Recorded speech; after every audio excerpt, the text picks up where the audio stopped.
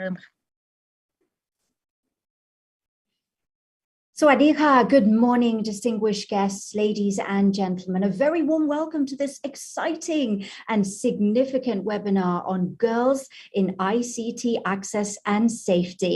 Now, this online seminar is brought to you by the Digital Council of Thailand, the DCT, the International Telecommunication Union, the ITU, a specialized agency of the United Nations, and the National Broadcasting and Telecommunications Commission, or the NBTC.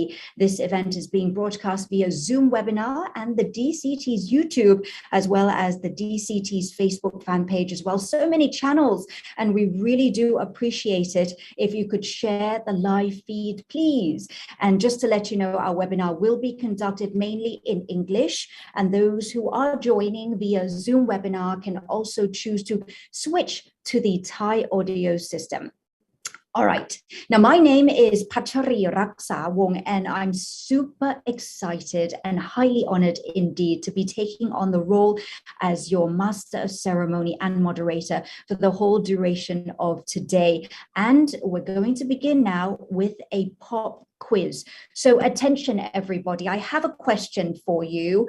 I would like to ask, who comes to mind? Who do you think of when I say we want to have a famous person who is considered an inspiring leader in the field of digital technologies? So in the industry of digital technology, who do you think of? Someone who's famous, someone who's an inspiring leader.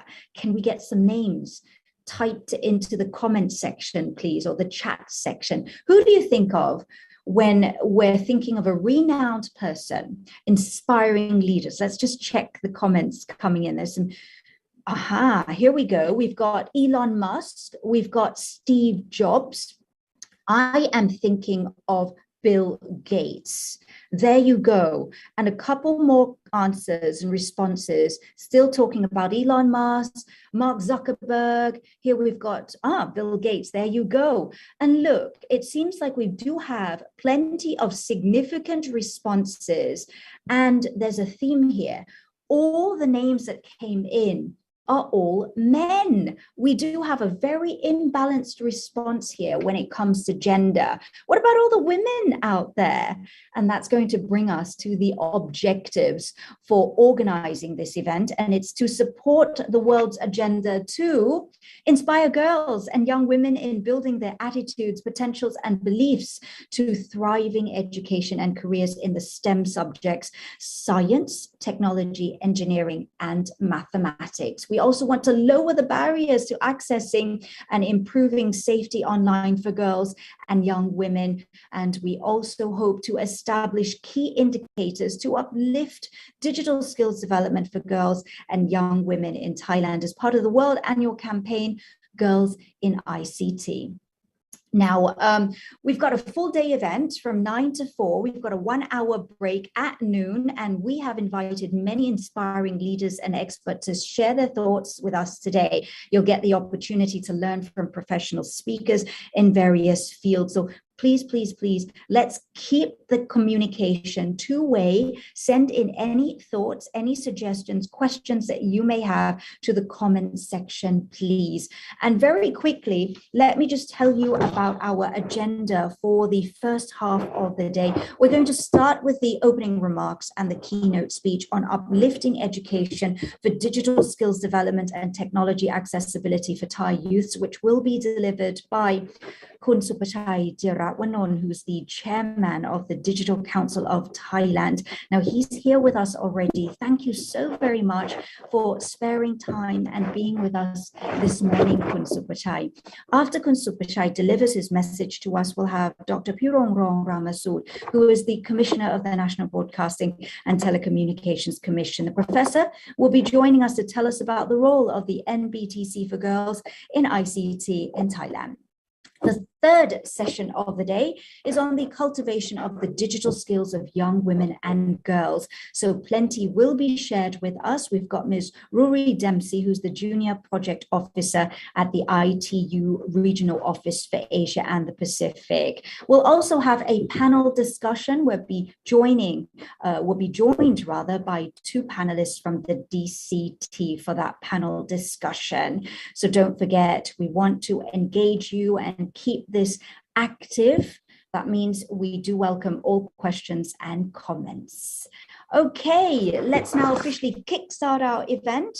It is my absolute pleasure, absolute honor to invite our first speaker who will be telling us about uplifting education for digital skills development and technology accessibility for Thai youth. Please welcome Chairman of the Digital Council of Thailand, Kun Supachai Jiarawanon. Over to you.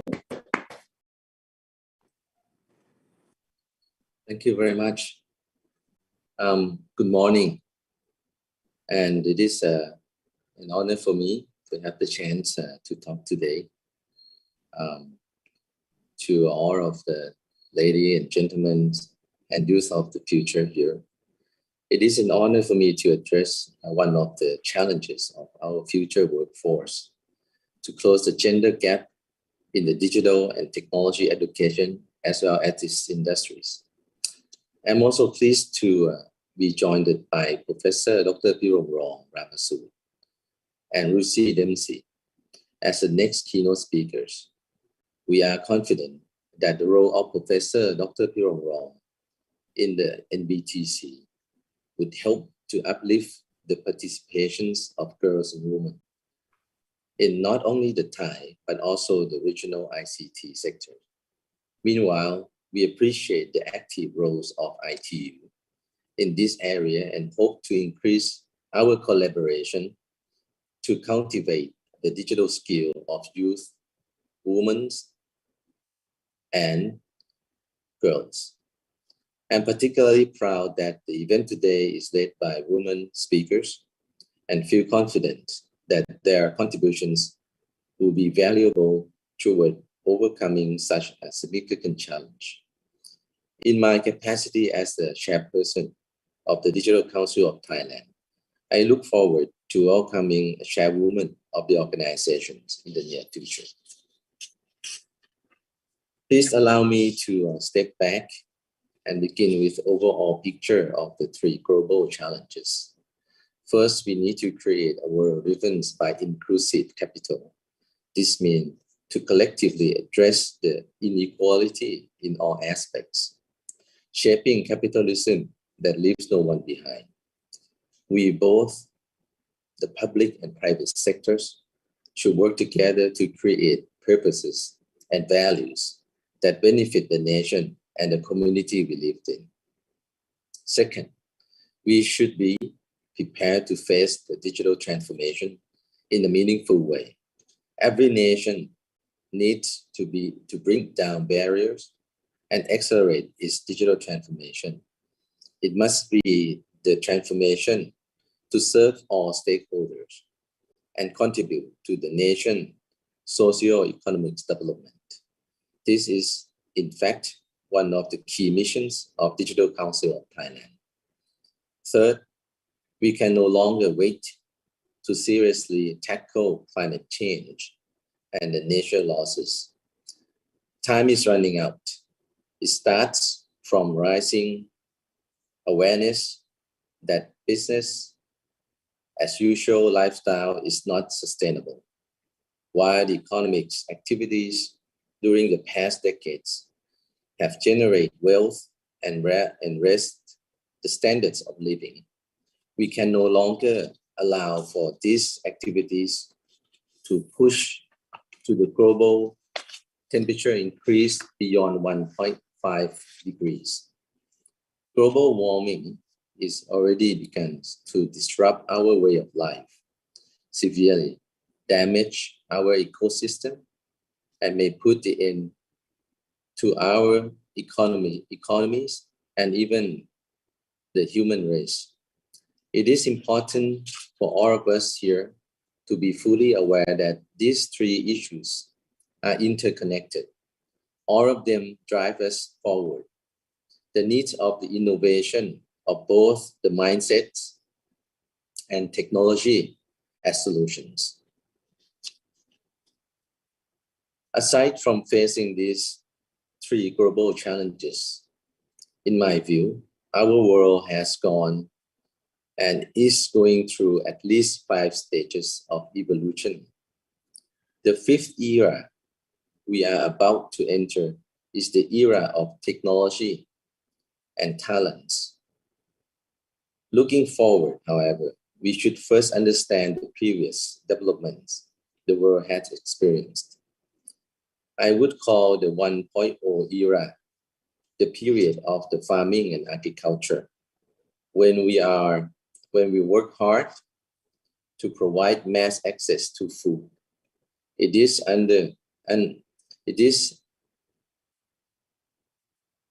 undeniable that all businesses today grew out of the foundation built from farming and agriculture. The 2.0 era saw the needs to gain mass access to products. We observed significant industrial and manufacturing developments, growing independence on fossil fuels for power and transportation demanded by such mass production.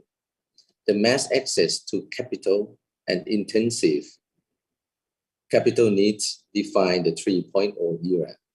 The 2.0 era raised the production standards and quality.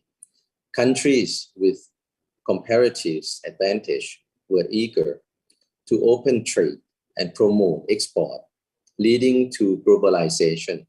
It was a golden period of the international trade, giving birth to the world currencies still dominant today, such as the US dollars, rushing all the traders to search for the highest yield for their capital investment.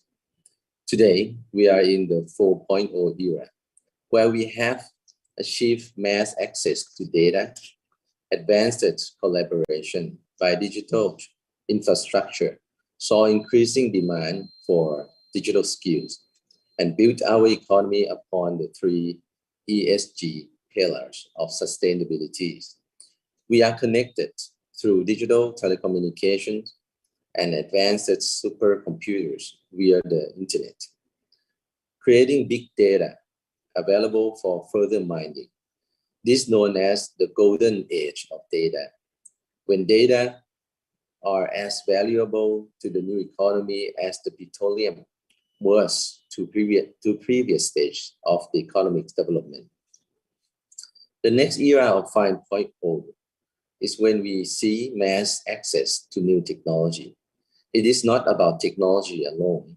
However, we need to combine technology with people and their mindset, and with artificial intelligence or AI, in order to meet the innovative demand of this new era. Specifically, on human capital, which is the topics of our discussions today. The mindset appropriate for the 5.0 era require technologists who understand business, and in return also require businessmen and businesswomen who understand or can communicate with technologies. Therefore, the innovation of mindset through creative thinking, upskilling as well as reskilling of our workforce at all levels, from our colleagues on the factories floor all the way up to the executives in the boardroom. Technology will be the new currency of this era. This also provides both national and economic security. Businesses in this era need employees and leaders who values technological innovation. The technology I'm talking about here is way beyond digital technology. It's also the comprehensive technology covering all areas such as electric vehicles, renewable energy, and biotechnology. For example, while we are moving towards 5.0 era, the era of technology and people, we need this societal foundation that needs such evolution. I am referring to closing the gender gap we still observe in the ICT industry. It is therefore timely and important for all of us to collectively think of ways forward today in order to close the gap and promote meaningful participation of girls and women in both ICT, education, and industry. It is encouraging to observe increasing Thai women in the ICT workforce. The recent research revealed the graphic to your right that the promotion of females in Thai ICT workforce increased from 30% in 2015 to 35% in 2020. There is room for improvement because the race started to become flat during 2018 and 2020. At the same time, while females do well in the general education, 60% of the undergrads are female. The gender gap is quite significant when it came to the specific area of studies such as ICT and engineering. Only 37% of the undergraduates in the ICT and engineering fields are women. Why are we observing this?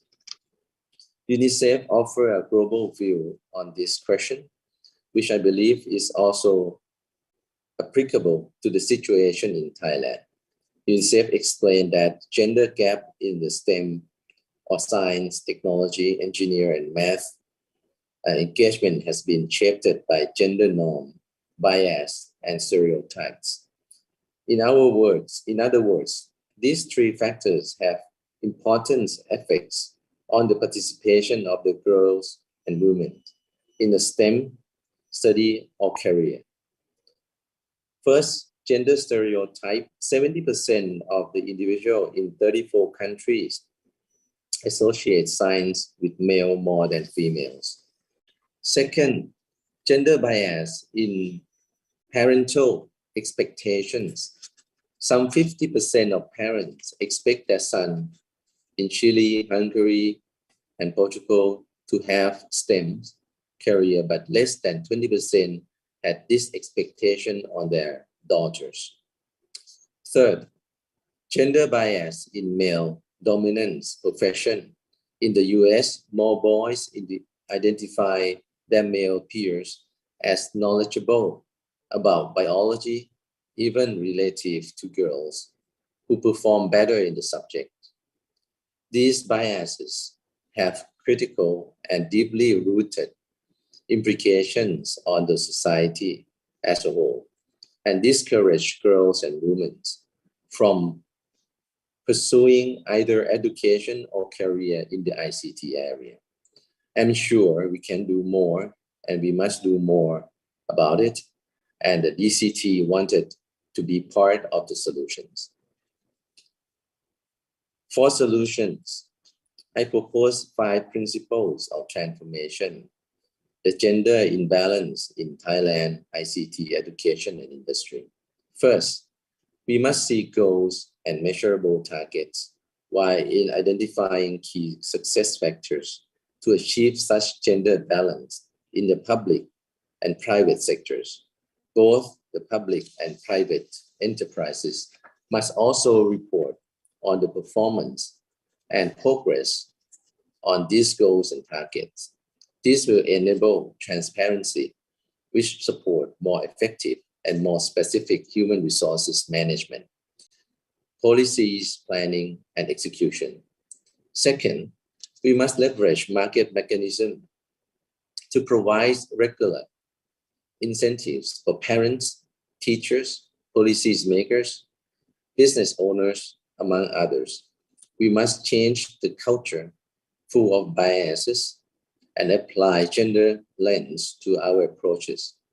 And we must work together by promoting the public-private partnership or PPP to close the ICT gender gap. Third, we urgently need the support of the leaders in the educational institutions and organizations to develop the current and grow the next generation of girls and women's ICT talents.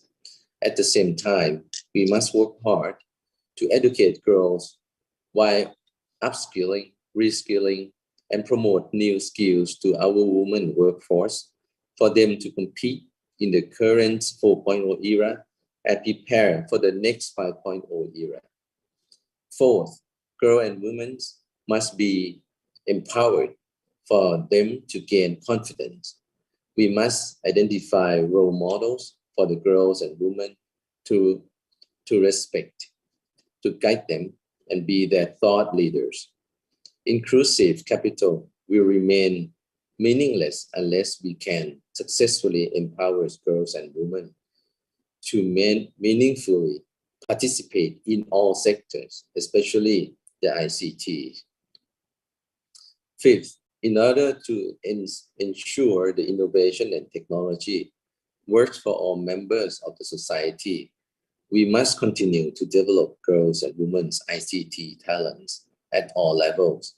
We must be mindful of applying the gender lens to education's reform if we wanted to promote technological innovation among girls and women. How does the Digital Council of Thailand fit into this transformative process? The 5 principles I mentioned earlier are also in the line with the 5 pillars of DCT. Out of the 5, I see 3 critical areas of contributions from the DCT. The first area is awareness raising. DCT can utilize this network, know-how, and channels to raise awareness on the urgent needs and the solutions for the ICT gender equality. Second, we stand ready to work with our partners, stakeholders on skills development. We are committed to reskill, upskill, and training girls and women digital talents, not only domestically, but also regionally.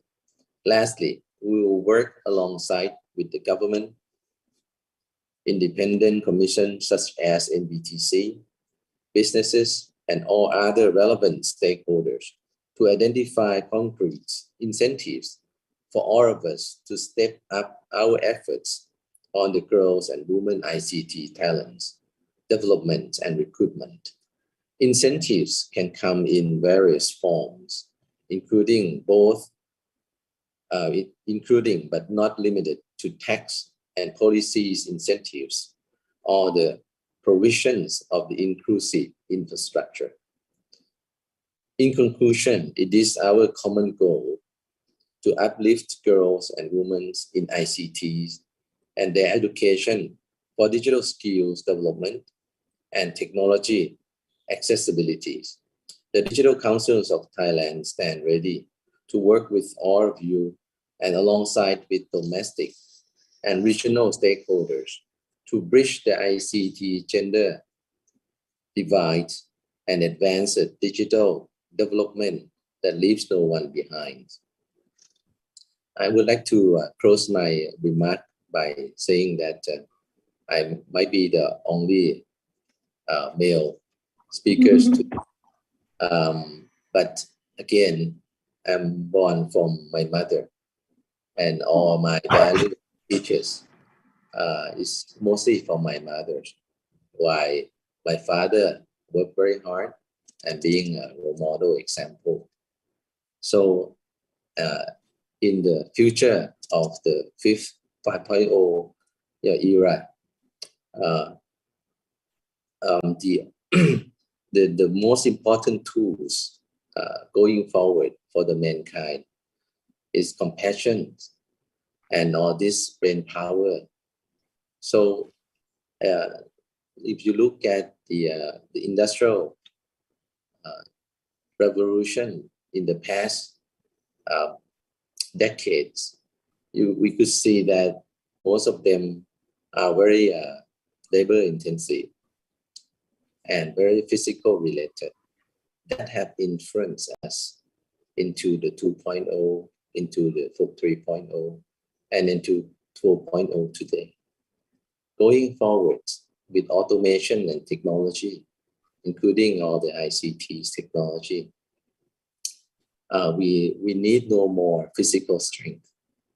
All we need is compassion and our mental strength to work together as one and bring all the well-being and uplifting all the well-being and addressing all the sustainability issues that we are facing today. Thank you for your kind attention. Thank you so very much to you as well, Kun Supachai Jiarawanon, Chairman of the Digital Council of Thailand. Wow, that was a very insightful presentation there and definitely puts things into perspective for us. Truly highly appreciated. You talked about inclusivity, inclusive capital, digital transformation, and you also focused on sustainability as well as climate change, which is a concern, and it definitely must be considered. And thank you very much for the forward reflection of the future thinking. You touched on, I mean, we've heard a lot about the fourth industrial revolution, but you talked to us about the 5.0 era. It's not just the new technology, but we've got to bring in people to fully understand and changing the mindset of human resources to tap into these new technologies that's going to take over every aspect of our lives. And also thank you for sharing the statistics. It's great to know that we've got 60%, that's the number or the percentage of female undergraduates, but we really need to work on the 37%, and that's the undergraduates in ICT and engineering who are female graduates. So we're going to have to do away with the gender stereotypes. We've got to change the mindset, change the culture of parenting, and also teacher expectations as well. Thank you so much. We really did learn so much from you, including the 5 solutions, and also great to know that the DCT is working very hard to molding new talent by raising awareness and also working on skills development, providing incentives. And it's also excellent to know that the DCT is partnering and also working with all sectors and partners. Collaboration is key because we want to leave no one behind. Once again, thank you very much, Kun Supachai Jiarawanon, Chairman of the Digital Council of Thailand. All right, we're now going to move on to the next session. I am highly honored to welcome Professor Dr. Pirong Rong Ramasud, the Commissioner of the National Broadcasting and Telecommunications Commission, the NBTC. The next topic we will be hearing about is the role of the NBTC for girls in ICT in Thailand. Now, I've just gotten a message here that the professor, she's going to be slightly late, but I just wanted to take the moment right now to let everybody know that we do welcome your questions, your comments. Should you have any, please send them in. We are coming to you live on Facebook. That's the DCT's Facebook fan page, also the YouTube channel. You can reach out there, leave us your thoughts, your comments, your suggestions, etc. in the comment section. Or if you're joining us here on Zoom, we've got the chat box, send that in. So we're expecting Professor Pirong Ramasud to join us shortly. Once again, she's going to tell us about the role of the NBTC for girls in ICT in Thailand. And for the morning, we're also going to be joined by Ms. Rory Dempsey, who is going to be talking about the cultivation of digital skills of young women and girls. So that's another topic that I really encourage all of you to stay tuned for. And once again, at the end of each presentation, we will have a quick Q&A. So the speakers will be more than happy to take your questions. And we'll wrap up the morning with that panel discussion on accelerating opportunity in digital careers of young Thai women. We will be joined by Kun Thida Ratana Pakpawin, the Vice Chairman of the DCT. Really looking forward to hearing what she has to share with us. And we will also be joined by Kun Onmadi Purapati, who is Committee and Public Relations personnel at the DCT. So that's the agenda for the morning. And in the afternoon, we're going to, after the lunch break, we'll start again at 1 p.m. on the dot.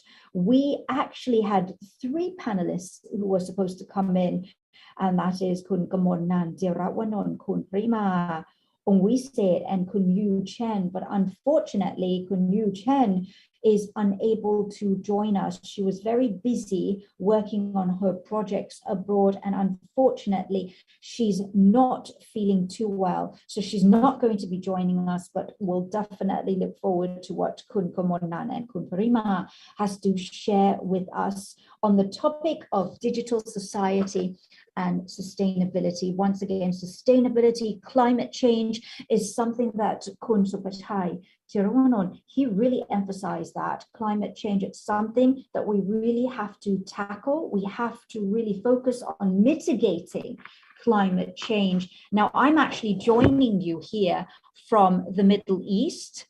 So I'm in a country that's going to host FIFA. I don't think there are too many girls in FIFA. That has to be changed. But we've got the women's football team as well, and they're coming on very strong. And I know that the national team, the women's team in America, they were fighting for equal pay, and that was raised equivalent to what the men are getting. But yes, I am here in Doha, Qatar, and I tell you, temperatures are reaching 50 degrees Celsius. Now, that's not a good sign. It's sweltering hot outside, and we need to mitigate climate change. We've got to do away with all the plastics and everything. That's very, very important, as well as we continue to forge forward and bring in all these new technologies, etc. All right, so that's digital society and sustainability. After that panel discussion, we'll go into ICT and the future of technology. Perhaps we'll hear more about the technologies of the future. We will be joined by Nong Pon Bawi and Kunshrada Pandi. This is very exciting because Nong Pon Bawi is the first young Thai ambassador of NASA Artemis program. I'm really looking forward to learning lots and lots from the younger generation. And Shraddha Pandey, she joins us. She's the ITU Generation Connect Asia and the Pacific Youth Envoy. Women leaders in a startup world, that's the next topic for the afternoon. 3 panelists all together, and we will be wrapping up the day with that discussion on road to success for girls in ICT. Nong Nirasha, Natanisha, and Nong Yada will be telling us about their experiences when it comes to being a streamer, an online streamer. Nong Haru there, and also drones. Because Nong Nirasha or Nong New and Nong Fa, Nong Natanisha, they are winners of the Drone Performance in Drone Odyssey Challenge 2020. So there you have it. That's the full agenda for the day. Once again, I cannot reiterate enough that we do welcome active discussion. I don't want to be the only one talking here. And I'm sure that the speakers will really appreciate you sending in your comments, your thoughts, and we also encourage you to share our live feed as well. So you can view this one-day webinar via the DCT's website, that is their Facebook fan page rather, and their YouTube channel. We're also here on Zoom as well.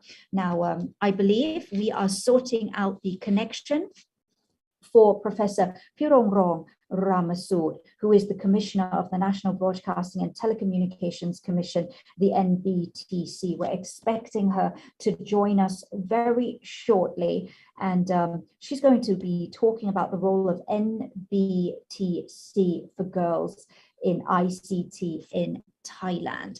Okay, I'm going to ask a question. Can we have your thoughts? Can we have comments coming in, please?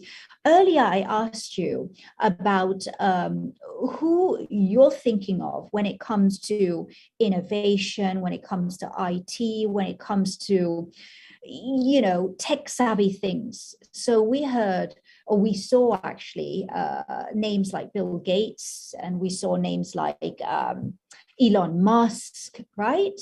And Steve Jobs. So can you think of any female individuals now who are outstanding, who are innovative, who are leaders, right? So perhaps you can do some Googling, right?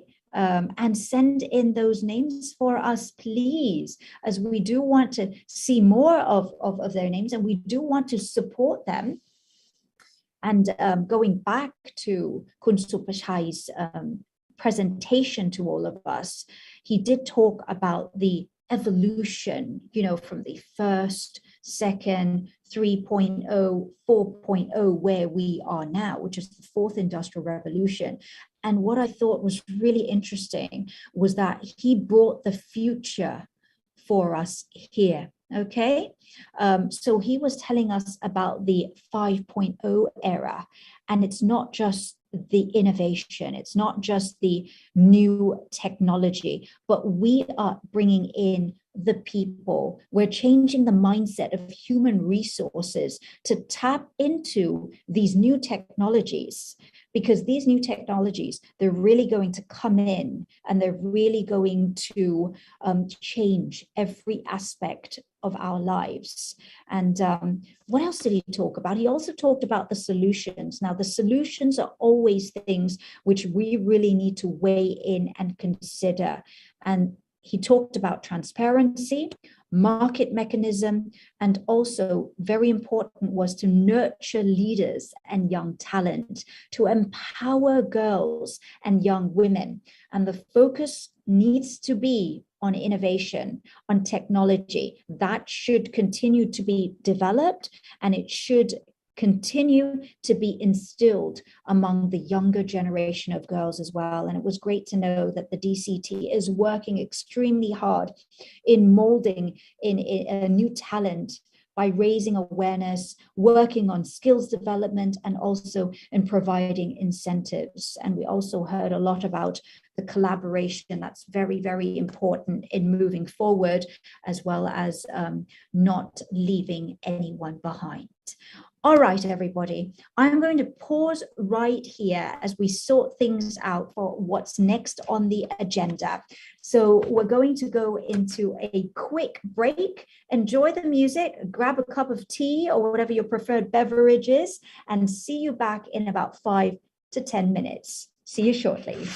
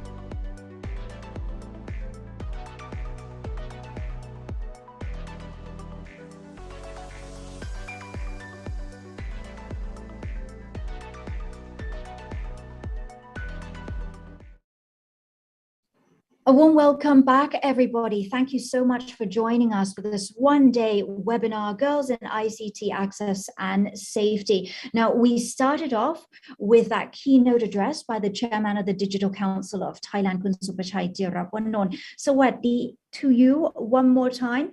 Thank you very much to Kun Supachai. Now, he's been so kind. He gave us a lengthy talk, which was very comprehensive, and he's still staying with us because he does want to touch more on what he talked about, Kun Supachai. You talked a lot about climate change, and could you please expand on how that has to do with ICT, perhaps? Again, there are these three great challenges, which include climate change, right? And the climate change have changed the way the atmosphere work. A lot of the area that used to have water and sufficient water now being dried out. Of course, there might be some other new area emerge with the waters, but those that dried it out actually disrupted all the food chain or the relevance grain and farming, and it's actually reflected into the food price and this hyperinflation that increase the cost of living. I think it's also impacted many other areas, such as new diseases. The whole economy have been impacted because of the heat that are going up. So it is still unpredictable, but we know that a lot of marine lives, say more than 10, around the coral reefs area, for example, they're itching. And if you're talking about 10 to 20% of the species being wiped out, for example, even though it's underwater, it's going to impact soon for the on ground as well. So this is a great challenge. And if different species are becoming extinct, how can we know that one day it would not impact the mankind? So again, with this great challenge, among other challenges like equality, the technological transformations, such as the digital transformation, all these three major challenges make us want to make sure that there are no gender difference. All men and women have to work together to address all these challenges for our next generations to actually live well. So this is certainly one of the great challenges. Now we're not talking about the bipolar world yet, where we start seeing wars, conflict, sanctions, trade sanctions, etc., which only added to the world economy crisis. There are certainly at the moment people who are facing starvation, and the level of the number of the people that will die of the starvation because of the shortage of food security could be more than the pandemic, the COVID pandemic itself in the year to come. So all this crisis is enough for us to certainly work together, and the women workforce is going to be is still a lot to unleash the potential of how we can actually enhance the society and how we deal with all these challenges. Right. Thank you. Thank you very much for shining a spotlight on the challenges that we really have to consider and we have to take on. And it sounds very alarming indeed. I mean, we're here in 2022, and it's very unfortunate and very alarming indeed that we're still hearing things about poverty levels and food insecurity, and that we should really consider these and perhaps bring in new technologies to improve the situation as much as possible. And that goes back to you talking about the 5.0 era, I think, and that's new technologies and people really understanding how to use it and how to tackle those challenges. And it was really, really good, Kun Supachai, to hear that the DCT is working on raising more awareness and making sure that the younger generation are sort of more interested and more in tune with technology and sort of ICT. Can you tell us more details about the different campaigns that the DCT has launched or will be launching to get girls and women more into ICT, please? I saw that Dr. Yong was here with us. Yes. Certainly, yes, you can shed much more light. And I just want to say that technology and compassion will be a solution for us to tackle all these challenges. How innovative we are and how much we can work together.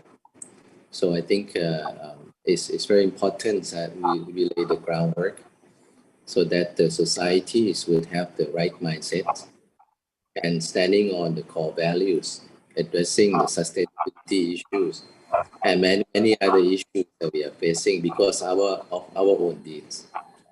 I think that was my last few words. Thank you. Thank you. Truly highly appreciated, Kun Supachai Jirawon, Chairman of the Digital Council of Thailand. Thank you so much. All right, we are now going to move on to our next session. And I'd like to welcome Professor Dr. Pirongron Ramasud, Commissioner of the National Broadcasting and Telecommunications Commission. She's going to be presenting to us the topic of the role of NBTC for girls in ICT in Thailand. So over to you, Professor Dr. Pirongron. Thank you, Kun Pachori, for that kind introduction, and my apology to Kun Supachai for having missed your presentation earlier. We have a special guest today at the National Broadcasting and Telecommunications Commission office. We are being paid a visit by the Senate Commission on ICTs. Very coincidental. So anyway, so that's what's keeping me late for this session. Anyway, for my part, I believe we have a presentation. We have slides ready, right? Okay. Okay, so basically, I'm just going to explore a few issues related to the theme of this year Girls in ICT as being hosted by the DCT here, which is Access and Safety, but I will probably be going a bit beyond, just the issues of access and safety to address gender digital divide from the overseas as well as in Thailand. Okay, next slide, please. So basically, as we know, Girls in ICT is a global campaign to sort of address as well as to rectify the pervasive digital, gender digital divide that we are witnessing in today, this digital world. And so when we talk about gender digital divide, it covers access as well as use, the skills, as well as the surrounding context, socio-cultural context, in the form of social norms that may not be conducive for women and girls to fully harness the potential of digital or ICT for their betterment. Okay, next please. Okay, and from the research that I have looked upon, factors that have exhibited as well as affect gender digital divide include digital literacy, access, as well as online safety. Okay, next, please. So when we talk about access, which is the key exhibitor of gender digital divide, we talk about access to devices, data, as well as networks. And it's so seen in all the literature involved that socioeconomic factors, socio-demographics tend to precede and also determine the levels of access. So if we look at the overall picture of the world, women tend to have lower levels of income than men, and they are less financially independent. So that sort of determines their varying access to the digital world. And in the underprivileged class or in that underprivileged group of children, the situation seems to be more intensified, especially in rural and underprivileged areas. Next, please. Here is some statistical data from across the world. And you could see that this is a gender gap between male and female in internet penetration from 2013 to 2019. And it's quite interesting that the gap seemed to be widening in less income countries. As you could see that in developed countries, the gap seemed to be bridging or reducing, whereas in developing world or in less developed countries, the gap seemed to be widening.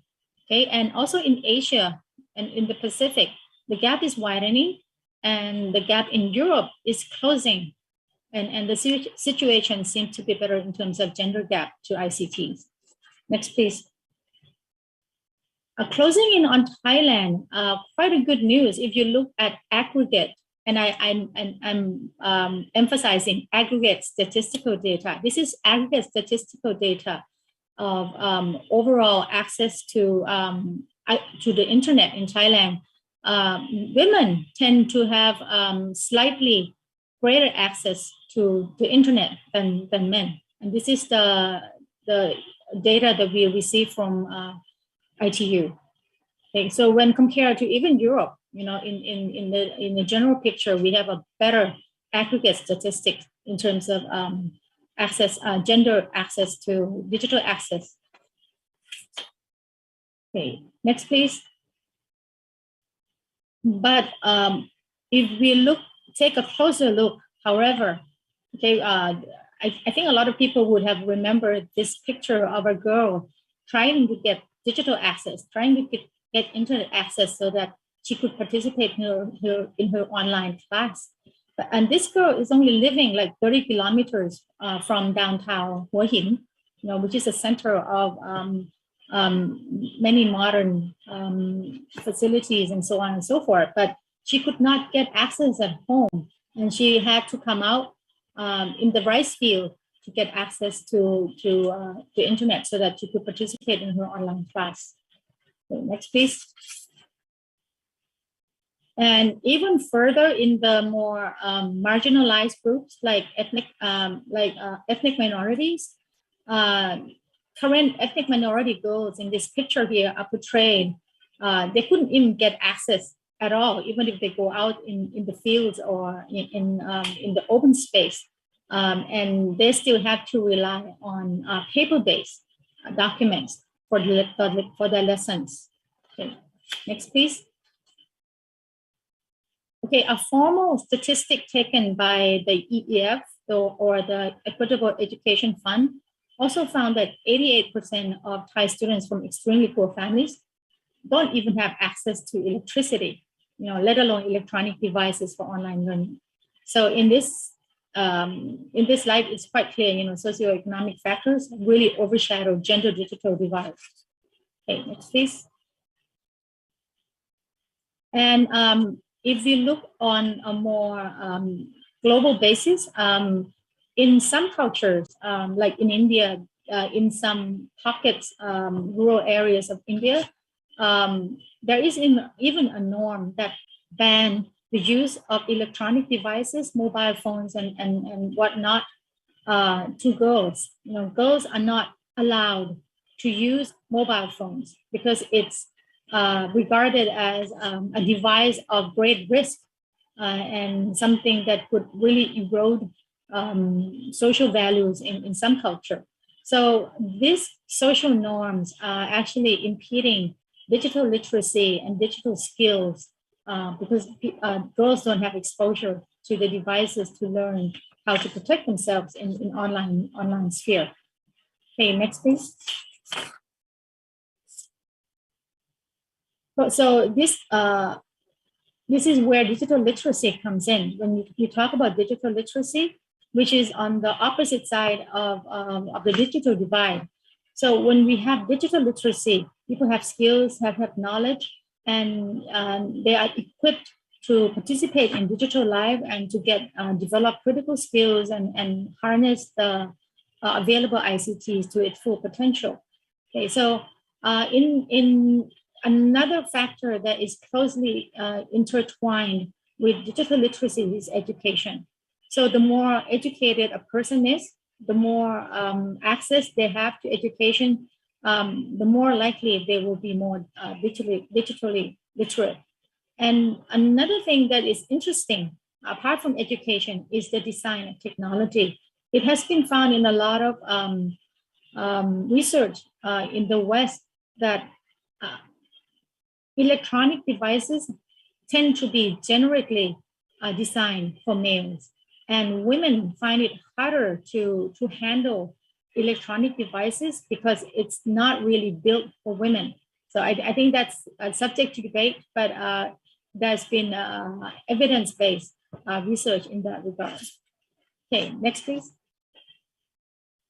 Okay, apart from access and digital literacy, online safety is another issue that really demonstrates the challenges for girls in ICT.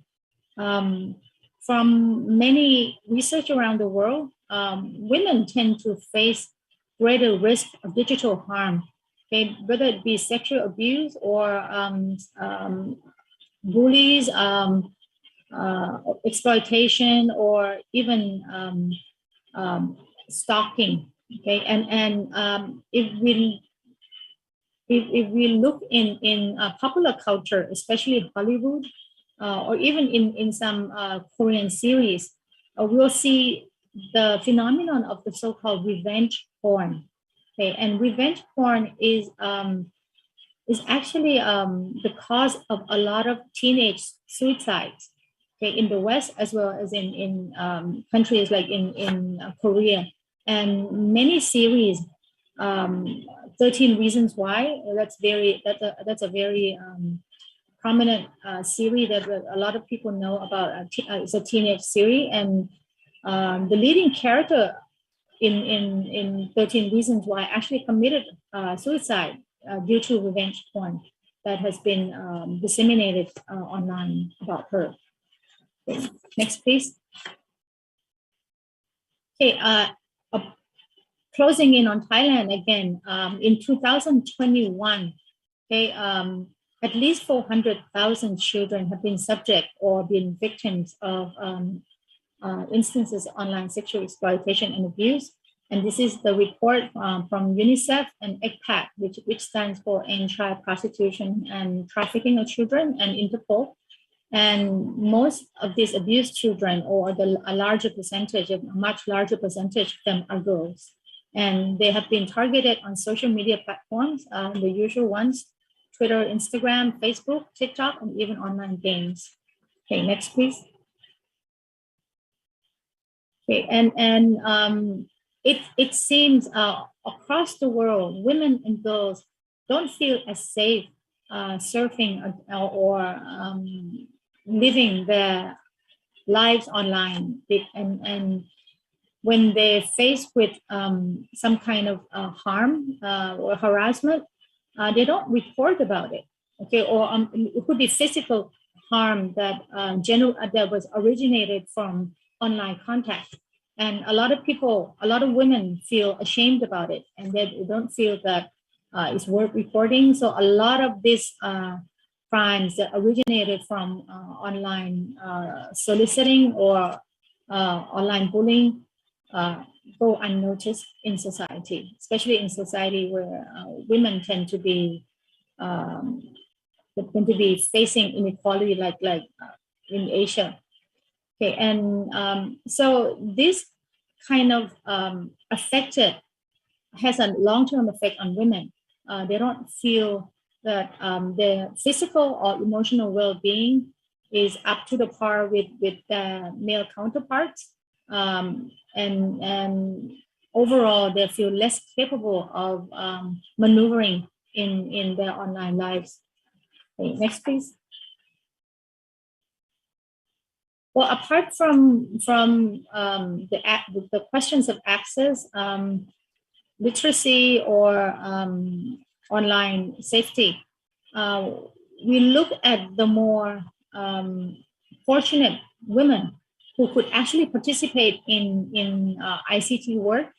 Okay, these women are equipped with knowledge, they're equipped with skills, and they're actually working in the ICT field. But figures from around the world confirm that there is a gender pay gap in ICT and platform work. And this is confirmed in the EU, where the gender pay gap among ICT professionals was like 11%. And in the US as well, there is a study in Amazon, done by Amazon, which shows that women earn 20% less than men in their platform work. Okay. Next, please. So what are we doing, policy-wise about these problems? It seems there has been little institutional. When I talk institution, I mean both public and private sectors. So meaning those who are at the policy-making level, whether it be government, law enforcement authorities, social media companies, global big tech, in safeguarding women in the digital sphere, that is not reflected very much. And also when we look at legal safeguard for online safety, it's not really, it tends to be more generic and rather gender blind, that it's usually for younger people, it's only for youth, but it's not really targeted for women who have been evidenced to be facing more social harm, more digital harm. Okay? And in ICT policy, everything is usually targeted at bridging digital divide, but that digital divide is not gender sensitive.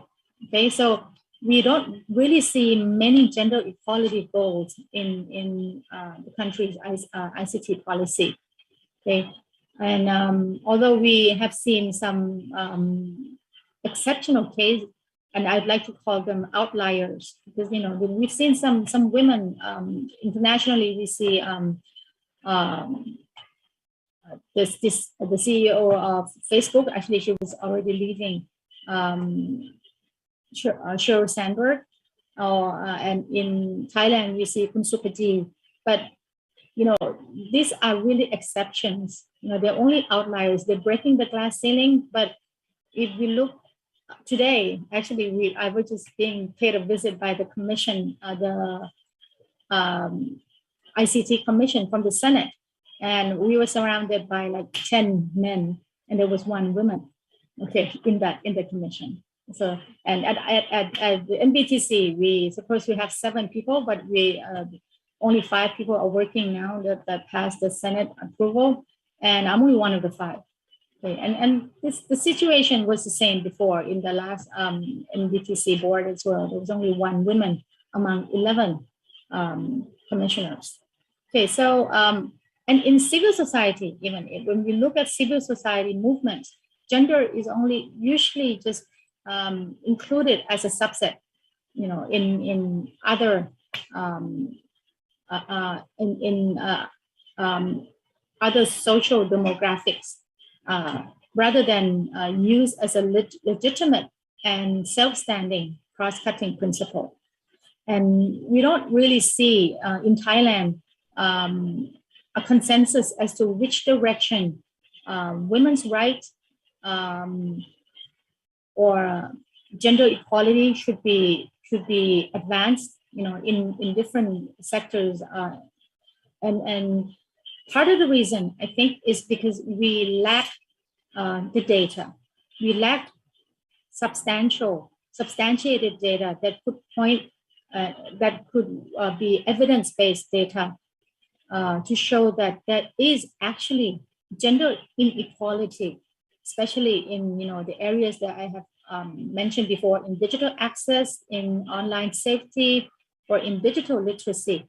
Because like I said before, a lot of things have been just gender blind and executed just generically. Okay, next please. Okay, take an example of the NBTC, for example. NBTC has one of its obligations in terms of bridging digital divide is through the so-called Universal Service Obligation Fund, or USO. So if we look at the wording in the laws and in the NBTC announcement of regulation on USO, you could see that there is no gender. This is a translation from our regulation on USO. You could see that everything has to do with socio-demographics. Everything has to do, well, there is some less income people with disability, children, seniors, and underprivileged people. There's nothing that's mentioned about women or girls with less access or less literacy or less opportunities to go online without being harassed. Okay, next please. Okay, here is the USO at NBTC. As you could see, everything is laid out in terms of geographic and digital access in terms of geographical regions and in terms of socio-demographics rather, and nothing is spoken in gender-sensitive terms. Next, please. And actually at the NBTC, we have done quite a bit of media and information literacy. Okay, there have been a number of activities. We have invested quite a lot in promoting media and information literacy. And one of the avenues in doing that is through education. Actually, the NBTC has funded development of courseware for media and information literacy.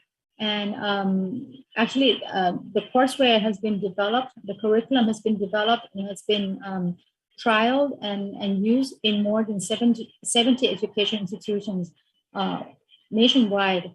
But again, this education is targeted at youth, at youngsters in schools.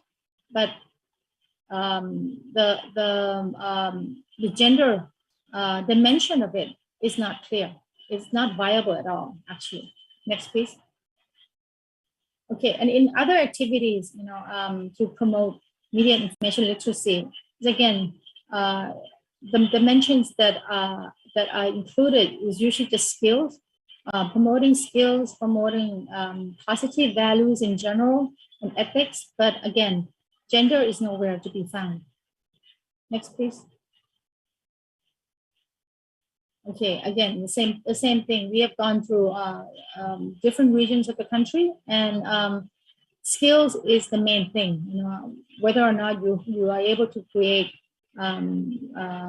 content, and you have skills to use digital devices most capably. But then again, the gender part is missing. Next, please. Okay, the same thing. Next, please. Okay, just skip to the, next, please. Oh, but there is one positive thing though. Although in terms of promoting digital literacy, we don't really, or in terms of the larger public policy goals, although the gender dimension is not viable, in the broadcasting side, interestingly enough, much have been invested in promoting gender sensitivity. Okay, and gender sensitivity not only to women and girls, but to LGBTQ people, with diverse gender differences. Okay, so that has been going for more than like 4 or 5 years, and it's accumulated into the guideline for all broadcasters in the portrayal of people with diverse gender differences. Okay, so that's quite a good news. Okay. Next, please. Okay, so one of the things coming from academia and having done research almost my entire professional life, I have an observation, and this was an observation that has really struck me when I did this research for UNESCO a few years ago. UNESCO was doing this pilot project in Thailand to test the so-called Internet Universal Indicator, or IAE. So in testing this Internet Universal Indicator, they're looking through different indicators to see whether the Internet has become a universal resource for all humankind. And we have to look through all the indicators that are related to the Internet in different countries, and whether or not those indicators should be present, for testing Internet as a universal resource, as I said. And one thing that we discovered in the course of doing that research is that we don't really have data that are disaggregated. We tend to have a lot of aggregate statistics, but the disaggregation of the data is usually by income or geographical regions, but we see very, very, very little disaggregation on gender dimension. Okay, so when that disaggregation doesn't exist, we cannot tell that there is a disparity in access, there's a disparity in literacy, because the data is never disaggregated enough. So to have an informed gender analysis, this is a prerequisite, disaggregated data on gender term. So I think national statistical systems and academia, research centers, researchers need to be more gender aware and gender sensitive to make that more evidence-based. Next, please. And this should be my last. Okay, so I think to promote gender equality, it's very important that those in public policy power circles include gender equality experts, okay, and especially in the ICT ecosystem.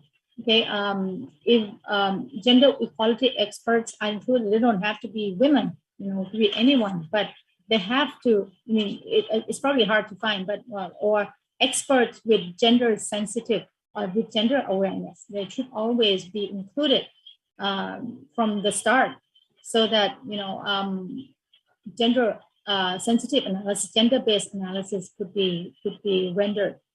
And also advocates for gender equalities could not do this alone.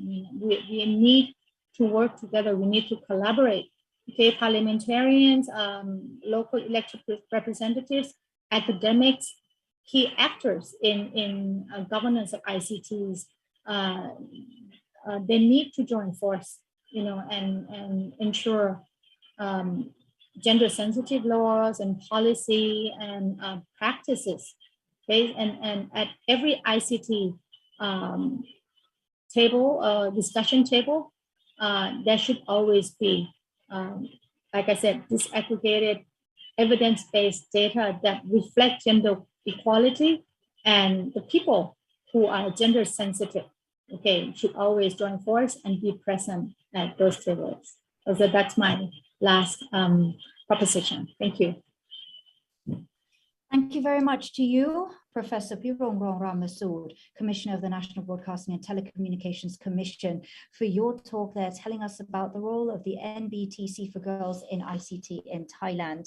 Access, safety, and beyond, clarifying the gender and digital divide for us, putting into perspective the gap that we are currently experiencing, and also highlighting as well that digital literacy and education is very important, giving girls skills and knowledge to empower themselves and to also reducing that pay gap. It's equality for all.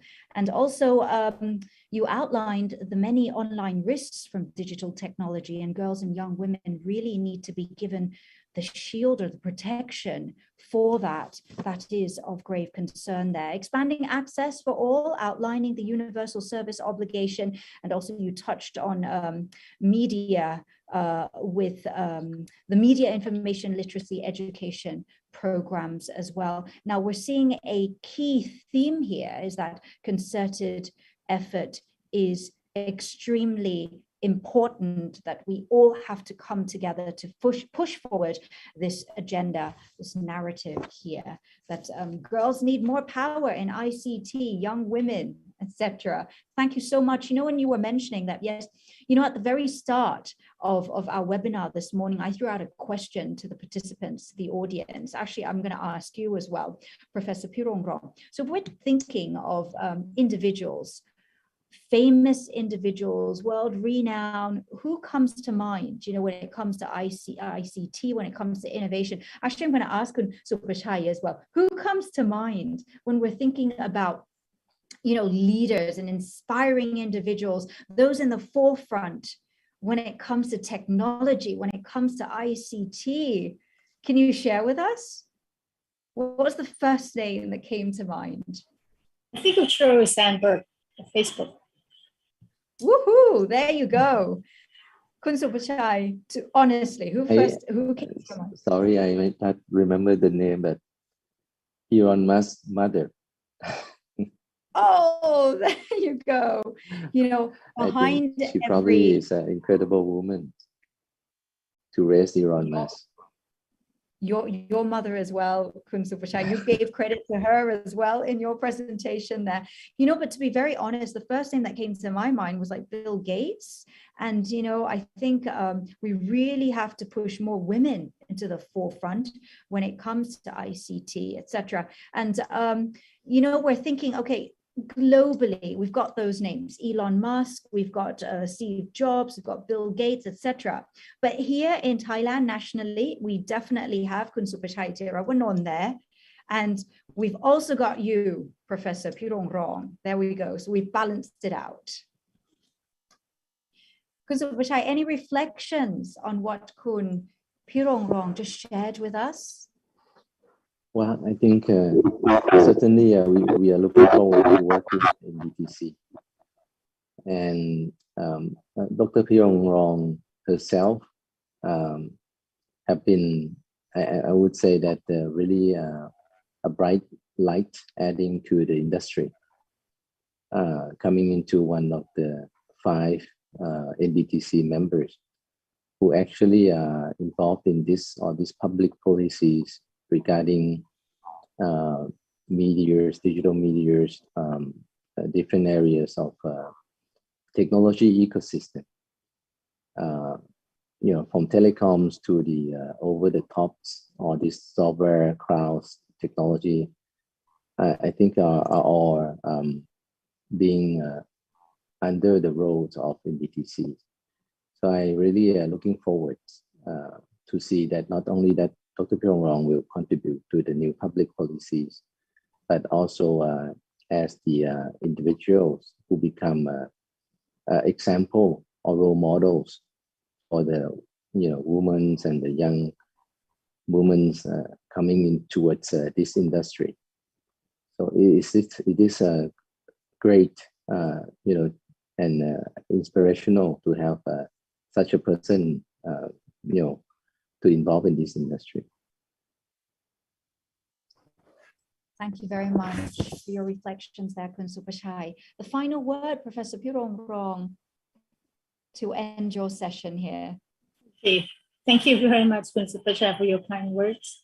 Actually, I believe in equalities, and I'm longing for the day when we don't have to be singled out as women leaders. You know, there should be just leaders. You know, everybody should have access and have the right to become leaders without being segregated by their gender and so on and so forth. But I think we had a short conversation earlier with Kun Supachai, and I think, and I was very impressed, and I'm looking forward to further collaboration. You know, because my area that I actually represent at the NBTC is in television, and with television comes soft power, and to influence, to shape people's perception, and to promote good values in society. And Kun Supachai has actually expressed something really interesting about the promotion and inculcation of good values through media content on television, you know, especially primetime TV. And I hope that in the future, NBCT could actually use its resources and could closely collaborate with the industry, you know, with the right mind to promote and create content that are conducive to a good society for all, and good and sustainable society for all. Thank you. Thank you. With that, we're going to wrap up this session. Thank you so very much once again to Professor Pirongrong Ramasood, and thank you very much as well to Kun Supachai Jirawanon. Kind thanks. Thank you. And next, we are going to head over to the next topic, cultivation of digital skills of young women and girls. So we're going to keep the conversation going. Don't forget that you can send in your questions and your comments at any time. We've got a very competent team working behind the scenes, and they will be collecting all the comments and the questions, and we'll go into the Q&A after we hear the talk. And I would like now to hand things over to the Junior Project Officer of the ITU Regional Office for Asia and the Pacific. We're joined by Ms. Rory Dempsey. Over to you. Thank you so much, Kun Pachari, for this opportunity, and especially for the Digital Council of Thailand, the DTC, for the opportunity and invite ITU to be part of this exciting program. If you don't mind, I'd like to start my presentation, and please kindly project my presentation slides. Thank you so much. Good morning to everyone. Once again, it's a pleasure for me to speak and meet you all at the Growth in ICT with the theme of Access and Safety, organized by the Digital Council of Thailand. And together with me today this morning, join with us Dr. Supachai Chiarapanon, the chairman of the Digital Council of Thailand, DCT, and Professor Pirongrong Ramasuta, the Commissioner of the National Broadcasting and Telecommunication Commission, and BTC Thailand, and the DCT team. Thank you so much for this opportunity once again. Please allow me first to introduce myself. I'm Rory Dempsey, Junior Project Officer of the ITU Regional Office for Asia and the Pacific, and I'm very pleased to speak on this very encouraging session and event entitled Cultivation of the Digital Skills of Young Women and Girls. First of all, let me share with you brief information about ITU. ITU, or International Telecommunication Union, is the UN agency specialized in information and communication technology, and has the mandate to connect the unconnected by 2030. And we also have the mandate to support the achievement of the Sustainable Development Goals. We, working closely with the UN country teams, academia, and industry, ITU helps to develop enabling telecommunication or ICT policies and regulations, promote digital application as well as services, strengthen capacities, and ensure digital inclusion empowerment. Shall we move to the next slide, please? Thank you. Do you know that about 2.9 billion people in the world are offline in 2021? Yes, the internet has long been a source of countless opportunities for personal fulfillment, professional development, and value creation. With the COVID-19 pandemic, it has become a vital necessity for working, learning, accessing basic services, and keeping in touch. The latest ITU data show that uptake of the internet has accelerated during the pandemic. And in 2019, 4.1 billion people, or 44% of the world's population, were using the internet. Since then, the number of users has surged by 800 million to reach about 4.9 billion people in 2021, or 60% of the population. Nonetheless, this means that some 2.9 billion people remain offline, and 99% of whom live in developing countries. Those who remain unconnected face multiple barriers, including a lack of access. Shall we move to the next slide, please?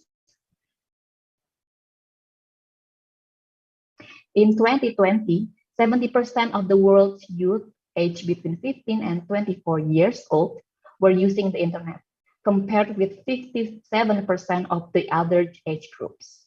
And on the global scale, young people were thus 1.24 times more likely to connect than the rest of the population. In developed countries, where 90% of the population is already online, the ratio was small, about 1.14. While in developing countries, the difference stood at 1.32, and in the least developing countries, it reached about 1.53, as 30% of young people were connected, compared with only 22% for the rest of the population. The greater uptake among young people bodes well for connectivity in areas where the demographic profile is skewed towards the youth, such as the list of developing countries, where half of the population is less than 20 years old. It means the workforce will become more connected and technology savvy as the young generation join its ranks. This in turn could improve the development prospects of these regions. Move to the next slide, please. Thank you. Globally, in 2020, 62% of all men were using the internet, compared with 57% of all women. This gender parity is deemed achieved when the gender parity score, defined as the female percentage divided by the male percentage, stands between 0.98 and 1.02. And in all regions, the gender internet divide has been narrowing in recent years. We move to the next slide, please. Thank you. As Professor Pirongrong earlier also shared with you, in 2019, it is estimated that globally, 55% of the male population was using the internet, compared with 48% of the female population. That translates into a gender parity score of 0.87, where the target is total parity, meaning a value of 1. Since 2013, the gender parity score has decreased slightly, although not as severely as had been reported last year, owing to the availability of new data for a range of countries, including revised data. This data also indicates that global internet use was a little lower than previously thought. We move to the next slide, please. Then, in terms of the skill development that remains crucial to connect the unconnected, insufficient skills are often mentioned as an impediment to meaningful connectivity. Because self-reporting of individuals' ICT skills may be subjective, ICT are measured based on whether an individual has recently performed certain activities that require different level of skills. In 40% of the country for which data are available, less than 40% individual reported have carried out one of the activities that comprise basic skills. For example, sending an email with an attachment, and that the data coming from the previous month. In just 23% of the countries did more than 60% of individual report one of the basic skills activities. Next slide, please. And as for the standard skill components, such as creating an electronic slide presentation, in almost 70% of the countries, less than 40% of individuals had used them in that time. In only 3 of the 760 countries for which data are available, did more than 60% of individuals report performing some of these activities. Move to the next slide, please.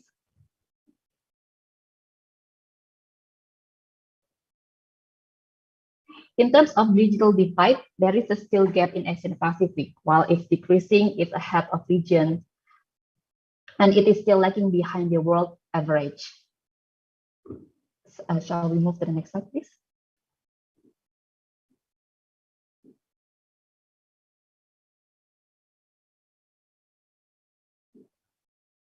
Finally, only 15% of the country had more than 10% of individual report that they had written a computer program using a specialized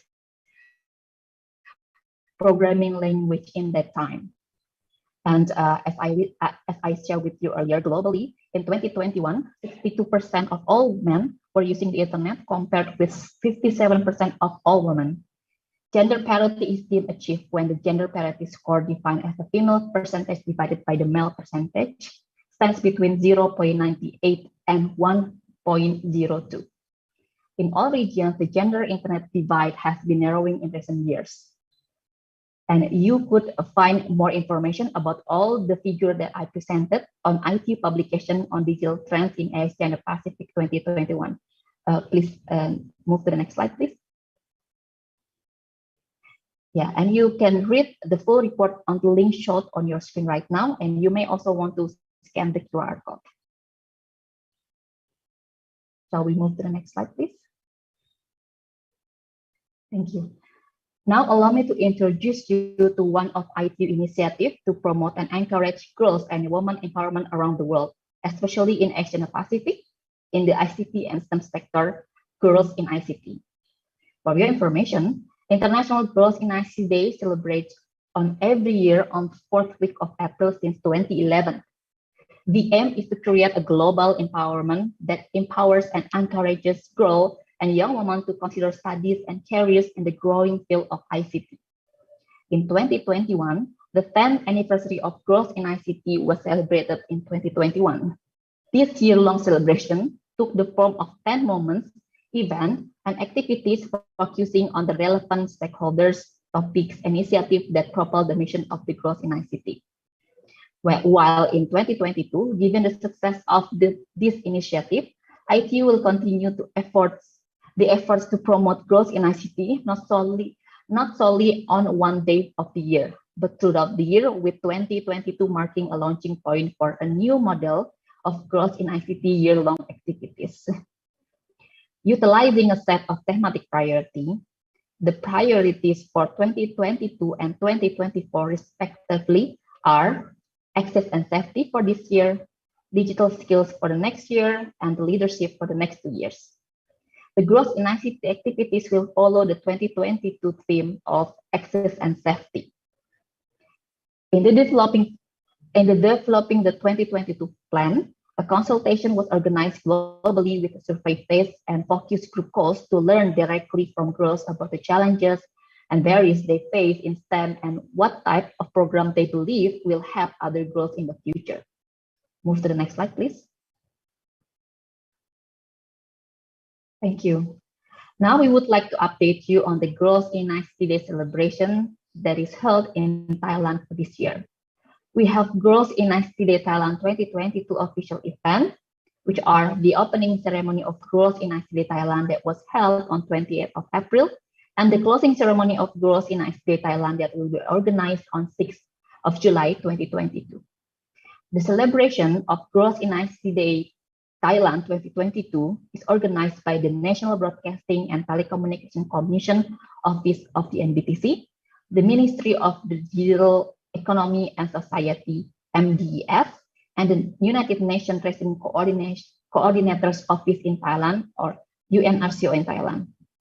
For the side events and digital skills training program as part of the Growth in ICT Thailand 2022, we organized it from 28 April to 6 July 2022, with events and activities delivered by Growth in ICT Thailand 2022 partners, including first, STEAM Female Secondary School Teachers Networking by UNICEF, that was delivered from 3 until 4 May 2022, and then the Digital Literacy Skills for Growth Thailand celebration of Growth in ICT Days 2022, delivered by NDF Thailand on 18 until 19 May 2022. The APT webinar on Growth in ICT Day in Thailand, organized by APT on 20 May 2022. ICT for Migrant Growth by the Center of Digital Technology and Society of Thammasat University, that was organized on 8 until 15 June 2022. And then the digital literacy on Wiki and growth in the digital world, delivered by the UNESCO and Wikimedia Thailand on 9 June 2022. While we also have the media literacy and disinformation in-country trainings delivered by the AIBG and NBT Thailand on 22nd and 23rd of June. And today, together with us, we also organized the Growth in ICT Day 2022, organized by the Digital Council of Thailand. Move to the next slide, please. And we would like to share with you some snapshots in your screen from the event or celebration in Thailand 2022. And this is the opening ceremony and launching of Growth in ICT Thailand that was organized on 28th of April. And you can see that we had so many inspiring female role models, female ICT leaders, experts, as well as youth representatives participated on this launching event. Move to the next slide, please. You can see now some of the details and description of the side events and digital skills training program that was delivered by the Growth in ICT Thailand 2022 partners. Shall we move to the next slide, please? Thank you. Now we are pleased to announce to you that after organizing 1 month of training programs, the closing ceremony will conclude all the activities and close the Growth in ICT Thailand 2022 celebration. These activities include the leadership program, STEAM Female Secondary School Teachers Networking, digital literacy, media literacy, and disinformation, as well as ICT for migrant girls, as I informed in the previous slides, with nearly 300 students participating with us on this program from 28th of April to 6th of July. The closing ceremony will be fully physical, conducted on 6th July at the UN Conference Center, Bangkok, Thailand. As the last activities, this ceremony will close all the 7 digital skills training programs that we shared with you that have been conducted throughout this program. Moving forward, girls and young women who participated in the Growth in ICT digital skills training programs will share their experience and aspirations carried over from what they achieved after attending several sessions. And the program will feature the closing ceremony of the Growth in ICT Day 2022. Move to the next slide, please. I believe this would be the end of my presentation. And you are invited to follow ITU Asia and the Pacific Regional Office on our Twitter and LinkedIn account. You could also scan the QR code using your camera phone of our social media handles from your screen. I'll stop here and I would like to pass the floor back to the Madam Moderator. Thank you so much.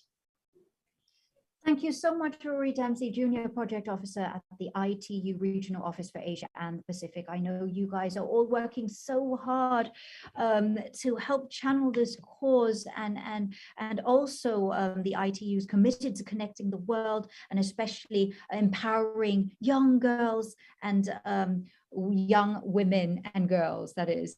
And thank you so much for sharing with us all those statistics. It was rather alarming. I mean, you know, COVID hit 2020, 2021. We were still doing the online education, and that's a huge gap, I think. And I know there are more and more reports coming out now on the repercussions of online education, and they're not looking so bright, are they? I mean, it's widening that divide even more. Perhaps we can get some reflections from you on that, but also thank you very much for telling us about the global view of regions accessing the internet, all looking quite imbalanced there when it comes to agenda. And also we need to continue to work on skills development and education as well. And that's really good to see all the events. Thanks for sharing the program and timeline of all the events. I mean, the more events, the better, because I think we really need to continue to get the word out, continue to raise awareness, to bridge the digital gender gap. Let's go into a quick Q&A session with you here. A question came in online. It's something I mentioned just now, the COVID-19 pandemic. What sort of help was the ITU extending to girls? What help were you providing to girls and young women during the pandemic, which started sort of late 2019 and fully impacted us for 2 years, huh? Thank you so much, Kun Pachari, for this question. Let me first share with you what ITU has supported during the very first wave of the COVID-19 when it hit all around the world. When the COVID-19 first time hit in 2020, ITU together with the Office of the NBTC and the Ministry of Digital Economy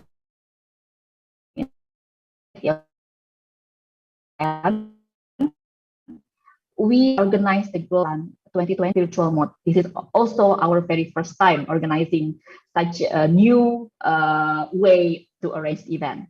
And this program also followed by the series of digital skills training program delivered by the Growth in ICT partner in the area of cybersecurity, leadership, emerging technology, as well as digital literacy. And for your information, this digital skills training program was delivered in 1 month full. And for the very first Growth in ICT Day virtual arrangement, we had about 250 girls participated in Thailand for this program. And to date, from 2020 until 2022, this year, more than 700 girls from Thailand has been trained through the Growth in ICT Day Thailand program. Thank you so much, Kun Pasari. And once again, I thank the DCT team, Dr. Atif, Kun Gif, and everyone who inviting ITU in this program. Thank you so much, Abadika. Thank you. Thank you, Kunruri, so much for joining us and for sharing with us so much information, and also leaving for us there some QR code should we require extra information. Great. Thank you. All right. Let's move on then to the next session. We now go into the panel discussion. Once again, we're taking your questions and your comments. Send them in. We are coming to you live on the DCT's Facebook fan page and also the YouTube channel as well. Leave your questions and your comments there in the comment section, and here on chat. We are on Zoom as well. So those are the various channels that you can make use of. And now this panel discussion will bring in 2 panelists. We're focusing now on accelerating opportunity in digital careers for young Thai women. Let's bring on screen Ms. Thidarat Thanaphakpawin, Vice Chairman of the DCT, and also Kun Onmadi Burapati, Committee and Public Relations of the DCT. Please extend them a warm welcome. We can hear you clapping.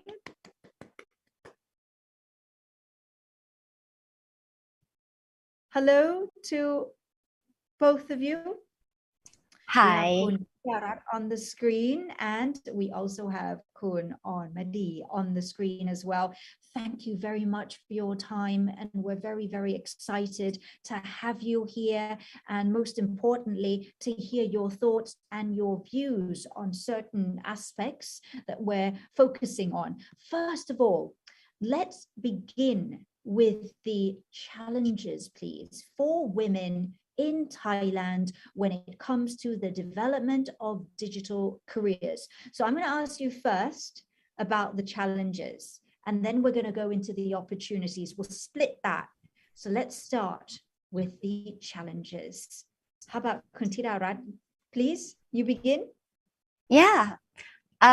Actually, you might be surprised if I told you that there's no specific challenges for Thai women in digital career right now. And that might be because Thailand still need more talents to join force, and the industry demands more people to help with the technology that is needed for today's businesses. Okay, fair enough. And So, what about you?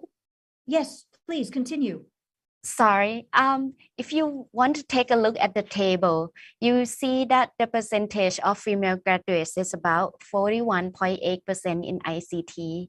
So there's some gender disparity here, but the percentage of ICT graduates is just 4.7% of the 2021 batch, which equal to 11,804 people. On the other hand, a local job search platform did a survey and found that the demands to recruit from the computer and IT sector in the same year is about more than 12,200 people. And as I told you before, it's because there's the need to perform digital transformation to better serve the customer needs.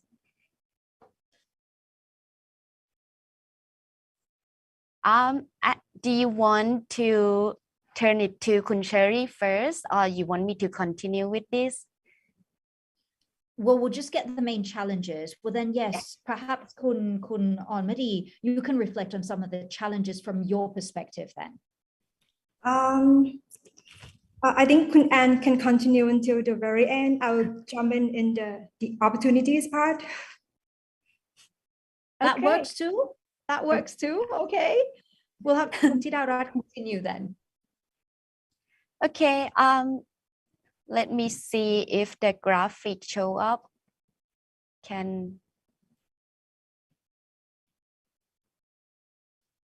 Okay, can I have the figure, please? I'm just going to bring up the statistics here, the chart that's going to come up very shortly. There we go. Okay, so in the figure, you see that between the salary in this, I think we just cross it. So I'll just say it again that because we need more of the people in the ICT. So you see that the salary in this IT technology is kind of the highest ranking. And this we talking just about one sector. Actually, there are more sectors that need of the IT people. So let me see, sorry. For example, let me talk about the banking industry. The demand for skillful graduates rises as digital banking services becomes very popular. Since I just mentioned that the skillful graduates are in need, I want to encourage the girls that are thinking about entering digital careers to not worry and to do so. The next slide, please.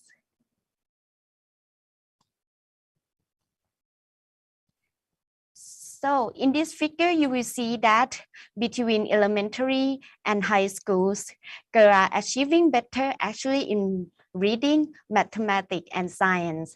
So if you girls study hard, you can succeed. But please remember that you also need to develop your soft skill like communication and teamwork as well. You might also want to learn the second or maybe third languages so that you can access to more learning materials online and advance in your digital career easier. The last thing that I want to show you is the IMD World Digital Competitiveness Ranking of the year 2021. You can see that overall, Thailand ranks number 38 out of 64 countries. But if we consider just the female researchers, Thailand ranks number 6, So in Thailand, women in STEM are actually pretty awesome. And I think Kun Cherry, could you show more awesomeness of Thai women in the digital industry, please? Okay, Wow, yes. that really truly is awesome, Kuntida Arad. I'm feeling great that you're sharing with us, you know, these inspiring numbers here. Yeah, so in terms of challenges, we're seeing still some of the gender gap, the gender divide, that's still quite apparent in Thailand, right? But we're also seeing good news that in terms of math and science, girls are doing much better. So I think things are looking quite good for Thailand, although there is always more room for improvement. And I think you're going to add to this, Kun Cherry. Yes, thank you. Kun Ann was definitely right. I have worked for the past 24 years in computer art. And from my experience, I think we are very fortunate that the doors of this industry are pretty open for women. I got to know and see the works of so many bright-minded and talented girls and women who are thriving in their careers in animation, character design, digital arts, NFTs, and other forms of digital content. For me, it's so inspiring to see emerging artists continue to create new inspirational works and offer opportunities to the younger generation. Let me show you some samples of the work so you might be inspired too. Okay, the first one is the animation Sea of Love that began airing on Netflix this past May. Can you go to the next slide, please? I would like to show the teaser. Okay, it became number 8 in Netflix Kids in the first week, and we are super excited about it since it is the first Thai original animation on Netflix. Sea of Love was created by a Thai studio called The Monk, but that's not all. For me, the most exciting part is that the showrunner and director are both women. Next slide, please. Meet M. Sintu or M, one of the creators and the showrunner of Sea of Love, and Vanitya or Mike, the director. Plus, there are many other female artists in their team. Next slide, please. And just last week, M was selected to be part of the WIA or Women in Animation program at the Annecy International Animation Festival in France with her new project, Kanu. Besides animation, there are also many Thai female NFT artists like, next please. Maple Panida Ratarasan or Maple. Next slide, please. One of her pieces, The Whale's Coming, was sold for 1.61 Ethereum or $1,739 in October last year. Very impressive, right? Yeah. Next one, please. Munin, who is also a well-known cartoonist and editor. Next slide, please. These two pieces, Daddy Time Capsule number 2 and Daddy Time Capsule number 3, was sold for 1.5 Ethereum each. Next, please. This is Pavisa Misinon. She is a Thai textile designer and illustrator and the owner of Pabaja. Next, please. Her Arita Beetle artwork was sold for 1.22 Ethereum or like $1,318 in August last year as well. Awesome, right? I love this piece. Yeah. Okay, next slide, please. There are also incredible Thai female toy artists who have created brilliant works, including Molly Nisa Sikamdi. Next, please.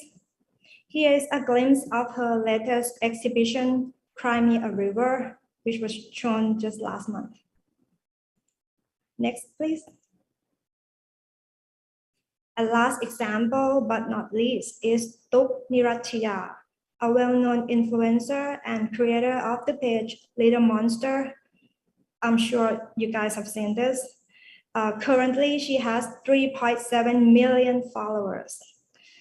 Tuk created the page when she was facing postpartum depression after having Jin, her first child.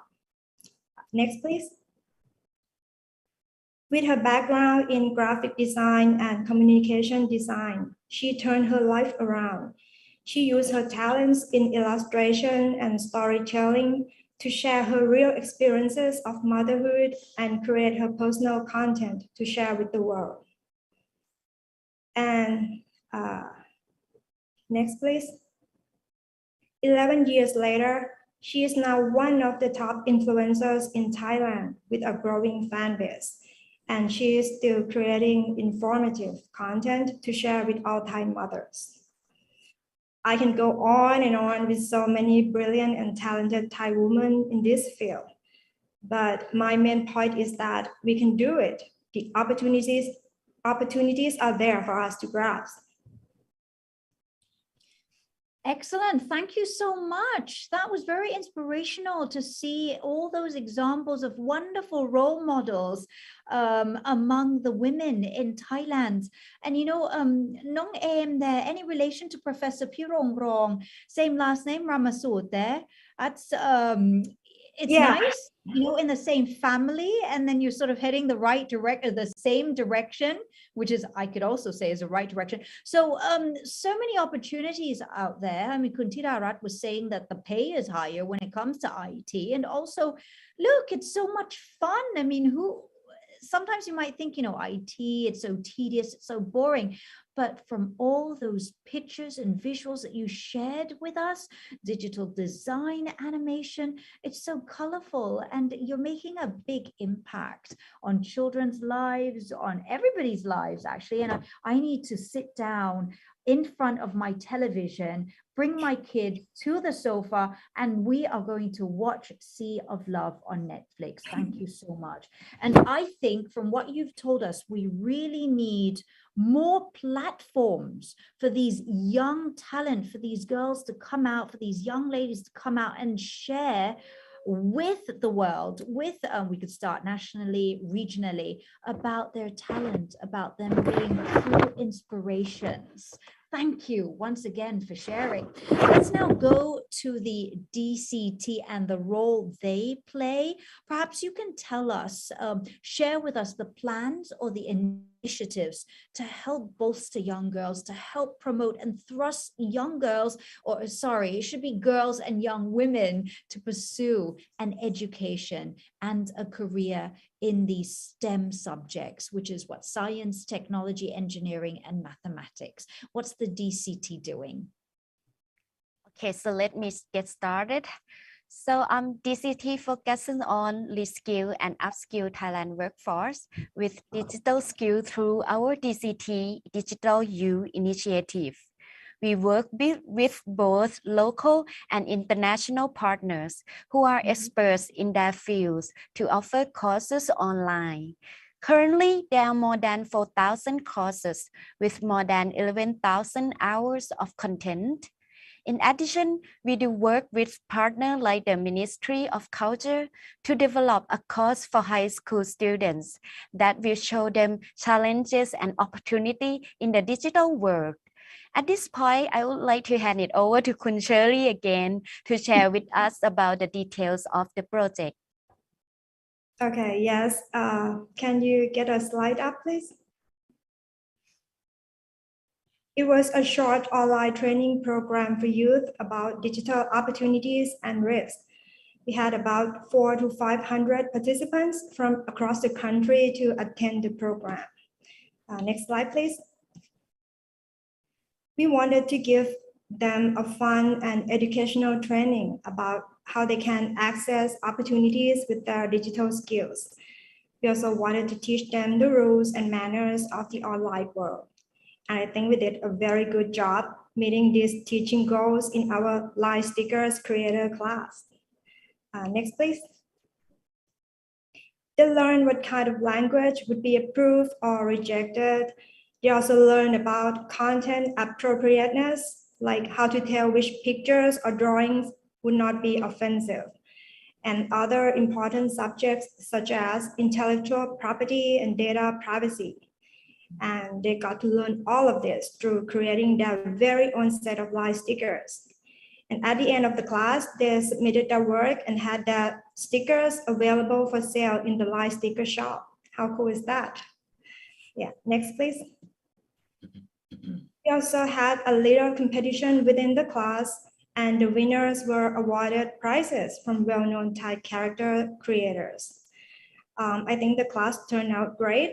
The students had fun, and along the line, we educated them about many of the risks that come with the online world, highlighting not just the positive parts, but discussing some of the issues they have to watch out for as well. Next slide, please. We also had a video creator class that taught the teens to create video with their phones, which could be a tool to promote tourism or local products from their hometown. I guess we have to hit play on the video. Okay. Let's see if we can play that for the audience. Yeah. สวัสดีค่ะทุกคนวันนี้นะคะออมจะพาทุกคนมาเที่ยวเกาะลิบงบ้านออมกันค่ะเกาะลิบงนะคะเป็นเกาะขนาดใหญ่ที่สุดในจังหวัดตรังนะคะเป็นเกาะกลางทะเลที่มีน้ำทะเลล้อมรอบเกาะเลย Libong and she made it during the COVID, so she want to invite everyone to come to visit her island and see how beautiful it is and show where are the places to visit if you come to Libong.สะพานค่ะที่มีไฮไลท์ชมพระอาทิตย์ตกดินนะคะผ่านช่องสะพานเลยซึ่งมีให้ชมเพียงปีละ2 เดือนเท่านั้นนะคะซึ่งจะอยู่ในช่วงเดือนมีนาคมถึงเมษายนนั่นเองค่ะนอกจากนี้นะคะชาวบ้านเกาะลิบงยังมีวิถีชีวิตแบบดั้งเดิมผู้คนน่ารักมีเสน่ห์มากๆ So we do to want to tell the kids that they could do more with the skill or basic digital skills. They could help the community, the local to sell their products or promote their places. Good job, Kun Ann. So that's great. Those were some fun events, you know, and I'm sure that the participants, they learned new skills and they also got the chance to network amongst each other, got connected, which is also very important. And I'm sure that they gained a lot of inspiration and inspirational ideas from participating in those events. So we look forward to many more such similar events that's going to be organized by the DCT. Great work. And let's now go over to talk about accessibility and safety. So accessibility is very important. So from the ITU, they're very committed to connecting the world, to making it accessible. And we have seen statistics that, you know, in terms of accessing the internet, there's still a challenge there that we have to pay attention to. So can you please let us know how can Thailand better facilitate and accelerate accessibility, please? Should I talk about the problems and then let Kun Ann tell about how to fix it? Yes. Okay. During these past 2 years being in lockdown at home, our children, especially teens, are spending a huge amount of time online, driven by a quest for connection and information. And we all know that the internet presents boundless opportunities, and that in today's world, girls and our children need to be equipped for a digital future. While online platforms offer engaging new ways for young people to interact, these platforms also bring risks to child safety. So we must prepare our children and make sure that online spaces are safe as much as we can. From cyberbullying to the potential for interactions with online sexual predators or exposure to obscene materials, young people may find themselves in situations that impact everything from their mental health to their physical safety. It is important to establish internet safety with the young people in your life. and be able to recognize the warning signs of online safety risk. When young people begin engaging with the internet, parents and teachers need to facilitate age-appropriate education about online safety, educate them how to verify false information, how to speak up, and how to protect their digital identity. Teach them about privacy, digital consent, boundary violation, and how to deal with cyberbullying. Additionally, help make them aware of the dangers that could come if they're not careful. Of course, there are technology safety features, like many online services and platforms include tools such as content filters and blockers, parental controls, or other safety features that limit young people's access to potentially harmful content on the internet. But we also have to keep learning about the online world that our children spend so much time in. Let me show you something that might scare you a little. Can you bring the slide, please? Okay, I'm sure probably most of you know about these acronyms like laugh out loud, oh my God, right? But how about this? Next, please. Like you only live once. I knew about half of this, but that's okay. I guess it's probably for teenagers' eyes only, right? You think? But what about this? Next, please.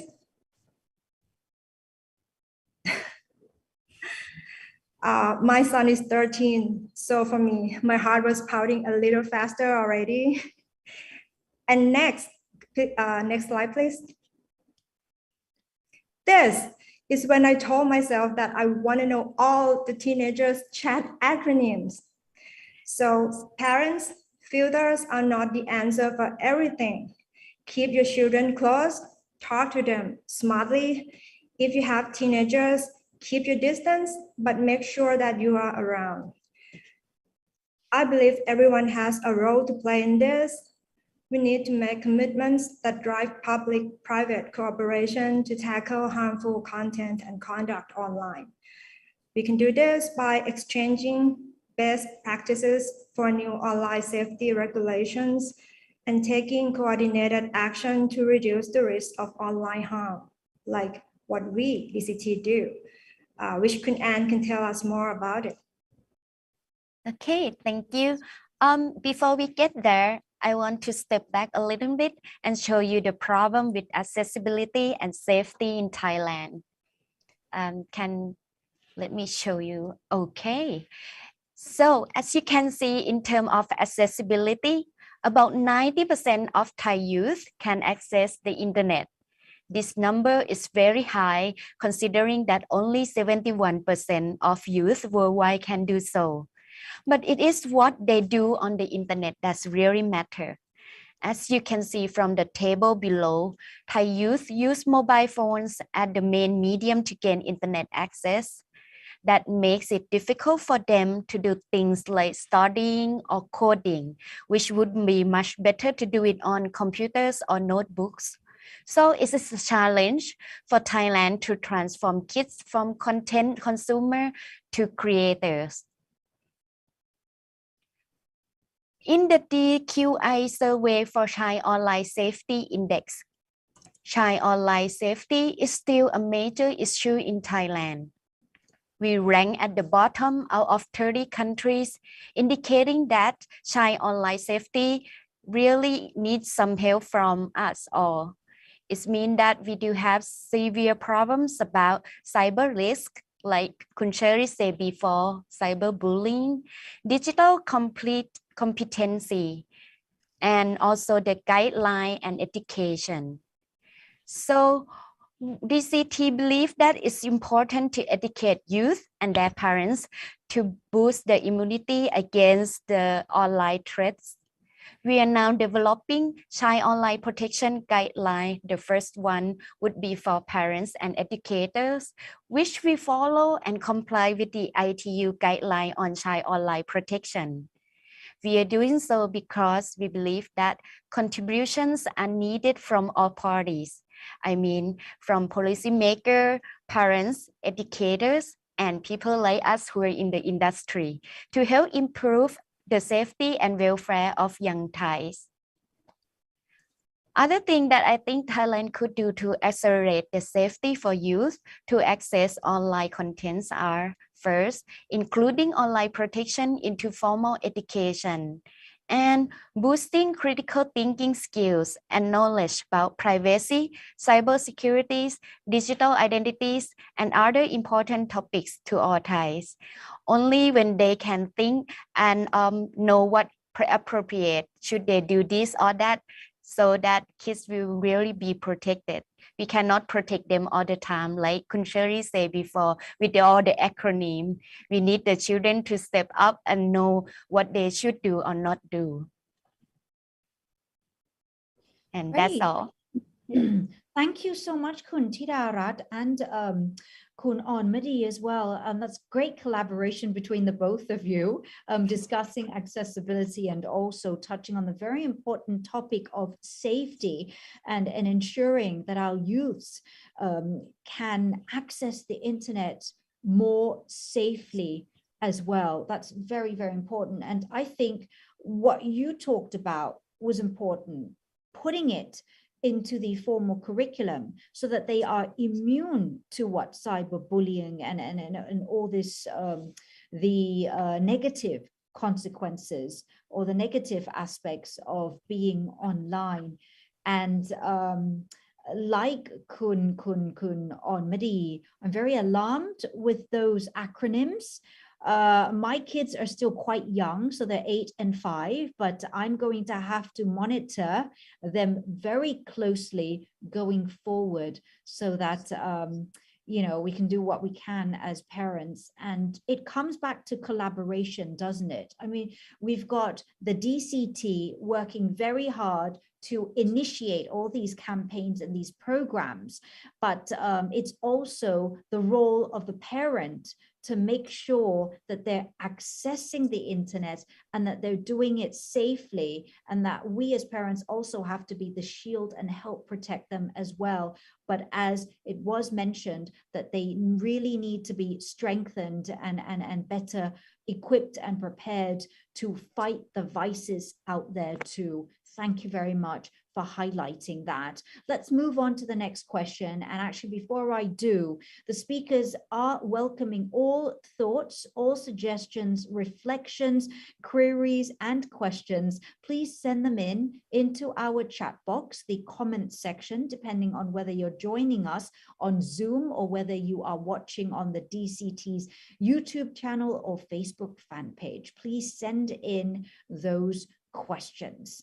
All right, moving on.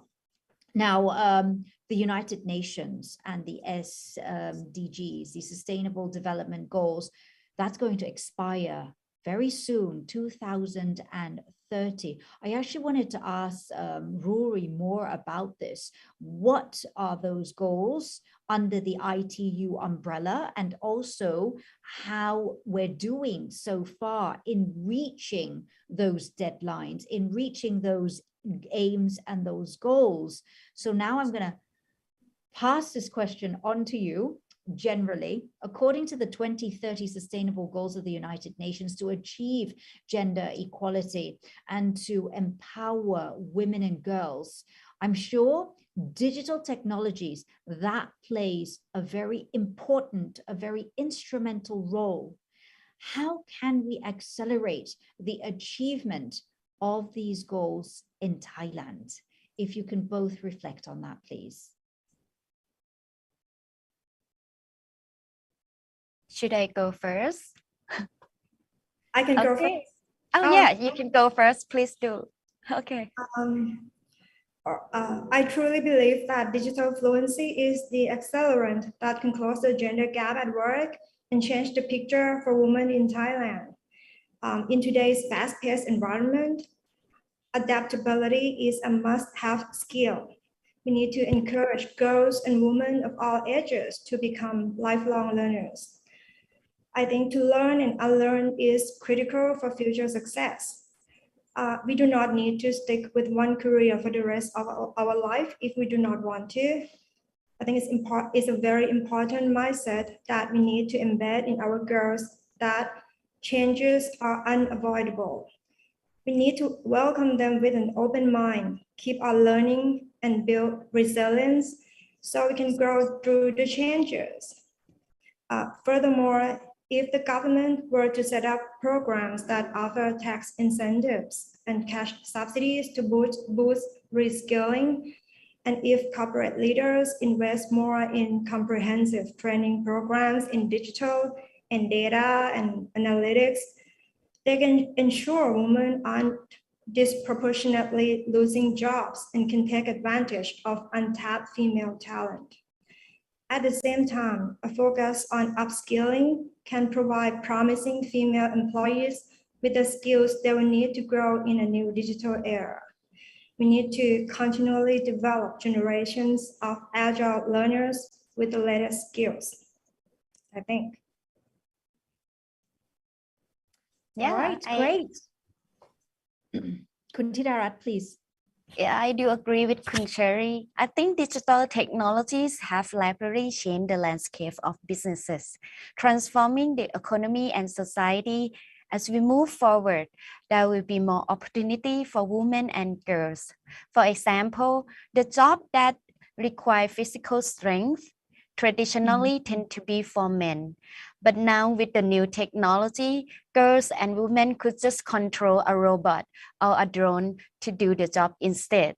So it's open more chances to girls and women to enter more jobs that they can perform that they might previously couldn't do because of the strength limitation. Another thing is that with the technology, we now could work from anywhere and anytime. This could benefit little girls and also women who take on maternal roles to be able to support themselves financially. Like we said before, we taught the young kids to do stickers that could do anytime during their school break. And as they no longer must rely on men to bring home the bacon, they could earn more respect both for themselves and from the family members, especially from men. If you could take a look at the graph. Okay, I want to show this because I think it's very interesting. In Europe, the data shows strong correlation between digital society and economy and gender equality. This just suggests that advancement in digital transformation can go hand in hand with advancements in gender equality. And I'm just curious to know if it actually would be applicable to Asia as well, but I couldn't find any information. But that's interesting. Well, thank you for sharing with us what you found. You know what, there are talking about the SDGs and the UN's goal 2030. There's 17 SDGs altogether. And it's SDG number 9 that involves IT, etc. And then there's the question of how can ICTs accelerate, you know, this question that I'm posing to both of you, how digital technologies will play that instrumental role in terms of reaching the sustainable goals. We really truly need to build the next generation of ICT infrastructure. The infrastructure needs to be there, and that will power the evolution of the way we live. For example, we need to think about creating smart, sustainable cities and communities nationally, regionally, and internationally as well. And those were very, very valid points that our panelists both mentioned there in regards to the importance of digital technologies and their role for the future. I have one more question here, and hopefully there'll be more questions coming in from the floor here, as we do have about half an hour before the lunch break. So to the youths, apart from inspiring them to develop their digital skills, how can we generate and instill a sense of social responsibility and a concern for sustainable growth. Kun Supachai, in his keynote speech, he talked about this. He talked about compassion and he talked about sustainability, and that he also touched on climate change and mitigating that is extremely important because people are going to end up in poverty. There's going to be a shortage in the supply of food, and climate change has a very frightening role in that. So we need the younger generation to be socially responsible. We need them to be focused on sustainability. How can we do that? Okay, maybe I could start first in this question. To me, the key to social responsibility and sustainable growth is to care. We have to taught our children to care and learn about the happiness that could gain from sharing and caring the others. To gain sustainable growth, we need to think about the long run rather than just maximizing the short-term profits. So the gain benefit might not be for us, but for the next generation to enjoy. We could help kids learn about caring by empowering them, starting with something small, like if they are good at technology, maybe they could help with the digital divide. Maybe they could help the grannies and neighbors to learn an easy but necessary things such as how to order delivery or how to make an appointment to a doctor online. Then we could continue supporting these kids into thinking of the big things like doing something for the community and environment. For this to happen, adults also must change. For example, instead of us showing appreciation to just the kids that win competitions or good at study, we could appreciate kids that continuously provide help to those in need or kids that use their creativity to help increase the welfare of the community. We also need to help them improve their critical thinking skills. Maybe Thailand or Thai's education could add on more of this point into the curriculum, as it would be important in finding solutions to take care of the environment as well as the people like us to get the benefit at the same time. You have more to add, Kun Cherry? Oh, yes, I agree with Kun Ann. As a mother of two myself, I totally agree that we must embed a concern for social responsibility into the next generation. And the way to do that is just like we would do anything else. We give them an example and show them that we see how crucial it is and that we are doing it too. They need to know that what they do matters and understand that it is their job too. They have the environmental and ethical responsibilities to take care of and give back to this world just like we are. And we need to applaud more for the many Thai women who were and are working to help preserve the planet through dedicated conservation efforts. And for companies and organizations that are socially and environmentally responsible, we need to encourage them to invest in social responsibility initiatives to better serve Thai society at large. And I like to wrap with one of my favorite quotes. We do not inherit the earth from our ancestors, we borrow it from our children. So please keep that in mind. Thank you. Yes, that truly is a powerful quote indeed. Thank you so much to both Kun Ann and Kun Cherry. I won't let you go just yet though. There are some questions that came in. And once again, we're going into the Q&A now, as we do have 30 minutes before we pause for the lunch break. So we want to make the most of this time. And as we do have two experts, and they're so kind and they're so experienced in what they do, we do want to gain as much knowledge and insight as possible from them. So therefore, they're going to hang on for a little bit longer. Here's another question for you that came in from the audience. We're hearing a lot about coding. You know, as a mother of young children, it pops up on Instagram, on you know, all this big data being shared and everything, and it really knows what you're interested in or what you're supposed to be interested in. So it says I'm supposed to be interested in things like coding and robotics for my children. And I know that the DCT is very responsible. You have all your many different events to cater to the general public. Now, will there be courses in basic graphic design on mobile, coding and robotics, etc.? Skills which will become very, very handy, or skills of the future. Some may say that you really need to know this.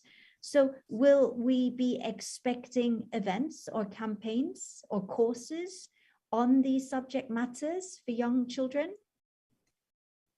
Yes, I think it's, sorry, Kun Sherry first. You see, I love that, the eagerness to tell us, the eagerness to respond that, yes, we have plenty coming your way. Please give us the details. Yeah, we do, but I think Kun Ann can give you more detail. Like we have so many fun and useful courses in the digital youth, right, Kun Ann? Yeah, there are some courses online, but because we have more than 4,000 courses, I'm not sure if there is any course yet that cater for young children. But you know what? Today, all the ICT members are listening to this talk, and I think it's very likely that we could do something to respond to your request. So thank you for recommending to us or suggesting this to us. Excellent. So you mentioned 4,000 over courses that's already in your system. Right. Can you please expand on some of them? Perhaps members of the audience would be interested. And how can they access these courses? Would you be able to share that information with us? Yeah, everyone could go to the DCT website, www.dct.or.th, and you see the list of all important information. The courses that I think would be something you want to check it out because it's very good deal is called, I'm not quite sure the right name, but it's the buffet that we work with a company to provide the basic knowledge about how to do UX UI. You can learn about cyber security, then learn about data analytics and analysis and something else. And all in one, you could pay just one and learn for the whole year. You get certification for that too. So, we work with Accenture. I just remember the name of the company. So it's like international course, and it's very well organized because I take the course right now. So if you are interested, please look on the website and join us. Oh, excellent. That's great news. Thank you very much for sharing. So you can all get the information on the website of the DCT. I'm sure it's not difficult to find, and you can access that and you can choose your courses, and great news that there's certification at the end of the course. And I think, you know, learning online, some people will say, oh, it's such a drag. They prefer to be on site in person. But I think there's a beauty of being online. You can access information, you can learn, you can start your courses at any time of the day or at any period whereby you feel ready to learn. So think of it as a bonus that you can be doing it at any time or at any place of your choice. So don't forget to check out all those courses on the DCT's website, and we definitely look forward to those courses on coding and robotics for children. We do have another question. Ashley, this was me last night.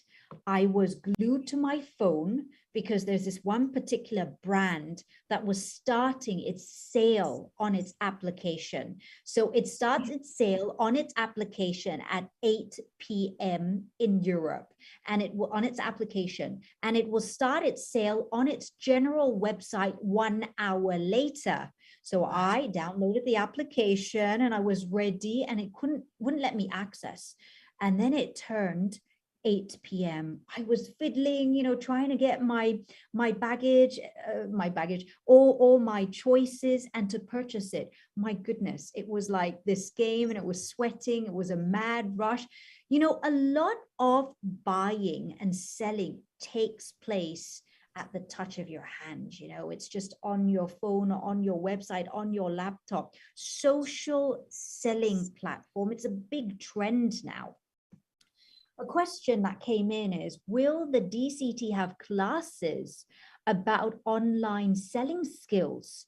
And it's not just the online selling skills, but you need to also know marketing, content marketing, and developing social media ads and other related skills because they want to sell their wear online. Would you have this?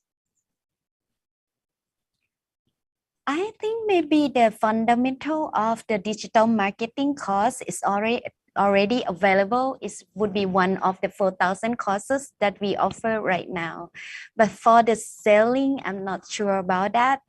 But yeah, please keep on suggesting so we know what to do and improve the courses to respond to the people needs. And meanwhile, everybody can follow us on the Facebook page, DCT. So like, you know, when we have like new courses coming up. Yeah. Okay, great. Thank you very much. Once again, we're going to head over to the website of the DCT and we're going to check out all those 4,000 courses. And the DCT team, very competent, very capable, they are going to continue to create interesting courses that will prep you, prep your children, prep the younger generation for a brighter future. We're relying on you, the DCT. And I'm not going to let you go yet because more questions came in from the audience here. This question is we're going to switch gears here and talk about sexual equality. So the question is, sexual equality is not a big thing. As Kun An showed, digital safety for children, how should we work on this? So I'm just reading the question here. Perhaps we'll try to evaluate that question together. So it's a question on sexual equality. It's not a big thing. So yes, Thailand, I think we are more open to LGBTQ and etc. Kun An, you showed us the digital safety statistics for children. How can we further work on this to ensure that it is safe, that children are not being cyberbullied, that children are not, you know, victims of the vices when you are surfing the internet? How can we work on this? I know you touched on it. Perhaps you can recap and just sort of bring out the gist and the highlights again for us, please. To me, when we help the Minister of Culture develop a course and we taught the young children, we don't tell them directly what to do and what not to do, but we told them through the rule and regulation that the world comply, like by creating stickers for line. If you're doing things like using your friend's picture and drawing something ugly, telling that how fat she is not going to like pass. You cannot sell it. We use that method to tell them. And what I found out is that some of the children, they do not intend to cyberbullying the others, and they do it because they thought it's fun, and they might not know that it's not appropriate to do so. So it's very important for us to, like I said before, have a course and tell them, like when we were young, we go out onto the street. Our mother would say that do not cross the street without seeing that there's the way that you can cross safely, or do not talk to the stranger. This is about the same thing. We need to taught young children by people close to them the most, who are parents and the educator, tell them what's okay to do, what is not, and what to look out for, and what we can do in case of the problem arise. And I'm sure that many governmental units or agencies are working on it as well, because this problem become more prominent in Thailand. Right, thank you. Anything else to add, Kun Cherry, from Kun An? Yeah, and I think it's very important to educate our children about the digital content, digital consent, boundary violation, and sometimes they do it without even know that they are cyberbullying their friends, stuff like that. So and this thing, it's not that we do it once, we finish it and be done with it. We have to keep working on it, because there are new stuff coming out every day. We have to keep up to date and stay on top of things. So one thing, if I may add, this couldn't be done alone. There are many parties involved in this. Some of the law and regulations might need to be updated to keep up with this thing. That's one part. And also the people in the industry that, like us, creating digital content, software and programs, need to know how to ensure that your games, your application wouldn't be used to luring the children into committing something that shouldn't be done. So that's something that actually the stage should be open to all the party, come and exchange and help keep young children safe. This is so very important indeed, what you mentioned, Kun An.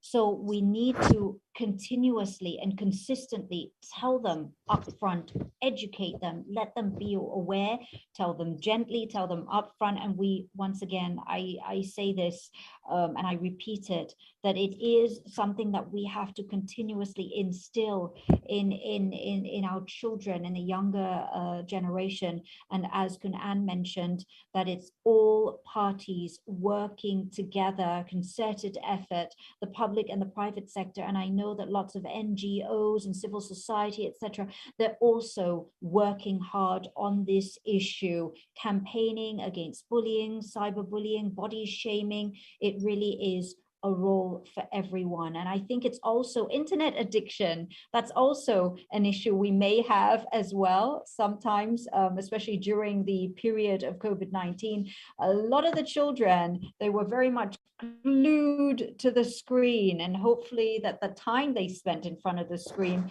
was a productive one. But this is going to end our panel discussion on accelerating opportunities in digital careers of young Thai women.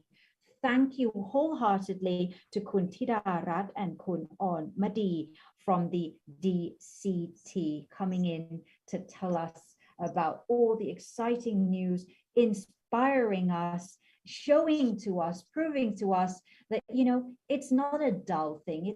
It can be so much fun, because you've got things like animation, digital design, etc. We saw the examples of those girls who are truly inspirational. And don't forget, I'm putting in a plug here, go to Netflix and support Thai creations and innovation. Sea of Love, that's fully created by Thai talent. Yeah.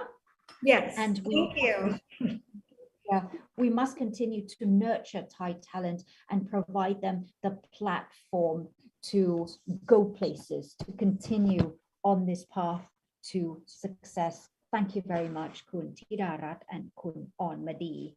That's going to wrap up the panel discussion. So we have had such a productive first half of the day. We began there with the introduction to our one-day webinar, Uplifting Education for Digital Skills Development and Technology Accessibility for Thai Youths. That was the keynote delivered by Kun Supachai Jirawanon, the chairman of the Digital Council of Thailand. He was very kind indeed. Not only was he present with us earlier today to deliver his very significant message to us, but he stayed on to give further reflections and insight into various aspects as well. Then we heard about the role of the NBTC for girls in ICT in Thailand. That was delivered by Professor Pirong Ramasud, the Commissioner of the National Broadcasting and Telecommunications Commission. And then Rory Dempsey, she joined us. She's from the IT Regional Office for Asia and the Pacific. We learned much from her that we still have that divide in terms of gender, in terms of that gap, and we need to continue to work on skills development, on educating, empowering girls and young women. And she told us all about the events that we can look forward to, including this one, ICT Day Thailand 2020. I think the official closing ceremony is at the end of this month. And of course, that panel discussion, the accelerating opportunity in digital careers of young Thai women. And we heard from Kun Tirarat and Kun Onmadi. So that's the morning session. The afternoon session is going to be equally insightful, equally eye-opening, and equally interesting. We have altogether 4 panel discussions. The first one on digital society and sustainability. We were supposed to have 3 guests join us, but unfortunately, Ms. Yu Chen from the ITU regional office is unable to join. She just traveled back to Thailand from abroad and is feeling slightly unwell. We do hope she gets better, but we will have Kun Gamonan Dirawanon and Kun Prima Ongwised joining us, and they're with the Strategic Project Development Director of Connected and co-founder and CEO of Future Charge, discussing digital society and sustainability. And then session 2 in the afternoon, ICT and the future of technology. We're going to be hearing from the first young Thai ambassador of NASA Artemis program, and also a representative from the ITU Generation Connect Asia and the Pacific Youth. We actually have the envoy there joining us, Shraddha Pandey. The third session, Women Leaders in a Startup World. We'll hop over to the world of startups. We'll try to be inspired by our 3 guest speakers, CNO and co-founder of Shiwi, CEO of Alpha Venture DAO, and CEO of Vaya Phyto Farm. 3 very capable, competent women joining us. And to wrap things up, Road to Success for Girls in ICT. We're joined by Nirasha, Natanisha, and Yada, who will be telling us all about drones and online streaming. So a lot to look forward to. We are going to now pause for a lunch break. You've got about an hour and 15 minutes, and then we will come back and begin with the afternoon agenda at exactly 1 p.m. So join us again at 1 p.m. please. You have your options. You can tune in the DCT Facebook fan page, the YouTube channel, or you can join us on Zoom. So there you go. Enjoy your lunch. Bon appetit. See you at 1 p.m.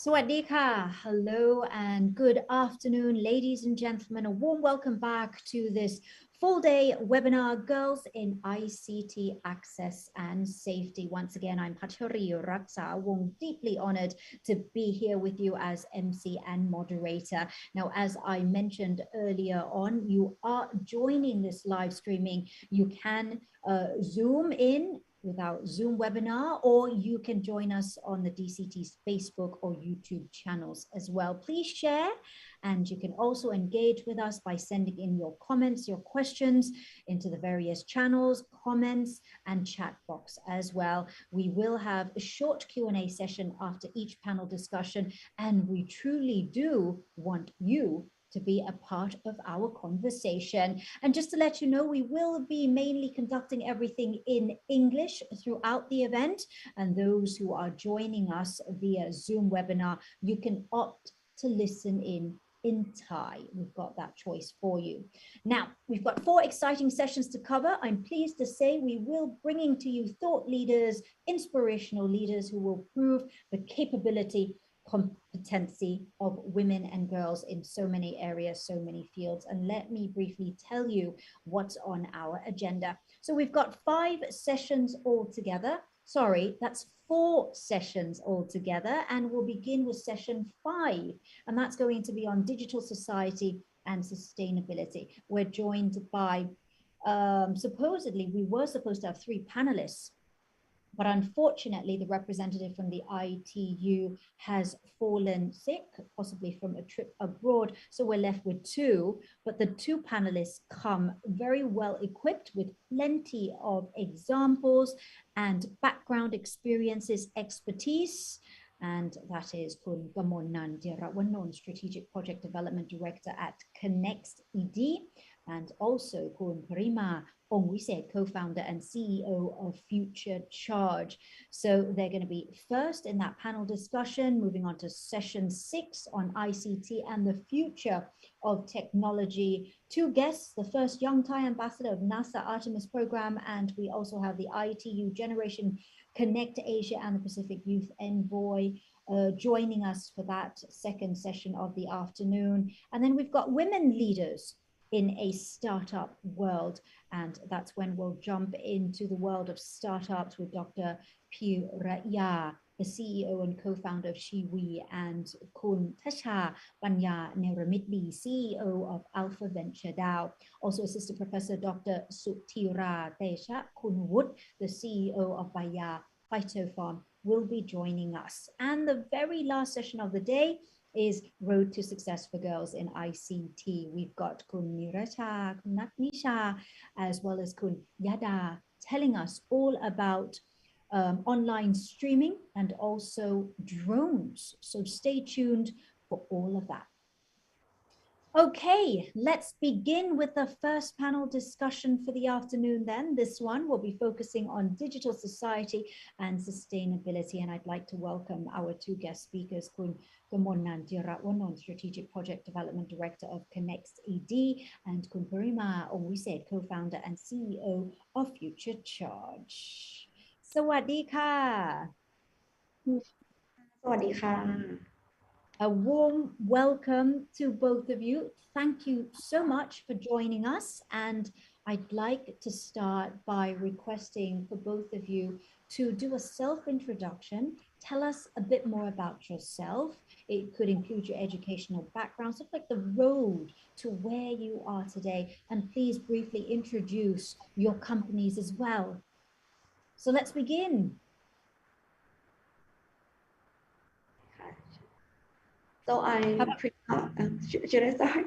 So I'm Prima Ongwiset. I graduated from Imperial College London, majoring in electrical and electronic engineering. So I am currently the CEO and founder of Future Charge. And our mission is to provide EV charging infrastructure and technology for everyone, no matter how big or small the scale is. Our goal is to become the catalyst for EV adoption by increasing accessibility and building confidence for all EV users. Very impressive credentials there. Thank you very much for starting it off. Next, let's move on to Kun Gamonan. So I'm Kamalnan Shravanant. I did my undergraduate at NYU, double majoring in social work and social entrepreneurship. And then I did my master's degree at Columbia University in education development with a focus on humanitarian aid. After graduating, I spent a few years as an analyst at McKinsey & Company, and now as Director of Strategic Project Development at Connects ED. Connects ED is a public-private partnership to reform the education system in Thailand, and it's backed by 12 of Thailand's leading private companies, along with 46 other foundations and companies as well. Equally impressive and very noble as well, doing all the social work and humanitarian aid. So much respect for you there, Kun Kamonnan. All right, let's go straight into this topic matter that we're going to discuss here. We've got not that much time, but a lot to cover. So look, each country has its sort of specific challenges in the pursuit for sustainable development, and sustainability is definitely something that we really need to consider and keep in mind when we're moving forward towards this future that we're going to be sharing together.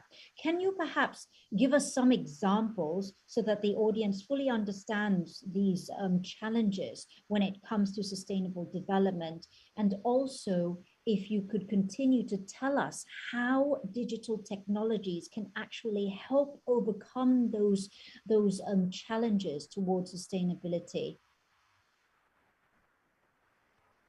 Okay, so first of all, I think it is really important that we define the word sustainability.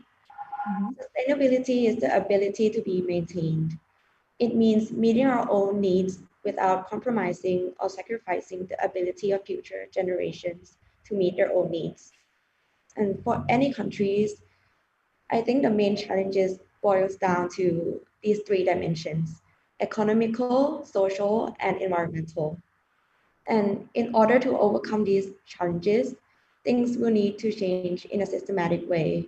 And of course, digital technology will play a big role in this transformation. As for me, I will touch upon the topic of environmental sustainability since it is my expertise. And my friend Kamonnan, I would love your insight on the social part as well. So as I mentioned earlier, I am leading a team, Future Charge, and we specialize in providing EV charging infrastructure. And I would say for Thailand, one of the biggest challenges is the air pollution. It's one of the biggest environmental challenges in our country right now. And the only way to fix this is to start from the source of the problem. Of course, switching from ICE, internal combustion engine, to EV, electrical vehicle, will greatly reduce the amount of carbon dioxide emission, which is really important for everyone, especially in communities and residential areas. The hard part is EV technology must be accessible to everyone. For me, in Thailand, driving an electric car still seems like a privilege to many people. Since it is priced much higher than most eco cars, restriction in range means you must live or work in the city, and electricity must be accessible to every household. And this also highlights another challenge faced by our country, which is income gap and inequality.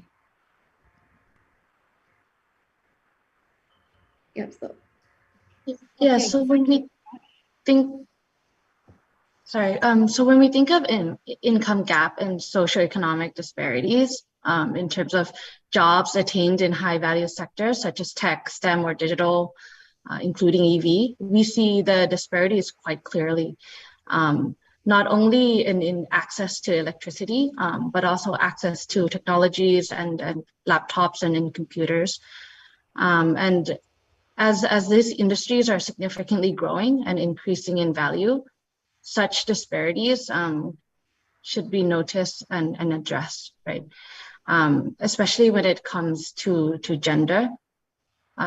So a few interesting statistics is that 19% of STEM graduates are women, 11% of engineering workforce are women, 24% of the computing jobs are held by women. So if we ask ourselves why 19% of STEM graduates are women, it may be multifaceted, but undeniably partially due to the education system and cultural norms, where boys are more encouraged to play with tech-related toys and tech-related classes, whilst girls are more encouraged to pursue the arts, literature, etc.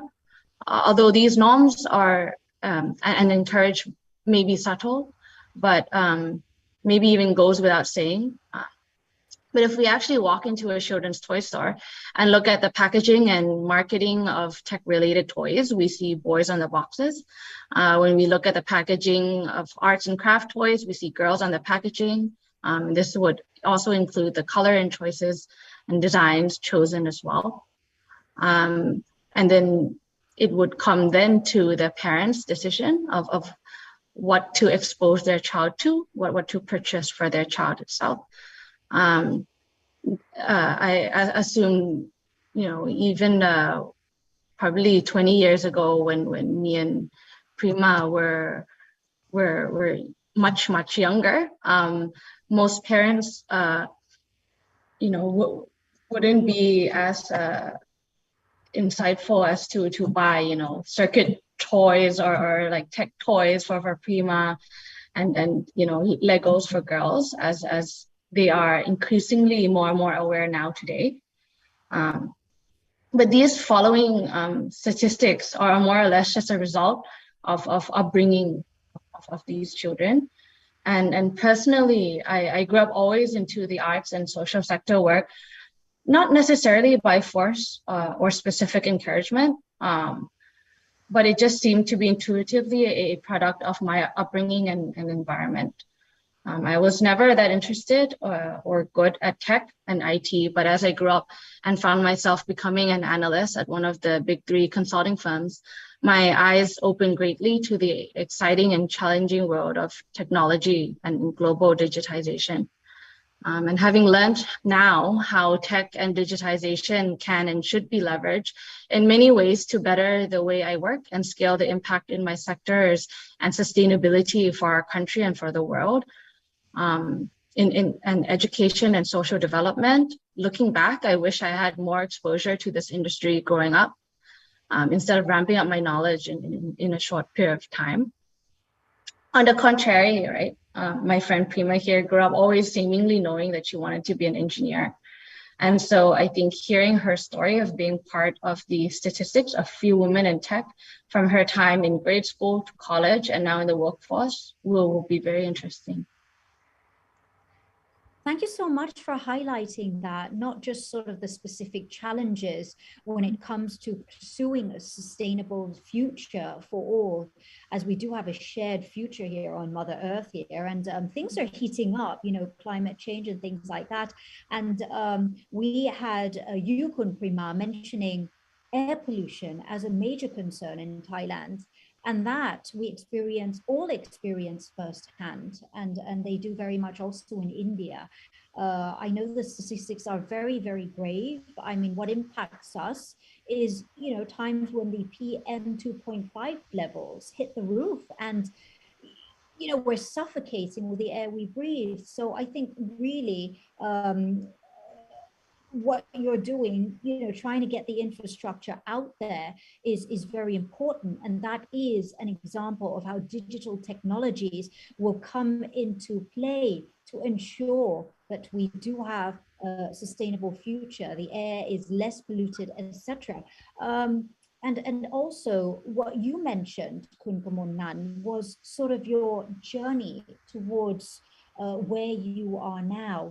So if we can touch a little bit on that, because I really think it's important that you two are sort of put on a pedestal here and sort of are role models, great role models for parents, for myself too, to grooming or to molding our children or the younger generation into becoming more active and becoming more aware of the importance of technology, digital technology, of really sort of like taking ICT by the horns and really using that to catapult their career and ensuring that the future is, I mean, we heard Kun Supachai Tirawanon mention that the 5.0 era means new technologies and people sort of really understanding that as well. So could we just go back to sort of your childhood? You both have known each other for some time, right?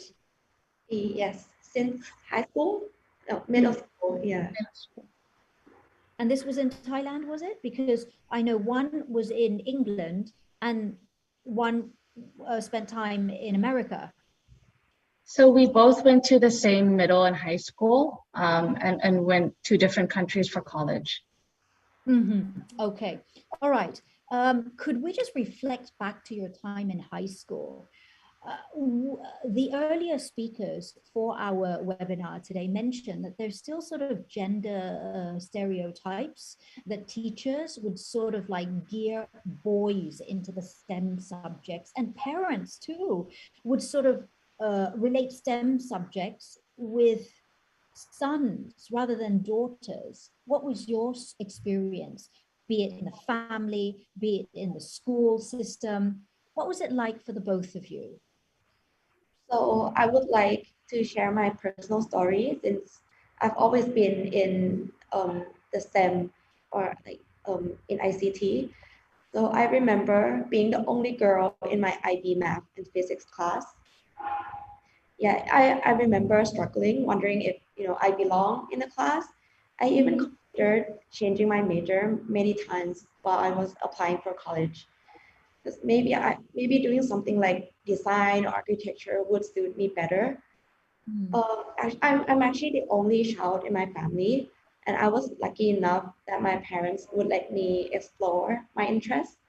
Like just like what Kamonan mentioned before, my parents would buy me a lot of Legos, design kits, robots, even circuit toys for me to play, since they really wanted me to explore and see if this is what I like.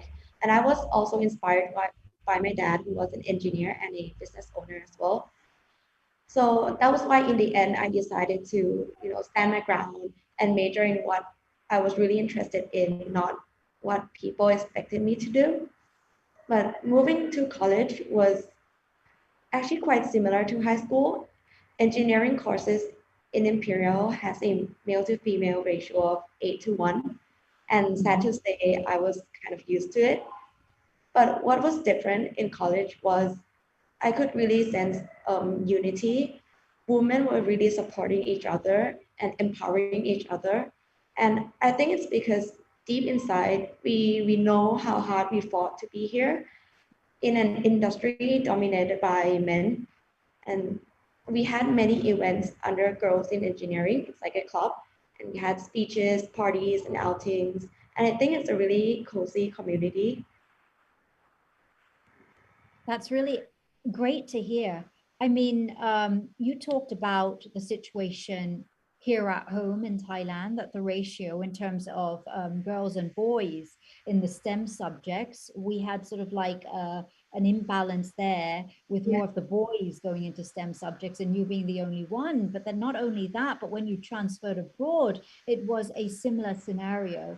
But I have to say, hat off to you, strong-willed, and with the support of your father, you continue to pursue your passion of your love for all things engineering related. And if I may just share my experience. So I went to school at Mahidol University at the International College there. And I remember we were mingling, sort of like the people from the engineering faculty, sai สื้อchop, right? That's what you call it.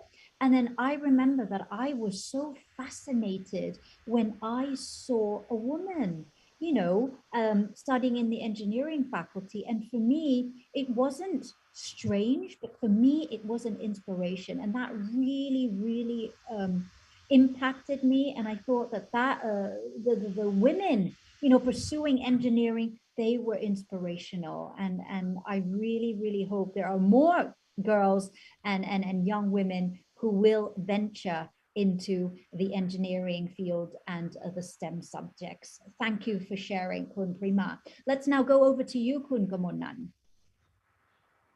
So like I touched on before, I think me and Prima, though we're really good friends, we had very different upbringings and interests growing up. I have two brothers. I have an older brother and a younger brother. And in my family, we, only have two girls that are cousins and the rest are boys. Mm-hmm. So my family is actually predominantly men. And so even though my parents or my family never, instilled in us what is for boys and what is for girls, whether it's to do with, what we see in the media or our environment or etc., it seemed kind of natural that the men and the boys would be more drawn to tech, to IT, to business. And whereas the women would have much more flexibility to pick and choose what they want. I was still, very lucky that my father taught me not necessarily that I had to do business, but whatever I chose to do, he said that, there are two things that he wanted it to have. One is to create positive impact to the society. And two is whatever you choose to do to be the best that you can in it. And so these are very, it might be quite a high level guidance, but it gave me the flexibility to explore many things. And so growing up, I wasn't very academic, but I would spend, after schools going to intern here and there and doing part-time jobs because I really valued practical experiences. And I think I learned most from them. And so I think I just spent a lot of time, somehow in the social sector.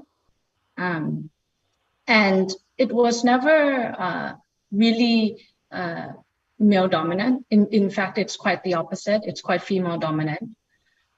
So I had a very different experience, but at the same time, looking back, I think sometimes just going with the flow or cultural norms may not exactly be what we need today. Even though going into social arts and literature may be what seemed natural, sometimes it's quite critical to fight against these norms. And if women were not specifically encouraged to pursue male dominant careers, it should be quite critical to open those opportunities specifically for women. Because as I mentioned, right, I came into, learning about digitization and the tech field much later in life because I was in a job that gave me much exposure to this topic. Whereas growing up, if I didn't, want to go get the toys, or if I wasn't encouraged by my teachers to take tech classes or IT classes, I just didn't have to. And so the amount of exposure was much more limited. But in hindsight, I've learned that, this whole industry is not an industry of its own, and it's not an exclusive industry. In fact, it crosses across all sectors. And it's critical for women and just people in general of all sectors to have a understanding at least of the criticalness and the significance of digitization and how it can better our community, our society, sustainability, education. It's really everywhere, right? So I think from an education standpoint, because it's not natural for girls to really, have this interest and pursue such careers.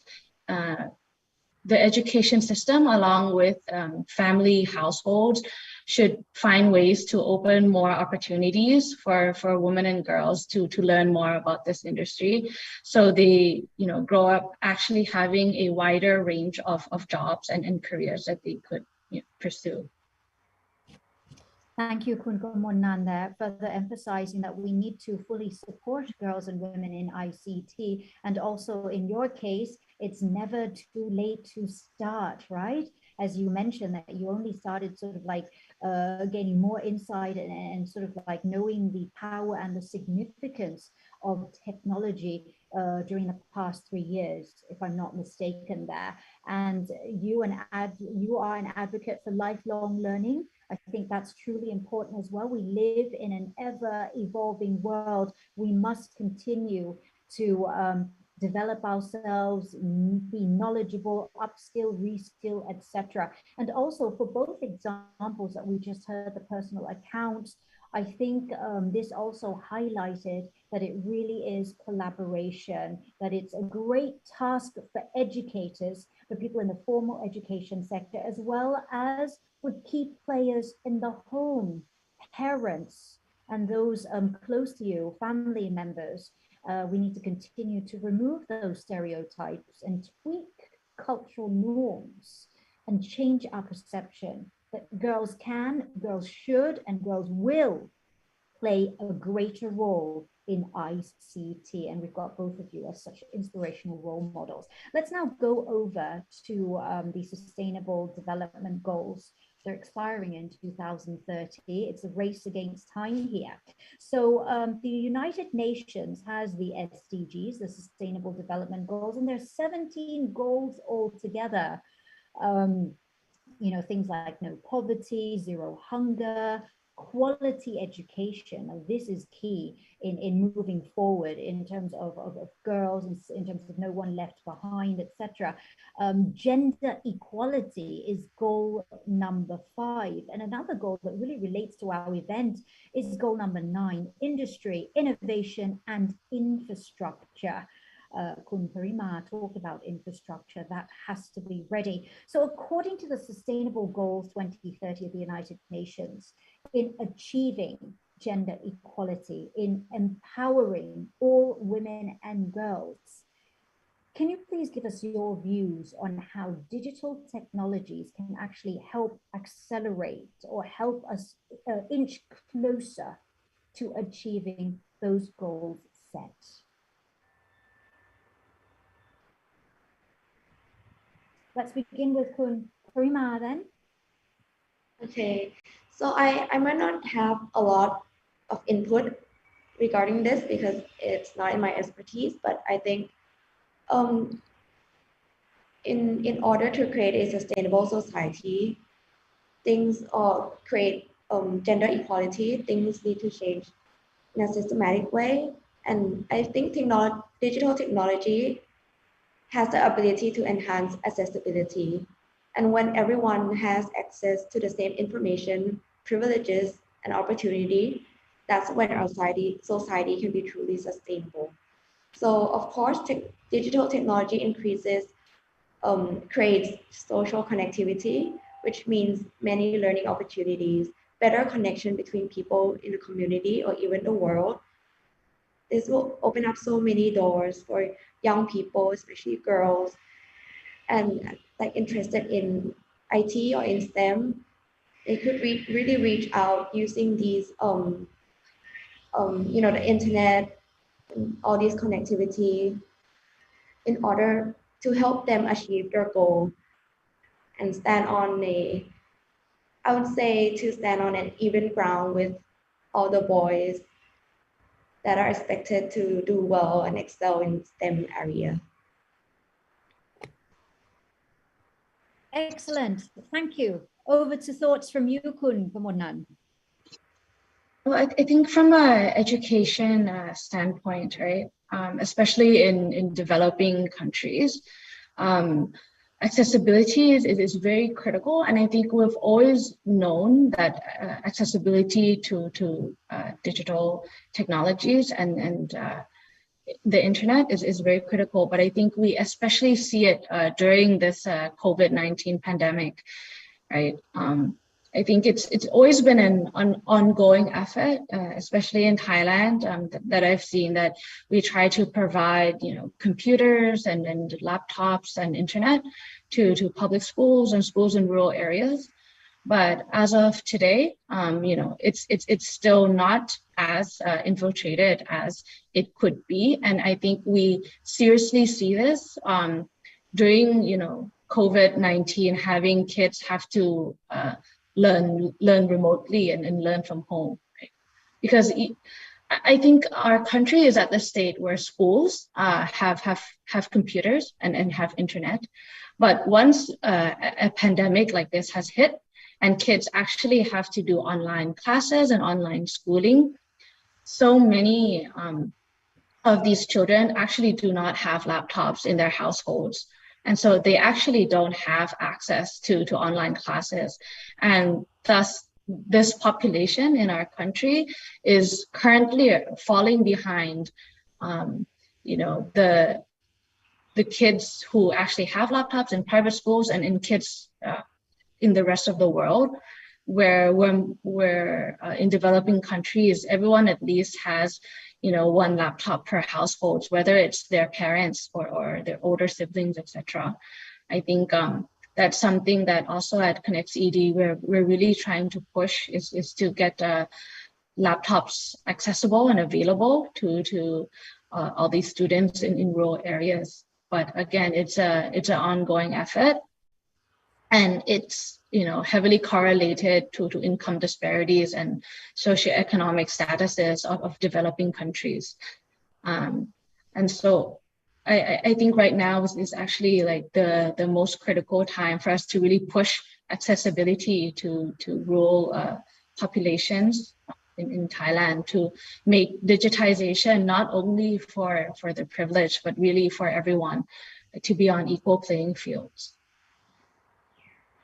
I absolutely agree with you, and I'm sure that the participants who are joining us for this webinar all agree with you that in order to achieve gender equality, in order to empower women, we need to ensure accessibility, that everybody has access, especially the girls, especially the women, so that we can meet those goals that expire in 2030.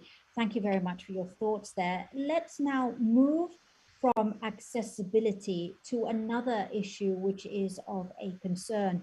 Yes, you may have accessibility, but it is a two-edged sword, right? We've got safety issues. Earlier today, we brought up things like addiction to the internet, and also things like cyberbullying. How can we ensure that it is safe to access digital technologies? Yeah, I think safety is directly correlated to accessibility, right? So with increasing accessibility, we also need to ensure the safety of internet usage for children.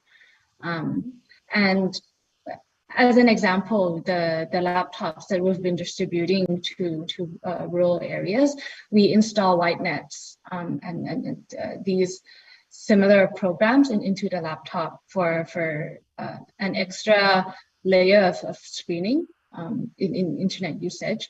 But in addition to this, in terms of whether it's addiction or not, I think it's very important for teachers and parents to be really educated and informed on not only how to use the internet safely, but also to have a balance between real world experiences and experiences with technology and within the internet world.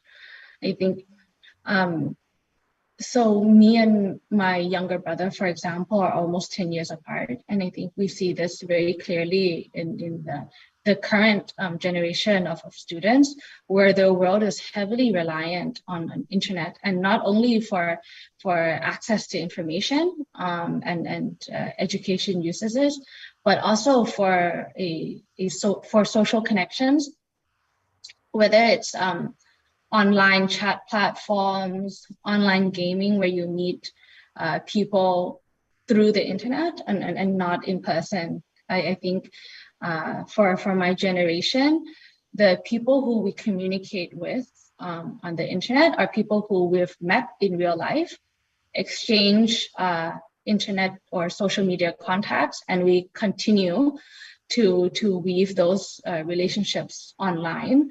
But kids nowadays are actually meeting new people on the internet, and thus without a clear balance or distinguishing between people who we meet on the internet and people who we meet, in real life, I think it can become quite dangerous and a risk factor for children today. So I think it's very important for adult figures in these children's lives to be aware of this as well, and the significance of having children well versed and proficient in IT and digital literacy, but also not forget about real world experiences and how to navigate, how to communicate, how to connect to people face to face. And whether this may be people to people or even children and the earth as well, right? I see kids in New York when I was a teaching assistant to toddlers in New York, right? New York is a very progressive city where kids are also well versed in digital technology, but actually at school, there is very minimal, if any, use of technology for kids under 3. But skills like coding can be taught without computers at that age, right? So it's all about laying out logic and having kids, exercise their brain and their thinking to connect the dots, and it doesn't necessarily have to be via the internet. And it's also critical for kids to realize that as well. Yeah. Great reflections there. Thank you very much. As we all know, the internet, it can be wonderful for kids, for children. I mean, you can use it to research school reports, communicate with teachers and other children. And also don't forget, you want to encourage them to play interactive games, right? But online access, it also comes with its risks, inappropriate content, which we should block. And also what things like cyberbullying, online predators is also a case of concern as well. So once again, we need to collaborate together. Parents have a role to play. They should be aware of what their kids see and hear on the internet, who they meet, what they're watching, what they're engaging in. And parents need to also talk to their kids as well and teach their kids tools to protect themselves, and of course, keep an eye on their activities. There's also internet safety laws. So that's the part of the government. There are these measures out there to protect kids, especially younger than 13, right? And plenty of online protection tools as well. And you can all find that online. Thank you. And we are going to go straight into the Q&A session. We've got about 5 minutes for that. And there is a question here from the floor regarding SMEs. For SMEs, how can we make business more sustainable? What's easy and considered a low budget way to start with small and medium enterprises? Perhaps we could have one person reflect on that. Okay, so from my personal experience of starting Future Charge, Future Charge is actually really young. I started it only 3 years ago. And I started by doing everything by myself. And I would say I've learned a lot from it. And one way to start a business and to maintain and sustain growth is to, one, leverage what you have, your skills, and even your confidence. You have to use that. And two is to scale reasonably. So a lot of businesses like SME or startups, they try to scale really, really fast. And I think for startup, yes, it's for some businesses, some business models, some industry, yes, that is really important. So the important thing is you have to know your industry. and you have to scale at a reasonable rate so that you can still sustain and keep everything under budget. Yeah. Excellent. Great. Thank you. And perhaps some thoughts from you, Kun Gamonnan. Well, actually, let's move on in the interest of time. A final question here from the floor. How can parents teach their children about the pros and the cons of technology? Perhaps speaking from your experience, how was it done? You all grew up in the age of, surfing the internet. Perhaps you can share with us firsthand experiences, be it even not just parents, but perhaps even teachers maybe playing a role in telling you what's right, what's not so right when it comes to being on the internet and using technology. Yeah, I think also from a educator standpoint, right? Sometimes telling kids yes and no is very difficult nowadays.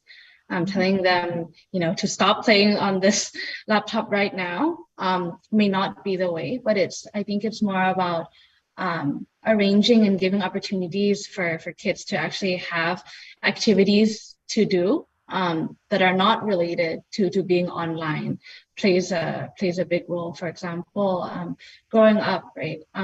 Even though I had access to internet and computers and laptops, I played a lot of sports. I did a lot of volunteering. I, spent a lot of time outside. And some of these were instigated by myself. And some of these were also classes that my parents would encourage me to take as well. So I think to try to shape these children, sometimes it's not about telling them to stop playing now, but more of giving them alternatives and other activities to balance out their life. I think I touched on this earlier, that it's very important for kids to actually have a balance between online and internet contact and connections and real world human contact and connections as well. So I think so long as parents can help with this balancing of the two worlds, internet access and becoming a more digitized economy should only benefit, the future generations. Thank you for your reflections there. Very legit. And also speaking from an academic point of view, or from you as a teacher, that was very, very valuable. So you can't just tell them yes or no, because children these days, they've got a critical mind. So perhaps patience is a virtue. So you really have to sit them down, don't you? And explain it to them about the pros and the cons. So you really have to give them time and not just give them a yes or a no. And yes, perhaps limit the activities, limit their time, and tell them that other aspects is also very important. Social development, physical development, 2 years being forced into lockdown or into online learning. It's time to turn away from those screens and move on as well, right? Thank you so very much to our two panelists for this session on digital society and sustainability. Once again, we had Kun Gamonnan Jirawanon, Strategic Project Development Director at Connect ED, and Kun Prima Ongwiset, co-founder and CEO of Future Charge. Please continue to do all that good stuff you're doing to make changes for the better. Appreciate it so very much. Thank you.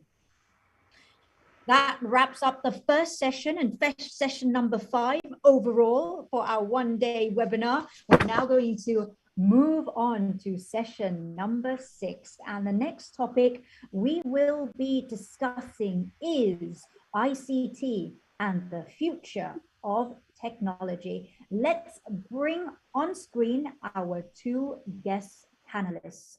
We have Nong Porn Pawi Munri first young Thai ambassador of NASA Artemis program. If you're wondering what that is, we'll find out more from her. And we've also got Ms. Shraddha Pandey from the ITU, or the ITU Generation Connect Asia and Pacific Youth Envoy. A warm welcome to both of you. Thank you for joining us. Thank you. I'm so excited to be sharing the same frame, the same screen here with the both of you. I mean, we have had inspirational speaker after inspirational speaker, and we're going to continue in that trend, and we're going to be focusing on the future of technology. Can we start with you, Shraddha, if you can tell us about the trends of ICT and the future of technology, please. Yes, of course. Can you hear me clearly? Loud and clear. Amazing, amazing. So the trends of technology and the future of technology is something that we all need to talk about in today's world. And if you could share my slides, I would like to explain a little bit about how ITU and the Generation Connect group is contributing in this regard. Amazing. So I can see my slides now. Can you go to the next slide, please? Lovely. Okay, so this is the first slide. This is about a Generation Connect Youth Summit that took place in Kigali, Rwanda, and it took place in June. So it's almost 2 weeks old. All these pictures are very, very fresh. So most of the people who are interested in the information communications technology and who wanted to bring a change, like a real tangible impact on how the ICT sector is going to focus and what topics it's going to work on in the future, is something that we discussed here in the Youth Summit. So all the people who are watching today, all the young girls who are watching today, all the young people who are watching today and joining us, we request you to take part in such programs. Also in the girls, in the event, in the ICT event that took place in the Global Youth Summit, we released a youth agenda about youth call to action. So what we as youngsters want in the ICT technology and what aspects can be changed by the government, by the private society, by the civil society, by the private communities, companies, and how all these people can come together to help create a voice and help youth impact the ICT technology and the future. So one of the major points that we focused on was sustainability, and how in the future we are looking to combine sustainability and the information communication technology, so they both go hand in hand. That's it from now. I will go to the next slides and explain further for the next discussion. Okay, great. Wow. It's so good to see the pictures, and with the lifting of restrictions of COVID-19, now we're freer to travel around the globe, and I think that's really important that we go there on the field and make waves and ripple effects, reach Absolutely. out in person, no? Yes, absolutely. And one of the most impactful things that happened during the Youth Summit was that we got to meet people who we had been interacting for months together, for years online. So all the people such as Ruri, who took her session, I believe, before me, a few hours. So all these people, they were supposed to come. And we also met a lot of other people as well. So all the youth envoys from all over the globe who have been working together on the agenda, on different topics. We used to keep meeting them in events such as Girls in ICT events that took place in different countries, but we never met them in person. So this event brought all of us together and made us realize how many like-minded youth community members are there across the globe who want to bring a change in the society. Yeah, that's wonderful to hear, and that you're inspiring them, and they're going to be agents of change and inspire others as well. Thank you so much for sharing with us, and we look forward to hearing more from you. But for now, I'm going to go over to Nong Pornpawi. She's joined the NASA Artemis program as a young Thai ambassador. Wow, what an achievement. Kudos to you. Can you please tell us a bit more about this NASA Artemis program? Hello, so hi, I am Heidi to call in short, and I'm the representative of NASA Artemis Thailand, and I help NASA propagate about their mission back to the moon this time. In this year, in 2022, and in about November, they're going to launch their rockets to the moon again. So first of all, can I get my slides also, please, for pictures? Okay, so first of all, starting the program, I went to a seminar about Artemis discussing about the MOU signing about Artemis for Thailand to join NASA in going back to the moon for what can we help them, right? And then I reflect my point of view to them. And next, can you please go to the next slide? And the committee who was there was invested in my ideas, and they were very proud to hear about kids and young people, right, in the status quo, having an idea and being interested in space program and ICT and technology. So then they I got the honor from GISTA, the from GISTA and from ChemIT-L, which is a university about aviation in Thailand. And then here I am the representative of NASA for Artemis program. That is fantastic indeed. You know, Nong Heidi, I'm going to call you Heidi now, although Heidi brings me to the mountains of Switzerland, you know? Yes. That girl Heidi. But this Heidi has no interest in going to the mountains. She wants to go into space. That's really amazing. Okay, Heidi, I have a question for you. I've got plenty of questions for you, actually. As you can see, I'm super excited. What got you sort of into space exploration and into NASA? Was it something that you discovered yourself, or perhaps your father, your mother is working in the aviation industry? What triggered your interest in this field? It's actually, I would say it's quite weird, something that can spark one's person's passion and inspiration. But mine is kind of weird because I got inspired by sci-fi movies to join sci-fi movies. I know it sounds a bit peculiar and things. Not many people is like obsessed with extraterrestrials and some sort of weird things like that. But for me, it was the thing that triggered the passion and the fire in me. And then when I was young, when I was about 8 years old, when there was a space fair in central Lat Phrao in Thailand, I went there and I saw some weird suits that at that time I didn't even know what is space suits, right? And then I was asking my father about what is that space suit, and then he answered me, it's a space suit, right? And then I was very invested in that, and I was wow, it's wow. And the thought that came into my mind was that I want to wear that suit, and my dream is still on the way of being an astronaut going out into space. Look, you're reaching for the moon, you're reaching for the stars, and that is absolutely inspirational. Great. So it just came from watching television. So parents out there, don't stop the time that your children spend in front of the TV. It could actually spark great things, but we need to look for that balance, right? Okay, so it all started from watching something on television, and then it was that exhibition that you visited, and you saw a real spacesuit, and that was what started it.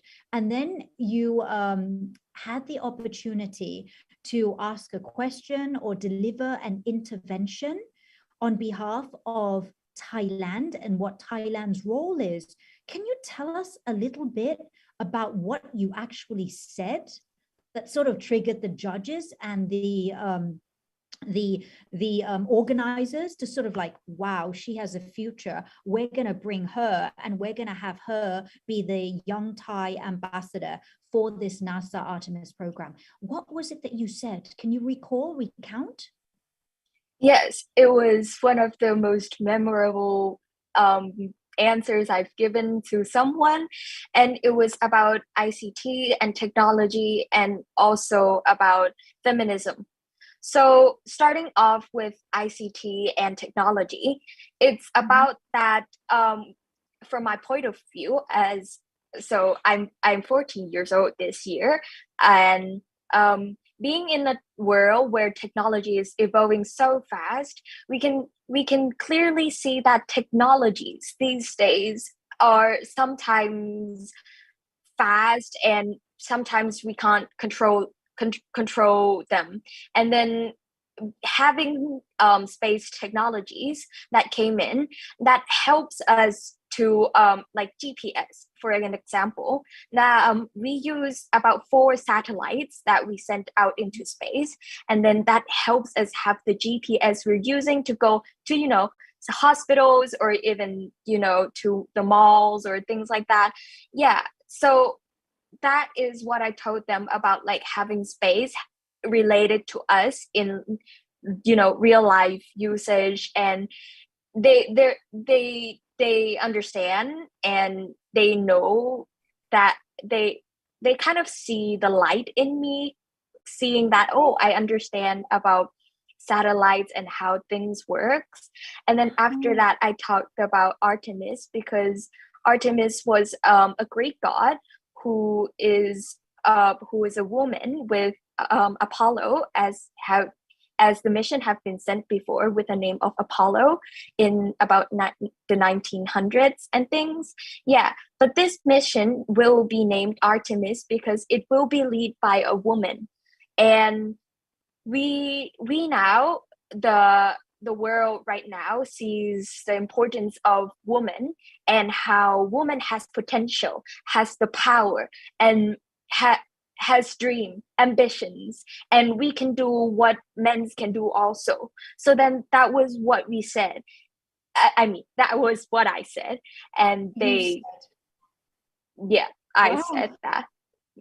Wow, it's a bit of a history lesson, a bit of like sort of looking to the future there as well. And my goodness, I'm sitting here really stunned and really impressed. I think impress is the word. And Shraddha, did you know that Artemis was a Greek goddess, right? Not a Greek god. I'm still lost. Who's Greek, who's Roman in all this? Very I'm sitting here, I'm getting so impressed by the work that Heidi has done. I'm getting inspired. I'm like, now I need to go out and make a change. And she's so young at 14. Yay, that is a huge achievement. Yeah. Congratulations.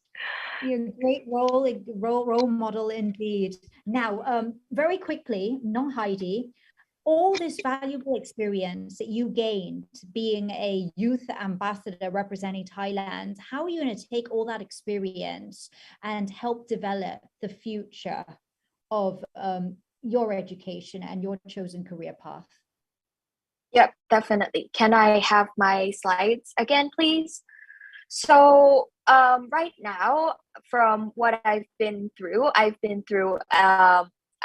given a speech and an interview in like STEAM and space education, as you can see here. That was when they asked me also about how would I use space and technology to, develop my future education and career. So after being through so many things, the career path I'm seeing is engineer and computer science, as it is what the future and technology is going to evolve to, because humans and everyone needs the skills to control AI or innovations in the future, because these kind of innovations and technologies can be dangerous sometimes, can be extremely dangerous also, because there are so many ways in getting in and being able to choose the right sources and things. Yeah, from that's why I think I will use computer science and engineer by helping others see the importance of safety and ICT. Next slide, please. And then I've been to NASA, to the space camp here, and it was a very inspirational trip, and this is why I got my spacesuit here. And I went there to train as like a young astronaut in there, and then to develop the future and career. Next slide, please. I've been to as you can see, this is all blind people who has an impairment in their sights. I was there to help them find innovations and then help them build new innovations that can help them to be able to live their normal life as normal people. This is one of the example I've done. I've been gathering informations to help create innovations, kind of like guiding them in walking in streets or making them know the directions. When will the bus come? In how many minutes? And sort of things like that. Very noble deeds there. Now, I'm going to put you on the spot here. Here's a test question for you. So Thailand, right? We're quite ambitious when it comes to national space policy, the future trajectory there. From your experience that you have gained so far, as a youth ambassador for this Artemis program, and also your experience going to NASA in America, what do you think Thailand should develop as a main priority, first and foremost, to actually reach space? Well, first of all, kids. Yes, especially kids. Your parents who are listening, or even kids who are watching now, I need your dream, and like humanity needs your dream right now, because in technology, in several years, I know many people have said this, and like kids will be the future of everything, because they are the one who will be in the future and will help us in the future. So first of all, we gotta help kids understand the importance of space, and making them understand that technology and ICT is significant for the world in the future as we're evolving into the technologies era, right? And we got to root it into their heart that technology is the thing. Technology is the key to develop in any way in life. If you can't use the internet, if you can't use the search engine, you wouldn't be able to catch up to the society right now, right? As news these days comes out on the internet, right? And we can see that like everything in the status quo is on the internet. And if we don't make kids or students in every single aspect in this world and every single corner in this world do not understand how technology and internet works, they will not be able to catch up with the trends in the future. So that is the first thing that we should start in space technology. And after that should be, we need the help from the government and the help from us, from kids, to push the passion. And we should build space stations in Thailand. So then our economy in space would grow, would develop further and further. So we could be the part in the space society, and then we wouldn't be left out, because right now America and Canada and other countries, that is like the main sources and the key person in going to space. They are trying so hard to spread space technologies and space informations to every single country, which then in Thailand we see the importance of it. And that is why the government is rushing to sign an MOU with the Artemis so then they could cash up and then they could so they would be able to go into the space fields and they wouldn't be left out. You know, Heidi, can you please tell us again, how old are you? I am 14 years old.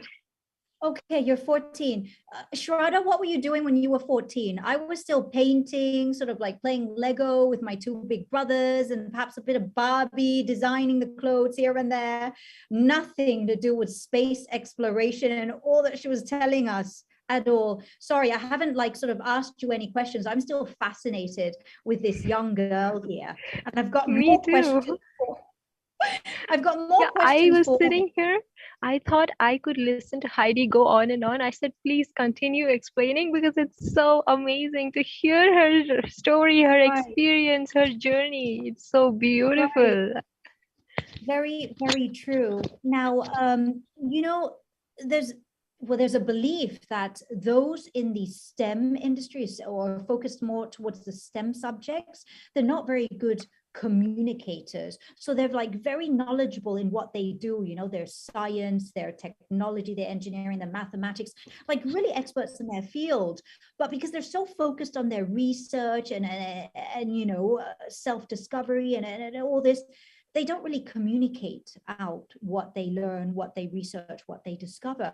But I tell you, little Miss Heidi here has no issues with communication. And therefore, what she does, we will all know and we will learn about too. So that's even more respect for you, more kudos goes to you. Now, let's go on to the next question. Now, this year, we're really emphasizing accessibility and safety for girls in ICT. Can you please share the recommendations for youth on how we can access online content more safely and in a more responsible manner? Let's start with you, Shraddha. Sure. Can you pull up my slides, please, for this one? Yes. So this is a very important graph that all of us at the youth community stage and as girls should be aware about. This graph talks about the digital gender gap that exists within the countries and how it's been growing so fast in developing countries that after a few years, it might be hard for us as women, as girls, as young people who are active in the area of information communications technology to catch up. So this is the graph that I got from the ITU. So the International Telecommunications Union carried out a detailed research study, and they tried to find out what internet penetration rate for men and women is. This was in the year 2019, just prior to COVID. And if you look carefully towards the developing countries and the developed countries in difference with respect to their digital gender gap, developed countries somewhere have around 87%, while women in developing countries are only about 40%, which is less than half of women who are actually connected. And secondly, even after the connection, the issues that subsist for women were such as with respect to their digital literacy are also something that we have to deal with. The second graph towards the right of the screen is the internet user gender gap for 2013 and 2019. And you see the difference here again with respect to developed and developing countries, and it's almost twice the difference, is almost double. So this is something that is going to become a major issue in the future. So connecting all these unconnected women in Asia and the Pacific is going to be a major problem for us in the upcoming years, and we have to evolve novel mechanisms so no one is left behind in the race, right? Can we go to the next slide, please? Yes. So this is again a very detailed and a very succinct breakdown of female researchers in Asia, Africa, and the Pacific. So what you will notice a little bit here is with respect to the trend that is set by countries such as Thailand, Georgia, and Azerbaijan. So what we are seeing is that countries like these are leading the way in making up researchers. So that is 80% of researchers in such countries are women, and that is huge. But the issue again is that the population of these women successively dwindles towards the higher positions and the managerial positions. So now the issue coming again is with respect to leadership, that we need women to take more leadership. We need more girls like Heidi in the world of ICT, and we want them to take leadership and take action, right? And secondly, one other issue that needs to be brought into consideration is global female enrollment in certain countries and their work in ICT. So what we're seeing is countries like India, which is my home country. So in countries like India, in countries like Nepal, the average of women versus men who works as researchers in information communication technology falls to mere 18%, 15%, and even single digits in a few other countries, Southeast Asian countries. So what we have to do is we have to ensure that women are encouraged to pursue STEM, just like Heidi explained to us about how she's going to pursue engineering. So she laid down a very good strategy for all the girls, for all the young women who are watching out there, who want to make a career in the field of ICT, who want to work in the field of ICT. You can understand how Heidi has decided a step-by-step analysis of what she's going to do. So initially, the first stage was her developing interest in the field. And you can develop interest only if you read, understand, or learn more about it a little bit. And second thing that she's going to do is she's going to pursue engineering in the field of STEM, most probably in computers, and she's going to pursue aeronautical engineering as an option towards the future. She has so many wide areas open after she starts her journey. So that is something that women in the developing countries are not at all encouraged to do.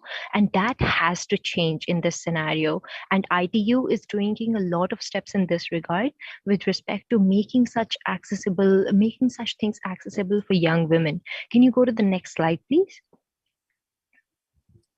So one thing that ITU does is celebrate Girls in ICT Day for how young women can participate and how they can take part in the information communication technology.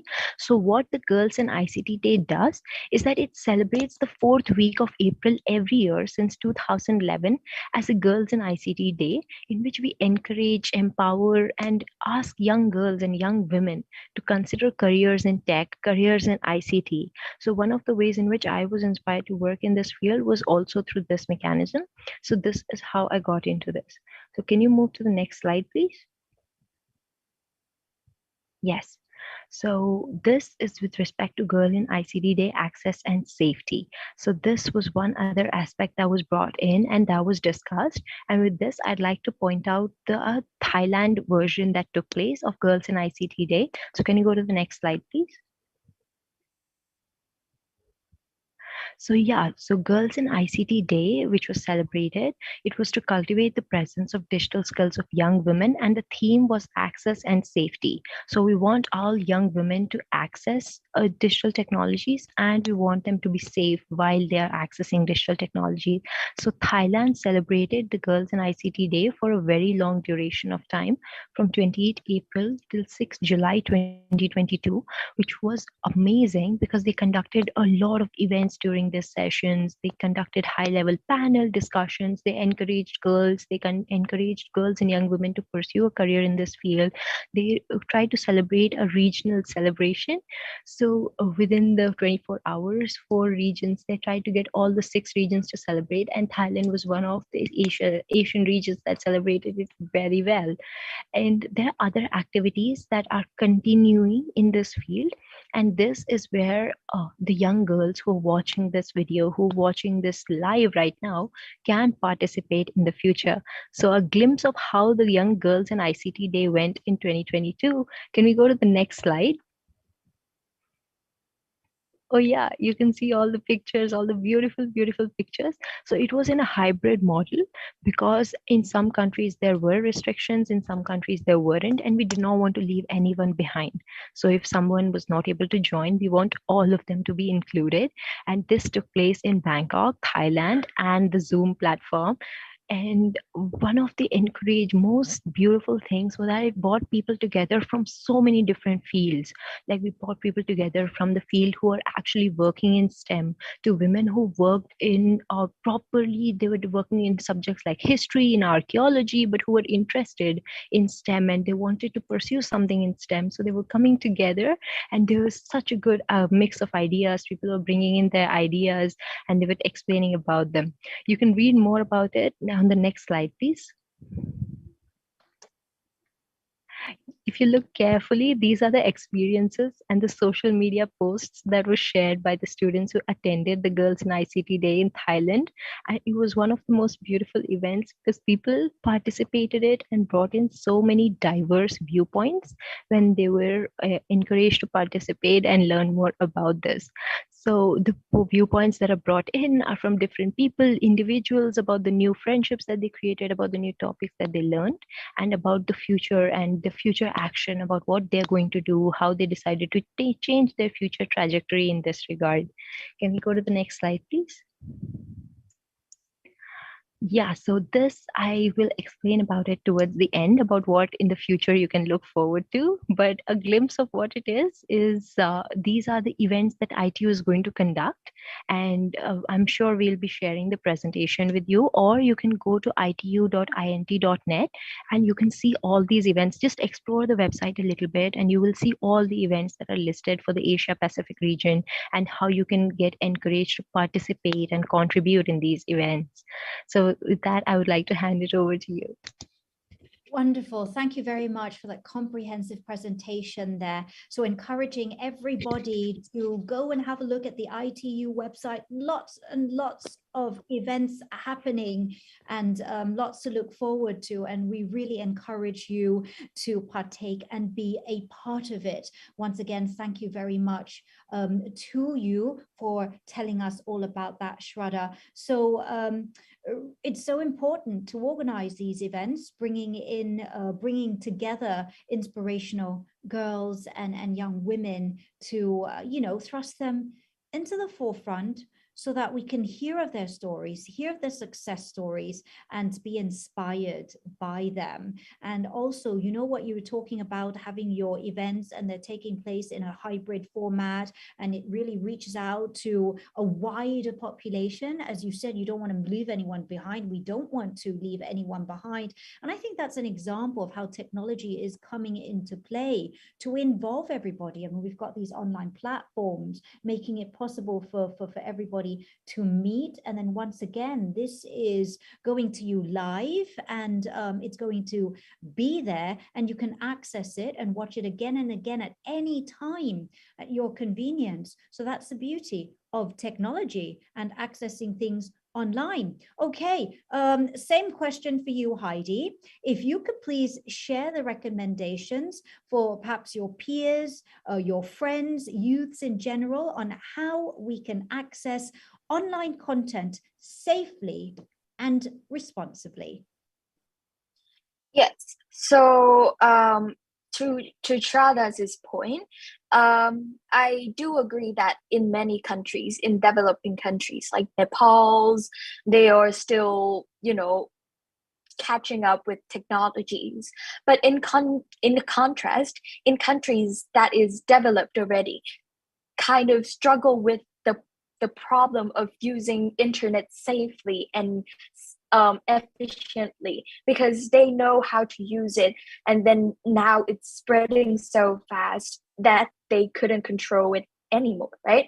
So to be able to use it at my age, so I am 14, and I admit that sometimes I still use internet wrongly, and yeah, and it's normal and it is okay. Don't worry who, like kids who are the same age as me or younger or even older. It's all right to, have mistakes, and it's a process of learning. But in order to be able to use it safely, in like ITU or in DCT, we have came out with like a paper or a research paper or a guideline to help kids it is called child online protection, using to help kids in order to how to use internet safely and efficiently, which and as an example, like in Japan, they are using these kind of guidelines to help kids being able to use internet efficiently by following the guideline. As what I have read, it is all about like using the internet safely by if you use Google, there are several techniques in using for research by using like keywords in like, okay, suppose I'm going to search about cats or personalities of cats or things similar to that. We go with we don't just say cats because you will just get something that is not related to what the point you're looking for, right? In order to use internet safely and efficiently, you got to put the right definition and the right meaning to be able to use internet safely and efficiently. And by using internet safely in that manner, as these days so many more hackers and scammers coming up in the society because the internet is so we're widespread already, right? So in order to protect that, there are several kind of like help or system where we can download it into our phone or our platform to protect those kind of malwares or viruses out of our computers and our internet platforms. So yeah, that is kind of my guides or maybe recommendations. Thank you so much. Valuable recommendations and guidelines you have given. So don't feel too guilty if you've been too carried away, glued to your screens. A little bit addictive it is. I mean, I'm also guilty, but the thing is you have to be aware and you have to gain control. Perhaps, as Heidi said, fine-tune your search, balance it out, or go and have a look at those guidelines that Heidi was talking about. All right.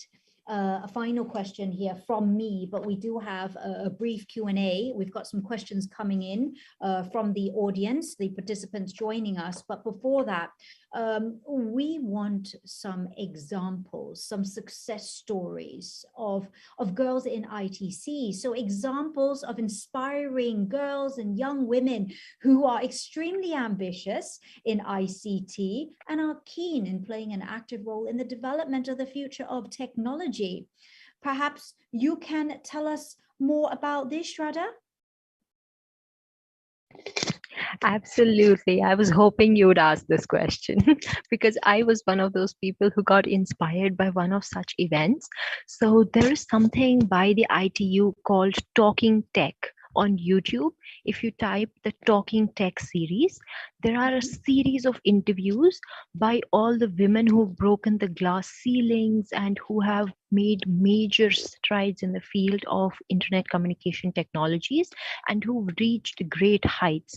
And they had to struggle through a lot of intersectional barriers that existed in their way to get to that stage. So those interviews are carried out by young girls and girls who want to pursue a career. So who are in their undergrad, who are in their high school, who are pursuing a master's or something. They talk to these women who are already in those high level positions, and we ask them about their experience and we try to learn from their experience.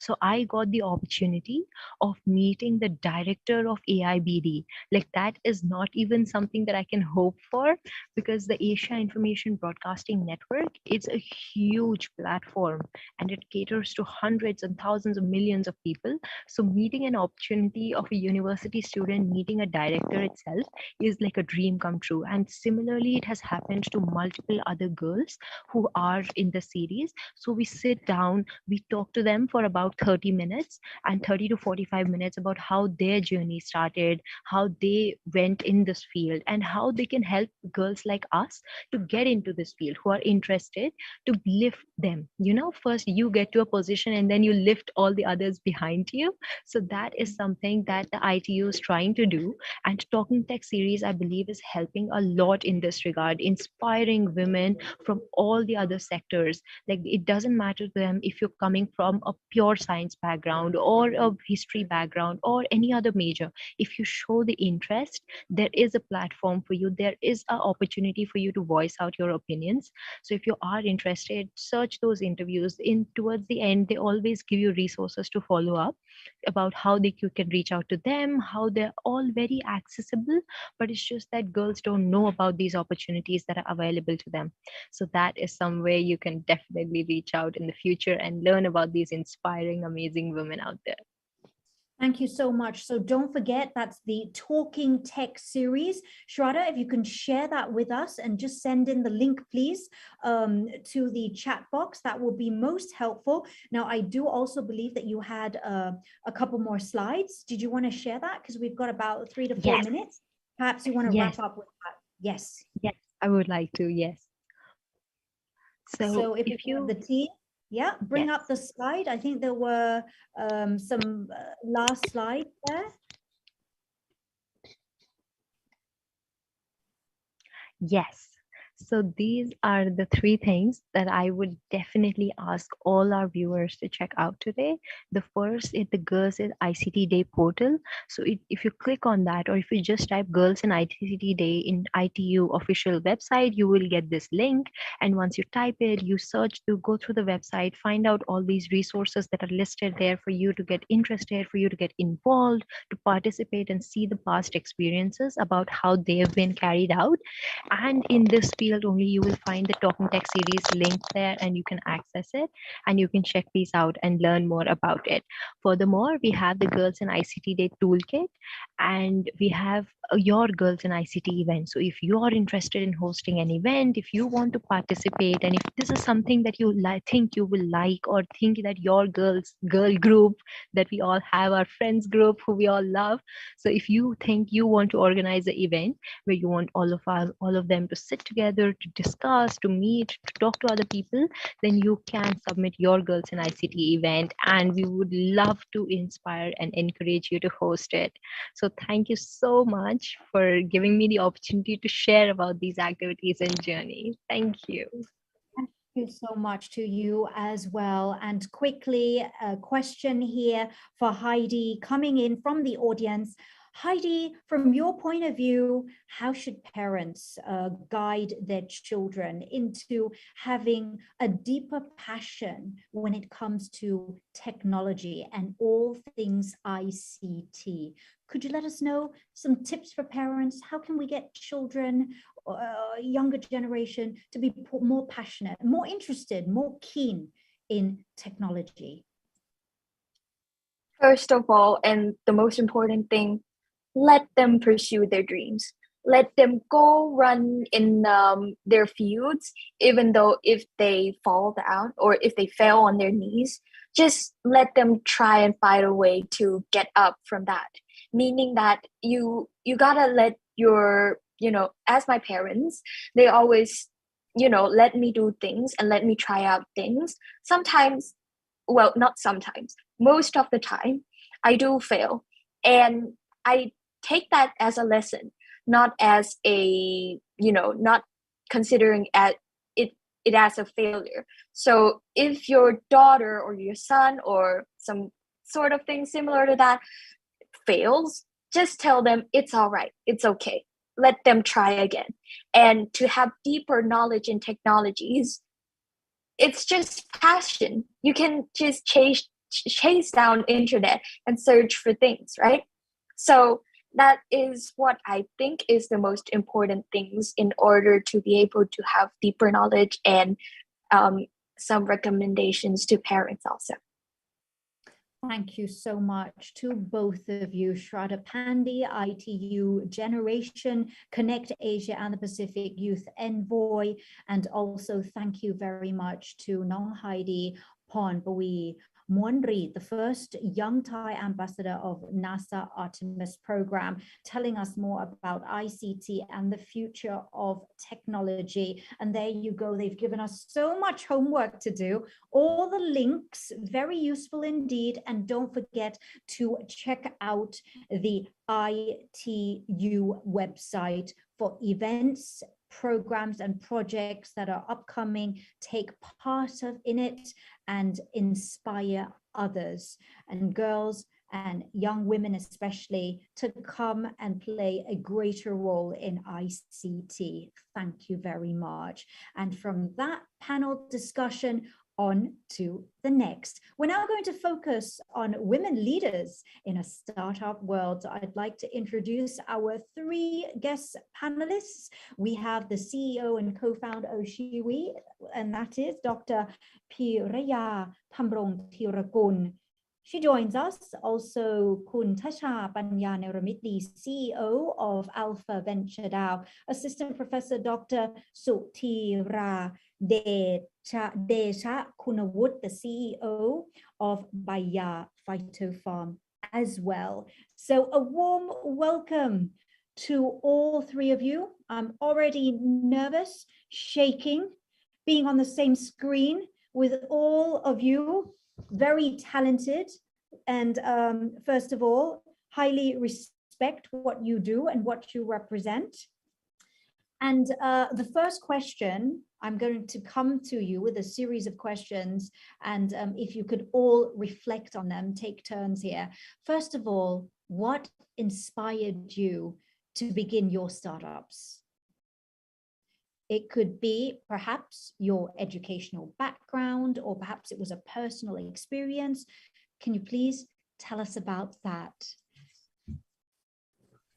I think we're like waiting and see who should go first. So maybe I'll take the first turn then. I like, my inspiration is like a girl like Heidi, you know, like I'm a professor at in the university, teaching students every day, wondering like, you know, what my students would do after they graduated. You know, like as a professor, I want them to have a good career. I want them to go out there, you know, graduated and do something that, you know, impacts, you know, the society, our country, our world. Looking back, you know, like I teach at Faculty of Pharmaceutical Science. A lot of my graduates, you know, they don't have, like they really want to be, you know, doing some techs, you know, but it's very hard, especially you're in a country where, you know, vaccines or drugs haven't been invented by Thai people. So all my students coming first year, very, you know, ambitious like Heidi, graduating like 6 years after that and feeling it's so impossible to, you know, to innovate a new medical innovation in this country. And that's why, you know, I started this startup to show them that, you know, like we can do it here in this country, you know, if it's going to be harder, but we can still do it. Excellent. Thank you very much, and keep on inspiring your students, Professor. That's my job. Excellent. Let's go over to Kun Tasha. Yeah, sure. So what inspired me to start a startup? I would say maybe the story is not as inspiring as the previous story, but pretty much, you know, there are just so many things I want to do in life, right? I want to do, you know, open charity. I want to, you know, go into meditation like full time, so many things. And then when I was young, I realized that in order for me to do all those things that I want to do, I need to have freedom, right? So freedom, which means that freedom in terms of how you can live, how you want and do what you want. And then, you know, kind of backtracking down, then how do you get there? Then it comes down to, you have to have, you know, time freedom and financial freedom. So then my critical and logical sense just like dominated again and then say that, okay, then how do I get there?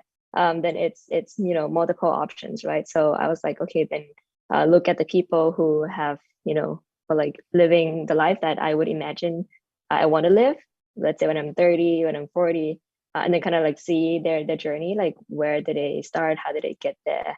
And two things that I always keep in mind, no matter what ways it is that I have to take, is that one, it has to be legal and not harming anyone, right? And two is that the way to go about it is that I need to be happy as well. So I'm not gonna sell my soul in getting into the end goal of time and financial freedom when I'm not happy along the way. So then it comes down to, okay, I want to start something. There are many ways that you can achieve time and financial freedom, but then with my personal goals and everything, then it comes down to, okay, this is the way of doing it that I'll be happy as well, based on my skills, based on my interests. And then it becomes more of like, okay, then what kind of business in what area am I most interested in? So I think that's the hardest part, to really like find the area that you're really into. And sometimes the area itself isn't even clear. Like maybe it's not even a concept, maybe it's like a bunch of different concepts combined. And even for me itself, like I'm super passionate in crypto, in blockchain, in the whole concept of decentralization, and hence why I started my startup in that area. So if you were to categorize this area of passion or interest, you cannot, right? It's not purely tech, it's not purely finance. It's a bit of a lot of things. It's very innovative as well. So I think it's really figuring out along the way of like what you what you live with and really like get inspired by and like passionate about. Then it's that bubble of area. So yeah, that's a long story short of what inspired me to start a startup. So you really went through a period of sort of self-reflection and self-discovery there to really sort of figure out what it is that you really wanted to do. Yeah, I guess so. I guess that happened. But I don't think that happened intentionally. I think it's just like always at the back of my mind. And then when that's at the back of your mind, then you just like keep thinking about it and like talk about it, find people, in similar things that are, have similar mindsets and goals. And then eventually that make you get to the right path faster, I would say. Right. And I actually wanted you to sort of like tell the audience, the participants who are joining us here for this panel discussion, what it is that Alpha Venture DAO, am I even saying that correctly? DAO? Yeah, that's correct. Yeah, decentralized autonomous organization. There you go. All right. So can you explain very quickly again what it does? You mentioned cryptocurrency. Yeah, so we so if anyone trades crypto, the project or the startup that we do is called Alpha Venture DAO. The token is called Alpha. So it's on global exchanges. But then token is one thing, right? But then the question is, what are the actual things that we do? So we build software applications on blockchain. So there are many names for it. Some people say smart contract, some people say DeFi. So all those buzzwords, those are the things that we do. But technically, on a simple term, it's software applications on blockchain. Depending on the usages of the software, if it's financial software, then it's called decentralized finance or DeFi. If it's in the gaming, then it's more in the metaverse. So we built a lot of those products on blockchain and in serving users globally.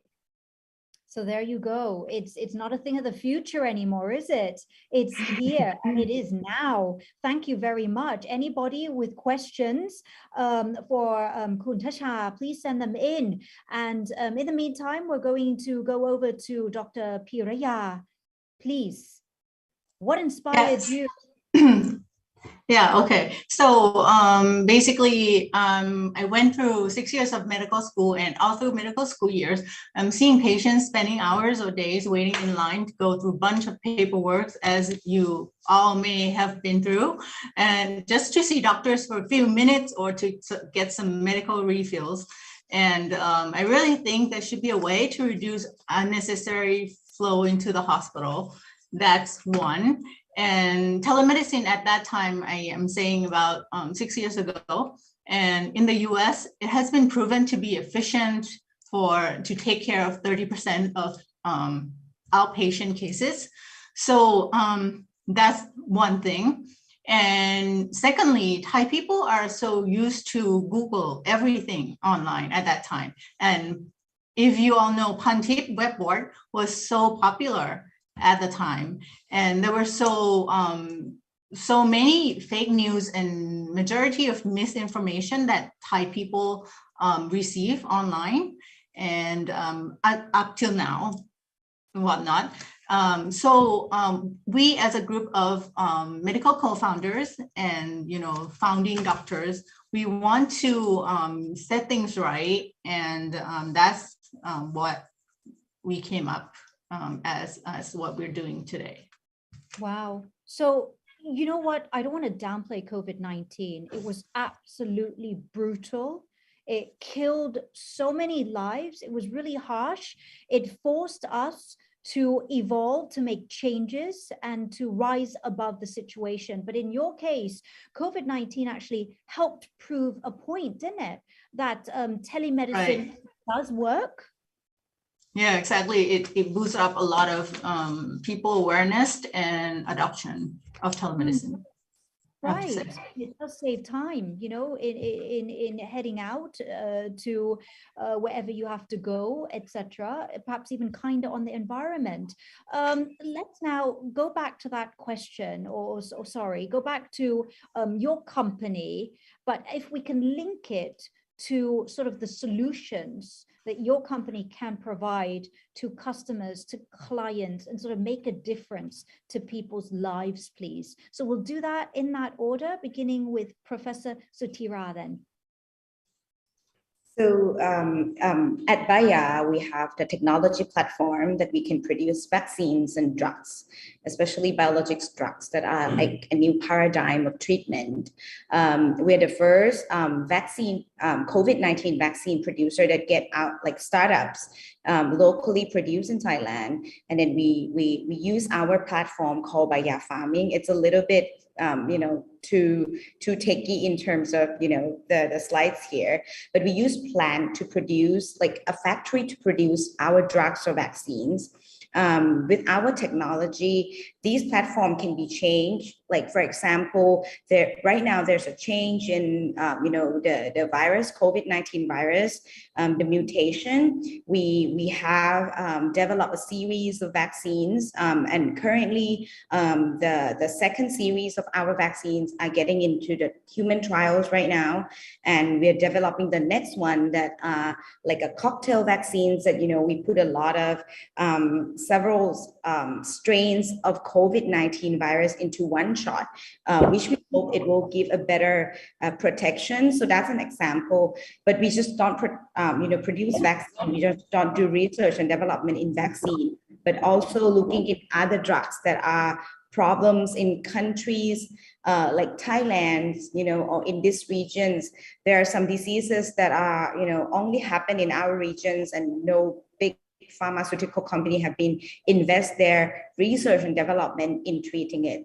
Like, for example, a lot of people in Southeast Asian region are still dying from, snake bites, which you don't see that in Thailand. But, like if you look at, countries around us, they don't have any access to antivenoms, and we work on that as well. We work on anti-cancer, which is a big problem. Like, eventually when all of us, live longer, then we'll have those diseases, like cancer. And, we don't want to, a lot of people still don't have access to a very high cost anti-cancer drugs. And those are our focus right now, so that we can use our technology to have people in this country, in this region, to get better access to affordable vaccines and medicines. Oh, that's very noble indeed. It's not just for national benefit, but we're looking forward to regional benefit as well. Great to hear that. Now, I've always known that Thailand is quite advanced, and I'm really proud to see that in terms of medicine, in terms of research, especially in HIV/AIDS, and there's been active discussion on cannabis development and treating cancer, etc. as well. We're really advanced, and that's so heartwarming to hear of the advancement in sort of coming up with our own COVID-19 vaccine, thanks to Baya Phyto Farm. And was it phyto farming? Was that right? The right term there? The platform, it's the Baya Farming. Excellent. Thank you very much for sharing that with us. Let's go over to Kun Tasha. Once again, tell us about Alpha Venture and how it's going to provide solutions that are going to impact positively customers and people's lives. Yeah, so shared briefly earlier, right, that we build applications on blockchain, but technically, I think with the whole concept of blockchain and decentralization, that's the area that I really care a lot about because, you know, eventually, I think a lot more efficient way of running things, more fair way of running things will be via decentralization, right? But it has to be done in the right way. And I think what the crypto industry or even, you know, what we're doing is we're figuring out, you know, the products, the services, the way of, you know, working of how decentralization world should work.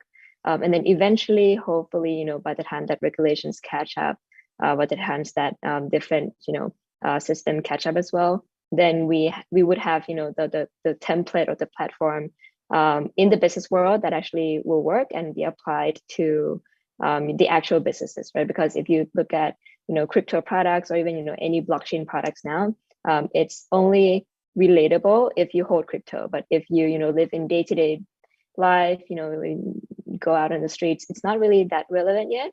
So I think now we're at the experiment phase in which we're trying to find the moment that or like the right product that actually fits best.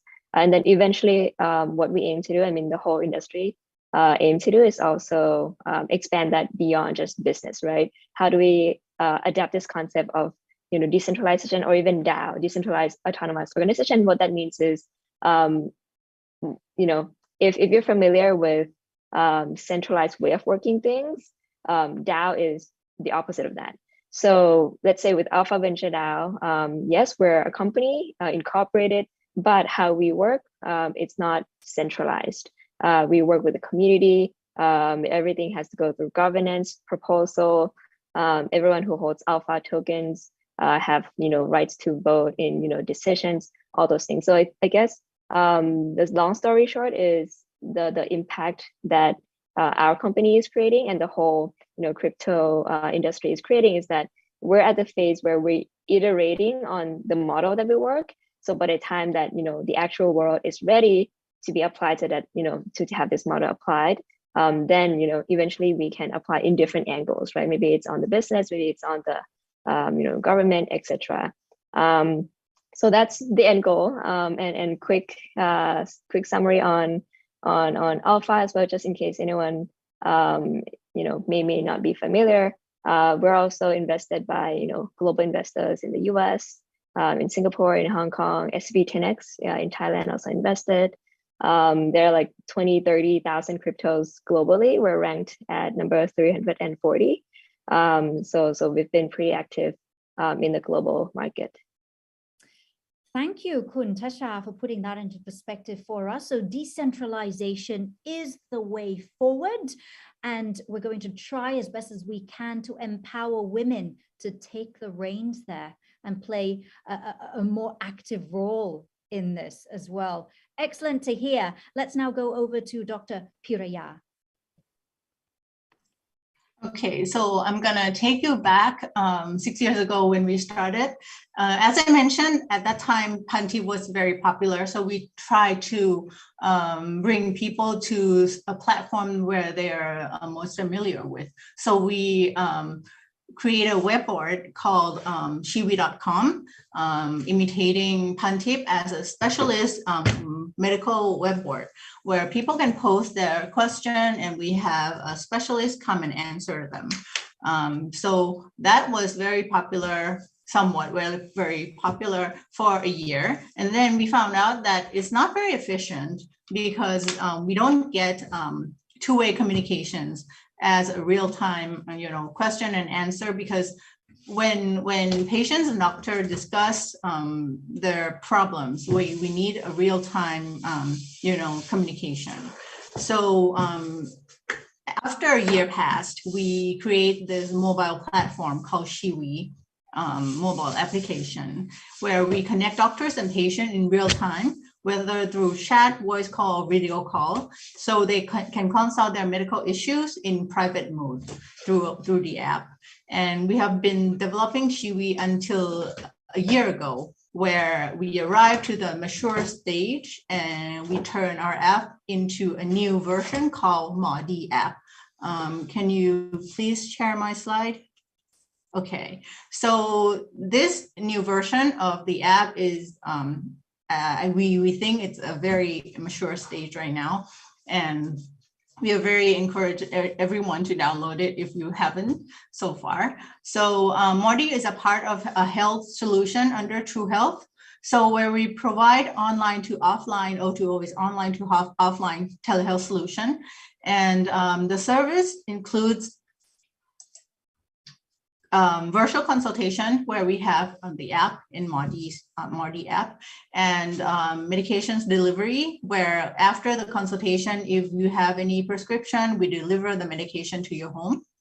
And IoT integration, where if you have any wearable device, your smartwatch or any, your smart weight measurement or any device, blood pressure measurement at home, you can link it into the app, and when you come into consultation, the doctors can see your measurements and give you a proper consultation. We have offline health corners at Lotuses and Macros, where you can go in and get a better measurements. We have more equipment in the booth, and you can get better consultation because doctors can receive more information from your health status there. And at-home vaccination and blood drawn. Also, we partner with a lot of hospitals where you can get online to offline hospitals more efficiently. So these are more of the service that we provide online to offline. Next slide, please. To elaborate more for the app, we expand the service to from just health consultation. We have symptom checker, where you can just come in and check your health symptom with AI checklist, where you can just talk to the bot and check whether you're okay or not, and the bot will guide you to if you need to go into the hospital right away, or you can just talk to the doctor in the app. We have eKYC for your personal information, and we linked with the insurance company. If you have health insurance, you can do electronic claims in the app without any cash payments. You can just claim online, cashless.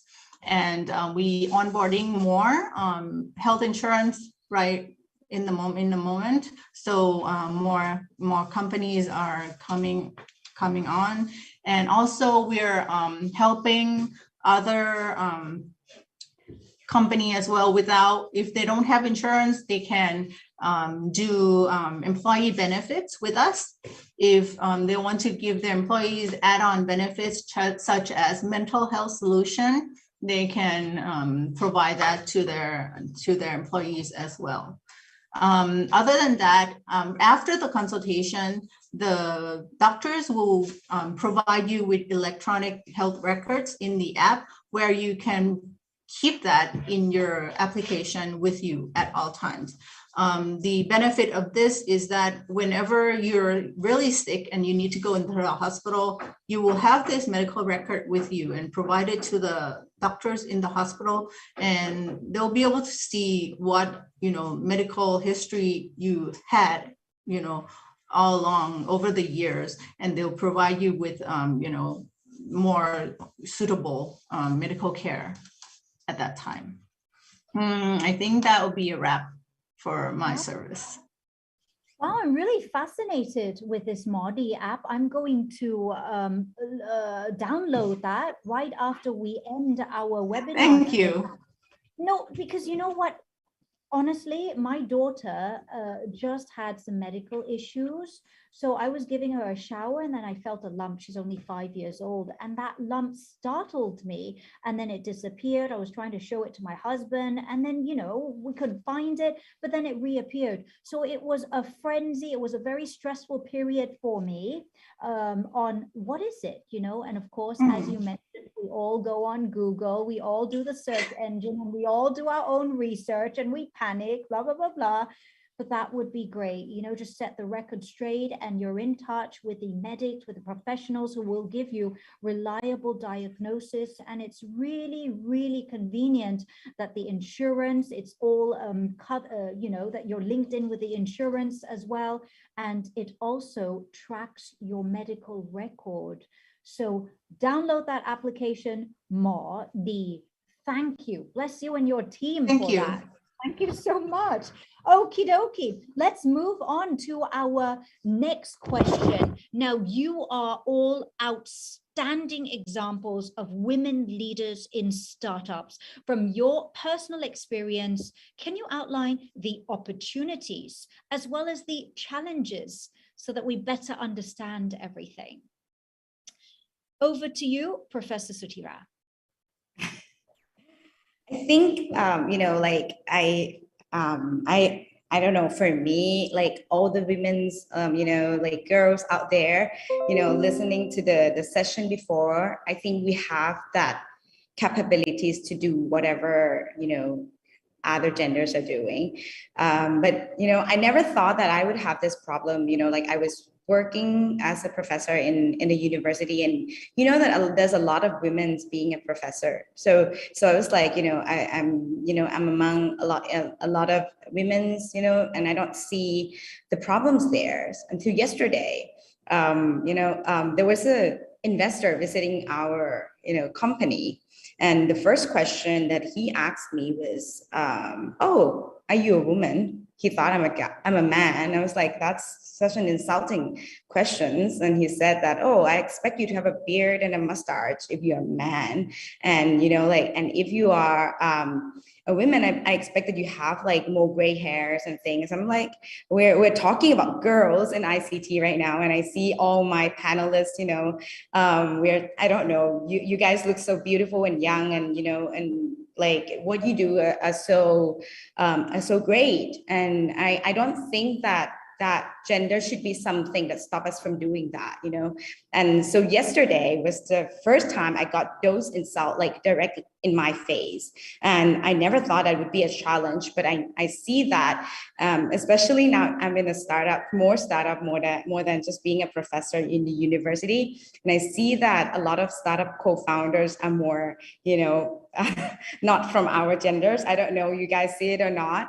And I think that's, I don't know, I never thought that my gender would be a challenge, but I think that's something that I saw recently. Yeah.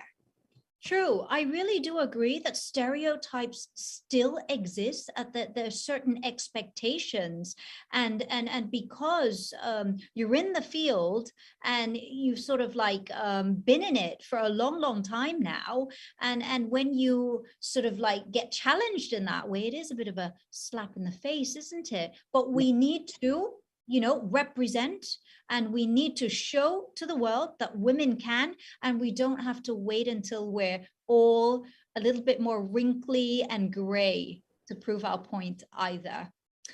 Okay, over to Kuntasha, please. Some of the opportunities or perhaps some challenges. Yeah, I think there are actually a few opportunities and also a few challenges, you know, apart from stereotypes. So I think one thing that I noticed that you know, women or female do better than male is that we actually notice, I mean, not we, but like generally, right? Female and women notice like the little nuances more, which means that you actually spot issues faster, especially when it comes to like people issues in the organization. And then when you grow your team, it's no longer just technical skills or like hard skills. The more you grow, it's more people skills, and all these nuances will determine, you know, how your company or how you grow your company, how fundamentally strong or not strong it is. So I think that's, you know, one like big benefit, right? The second big benefit is that I think generally, I mean, from my experience as well, I don't want to be stereotypical, against men as well, but also generally from my experience, women are more compassionate, which means that it's easier for women leaders, build trust and also, gain that bonds within a team, which again helps build a strong fundamental in the company, especially, as a startup when you have to like stick together, right? And you cannot handle any internal conflicts at all because there are so many conflicts externally that you have to like combat. So I think those are like the two big opportunities that a lot of people may look ahead, right? Or not even care much about these. But I think these are two things that really make or break successful startups. In terms of challenges, I think one thing that I realize is, a lot of the times, the key things that you need to get done, no matter what business you're in, it still needs to be reliant on, people how deep a relationship you have with them, those things, right? Because we're all a people business. Because anyways, you have to sell your products, right? So in order for you to, win key businesses, depending on how big that partnership you want it to be, but let's say you want the global partnership, right? Then it becomes the fact that a lot of these CEOs and co-founders of other companies that you have to be closer to are run by men, right? Which means that in order for you to get closer to them and win their friendship, become friends, and not only meeting them and being friends with them are different. And in order for you to actually win deals, it's being friends, right? So when you have to be friends, then you have to kind of adjust a lot of things, whether it's like, adjusting the activity to kind of like creep in how they live. So I think that's one challenge, which means that, not something to be afraid of, but just be aware of just because majority of, CEOs and people out there running companies are men, and if you need to get them to be on your side or you want to be on their side, then you kind of have to, act a bit like a part of their crew, right? So yeah, I think that's one of the challenges that I spot as well. That's a very interesting insight, actually. I haven't really thought about that, but it's the networking, or sort of like trying to get your contacts and having to, perhaps, I don't want to be stereotypical, but sort of like get more into beer drinking, wine drinking, or perhaps, connecting on the golf course, etc. But you wait, it won't be long that we're talking business at perhaps a nail salon or somewhere a bit more if I may say so. But that was really also interesting how you talk about women are very detailed focused, more so than men, and you brought up the word compassion. Now, our keynote speaker to start off our event was Kun Subashai Tirawanon, and he mentioned and focused actually on compassion, and this is something that we need to instill in the younger generation as a way forward to balance it all out as we move from the fourth industrial revolution to the 5.0 era, where we've got new technologies and the people who play a vital role in our future as well. Okay, let's move on now to coping. Sorry, we can't move on yet. We haven't gotten Dr. Piraya's reflections. Can you please touch on the opportunities and challenges? Yeah, I think the two speaker covers mostly, but most the discrimination mostly come from the older years. I think the looks of women's are mainly the mother's type and housewives type, but nowadays things may have changed. The gender equality is becoming more obvious now. Because people are mainly segmented by their education levels and job position nowadays, and more that no matter what genders you are or choose to be now, so you just have to be good at what you're doing, and you can eventually find your opportunities and be able to overcome your challenges, I think.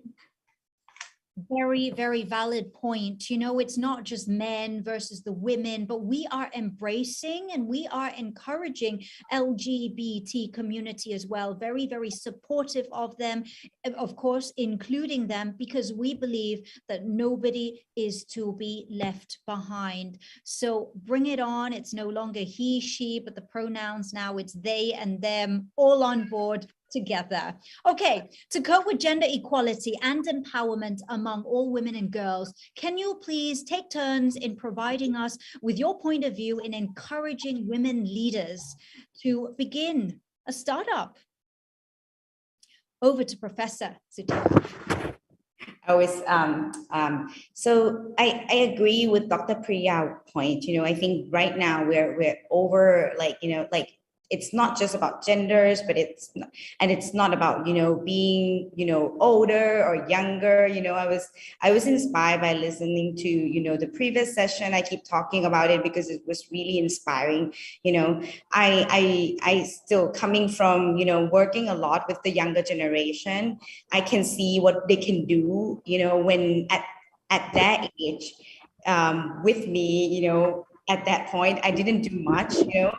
So right now, I think it's not just about, you know, the genders, but we should be embracing, you know, that people are doing what they do, you know, like they are good at what they do, just like Dr. Priya say.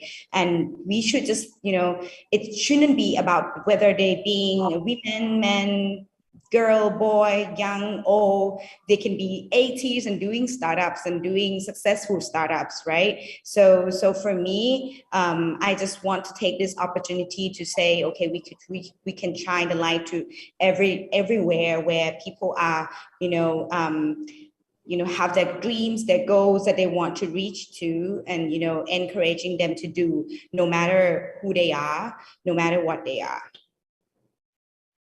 Wonderful. Thank you very much for your response there. Next, let's go over to Kun Tasha, please. Some words of wisdom to encourage women leaders in starting their startups.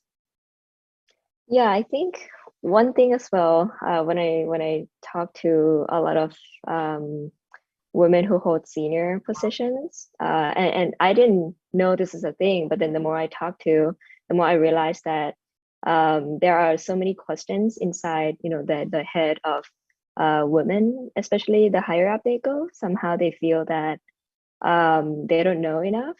But I don't get that vibe or that sense at all when I talk to, you know, men, senior position, you know, my age, older age, whatsoever, right?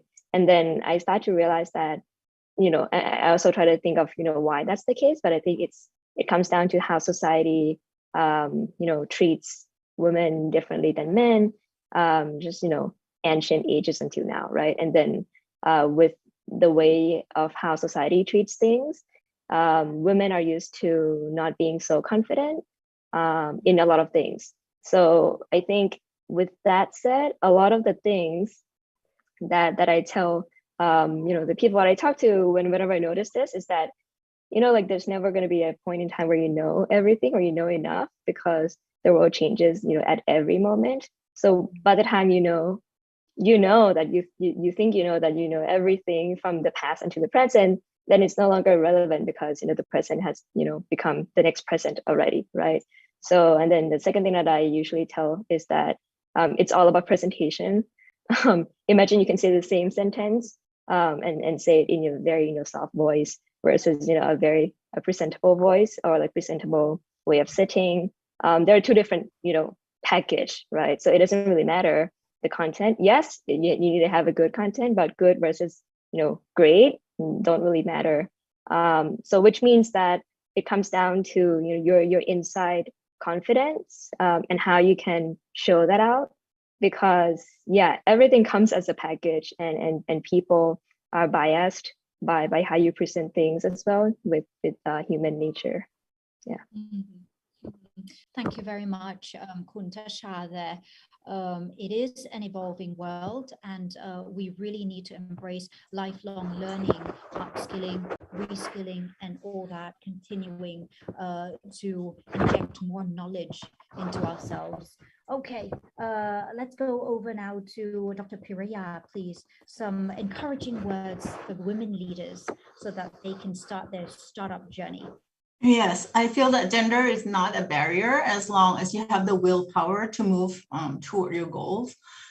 So if you know that you're capable and you have the strength, you should not hesitate to give it a try. Short and sweet, and we're going to continue on this theme of encouraging, of inspiring girls and young women to develop startups. Let's go over now to how do they get started? What do they have to do? Where do they begin? Let's start with Dr. Piraya first this time. Yeah, okay. So I have 3 main concepts. I tell this too in all my talks. So first is to know your strengths and weaknesses, and you need if you have, no one is perfect, so find some good partners or mentors if you need ones after you know your strengths and weaknesses. And secondly, come up with a strong pain point. Your pain point needs to be strong enough that people will need you to solve it, and a few good solutions. You might not find a perfect solution right away, but you need to come up with a few good ones. And thirdly, give it a try and learn from every failures, because nothing you do is going to be perfect at the beginning, but you need to give it a try. And if it's well planned, it's not a waste of time. So go for it. That's all. There you go. So you do the strength and weakness analysis, you come up with your pain point, and then you forge ahead, you go for it. If you fail, pick yourself up, because it is a lesson learned. You can only get stronger. As they say, what doesn't kill you makes you stronger. So thank you very much. Next, over to Kuntasha. Yeah, so I would say the first thing is figure out why you want to do it, and what you want in life, and how you determine success, because there are many definitions of success. And oh, there's the voice. Yeah, but a lot of time people are trying to chase other people's dreams, which in the end, along the way they're not happy, and then when they get there, they're like, oh, this is also not what they want, right? So I think also, a lot of people view that success is, having a lot of money, a lot of success on, at work, but it may not be the case for you. Maybe it's, having very nice family and have time for your family, right? So really figure what that is, or even maybe like other areas, maybe not even family. The second point is work smart and work hard. I think a lot of people, not only girls or like women, but like just in general, the more they work hard, the more they feel like, hey, they're doing something. But one analogy I like to like tell myself or remind myself is that, oh, am I an ant right now? Which means like they can work, all day long, but they might achieve only one thing, right? Or like are there other ways, smarter ways, more efficient ways of doing things? And I think this will also apply to starting a startup, because there are so many ways, infinite ways of doing things, but you have to figure out like what are the things that you have to nail it right, such that everything is, flows a lot more better, right? Maybe you might need to seek help. Maybe you need to do a lot of things before confirming this is your idea, etc. And then finally, the last one is enjoy. The whole journey is really fun. A lot of people tend to, pin the end objective and just imagine that the Everest is so nice and beautiful there. But then the way to get there is even more meaningful, because it's like your whole life of getting there. Yeah. Okay. So in a nutshell, don't chase someone else's dreams, chase your own dreams, figure out what your dream is and why you're pursuing that, and also work hard, but work smart, and don't forget to have fun. You brought in the family element. It's work family balance. We do have a question coming in from the floor. Don't answer yet, but if you can ponder this, because a question came in about that balance. How do you take care of your business and your family as well? So for people, for the guests who are parents as well, maybe you'll answer that after this question. Okay, so we'll go back to Professor Sutira now, and please expand on what we've got to do to get started. I got a lot of questions, like why did you start it? How did you find the pain points? And when you come up with your startups, how do you know that it's going to work or not? I think, I think a lot of young generation doesn't like the word passion because it's so hard to find what is your passion. Even for me, I don't even know what is my passion. But I know that, there are some pain points that I want to tackle since I was young. I have some problems regarding access to medicines. I was looking at different ways to tackle these issues from the public health perspective. And then I come up with these startups because I think that might be the better way to tackle these issues. I think that goes back to the younger generation. If they want to come up with their own startups, I think they might have to sit and think about what is kind of bothering them, what they want to change, and start from there, looking at all the possibilities and looking how those can be something that can make monies, and also can make an impact. Because I think we use a lot of the word of passions too many times, and it's just like pushing these young generations to find things that are so hard, because even for me, I'm not sure what is my passion is. But so that's one of the advice that I have, to for the younger generations to find something that they might want to do in the future. Yeah. Great. Now we're running out of time. And that last question that I just posed to all of you, so it's the balance between life, family life. How do you cope with that? A question that came in from the audience. You don't all have to answer that. Perhaps we could have one person reflect on that. I don't know, I have kids. Maybe I'm the only one who have kids. I'm not sure, Dr. Priya have or not. But I have 2 kids, and very young kids, and it takes a lot of time, right? And I got this question all the time, how can you do it? I'm still being a professor, teaching students, and I'm also, a CEO, but I try to do all the things at the same, what I can do, I teach, sometimes I teach some of my students work at our startups. So that's the same work that I do as a professor.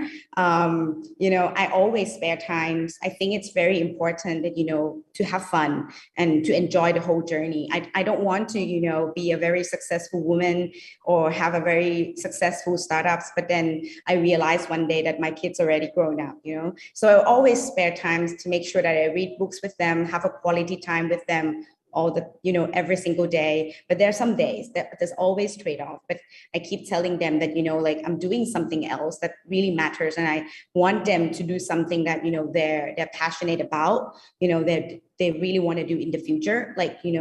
Doing as an example for my kids, it's not easy, but I think it's something that you have to trade off, and it's not easy. So you have to work hard and enjoy. So I really enjoy all the talks with all my panelists, and I learn a lot from all of you too. I would have to agree with you on that, Professor Sutira. That's going to bring us to the end of this panel discussion, Women Leaders in Startup World. Thank you all so much, Dr. Piriya, Kuntasha, and Professor Sutira for joining us here. 45 minutes, plenty of food for thought and plenty of takeaways. But whatever you do, you've got to have fun. Thank you. Sawadika. Thank all you, right. Marika. We are now going to move on to the very final topic for today. We have a wonderful opportunity to meet high potential girls in ICT, and we're going to find out how 3 more examples of young girls being so successful at a young age. So this is the last topic. It is Road to Success for Girls in ICT. This session will be conducted mainly in Thai, or let's say it's going to be bilingual.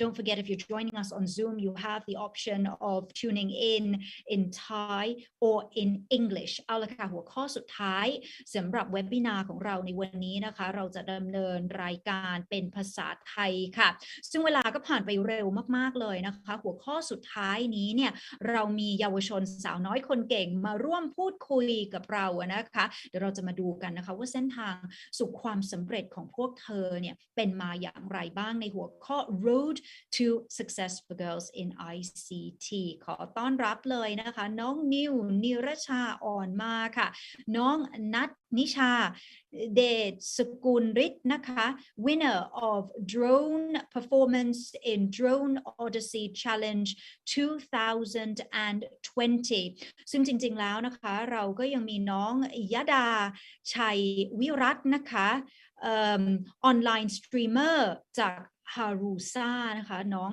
ฮารุนะคะเดี๋ยวก็จะjoin หรือว่าเข้ามาสนทนาพูดคุยกับเรากันด้วยนะคะอาจจะสัญญาณขัดข้องสักเล็กน้อยนะตอนนี้นะคะแต่เดี๋ยวเราจะคุยกันก่อนแล้วกันเนอะกับน้องนิรชาน้องนิวกับน้องนัทนิชาน้องฟ้านะคะน้องทั้งสองคนนี้นะคือเป็นผู้ชนะDrone Performance in Drone Odyssey Challenge 2020 เรามาคุยกันถึงเรื่องของโดรนกันก่อนแล้วกันเนาะก่อนที่จะไปเข้าสู่การเป็นออนไลน์สตรีมเมอร์เดี๋ยวน้องยดาเข้ามานะคะโอเคแนะนำตัวกันก่อนเลยแล้วกันเนาะทั้งน้องนิวน้องฟ้ากับผลงานที่ผ่านมาค่ะเชิญน้องนิวก่อน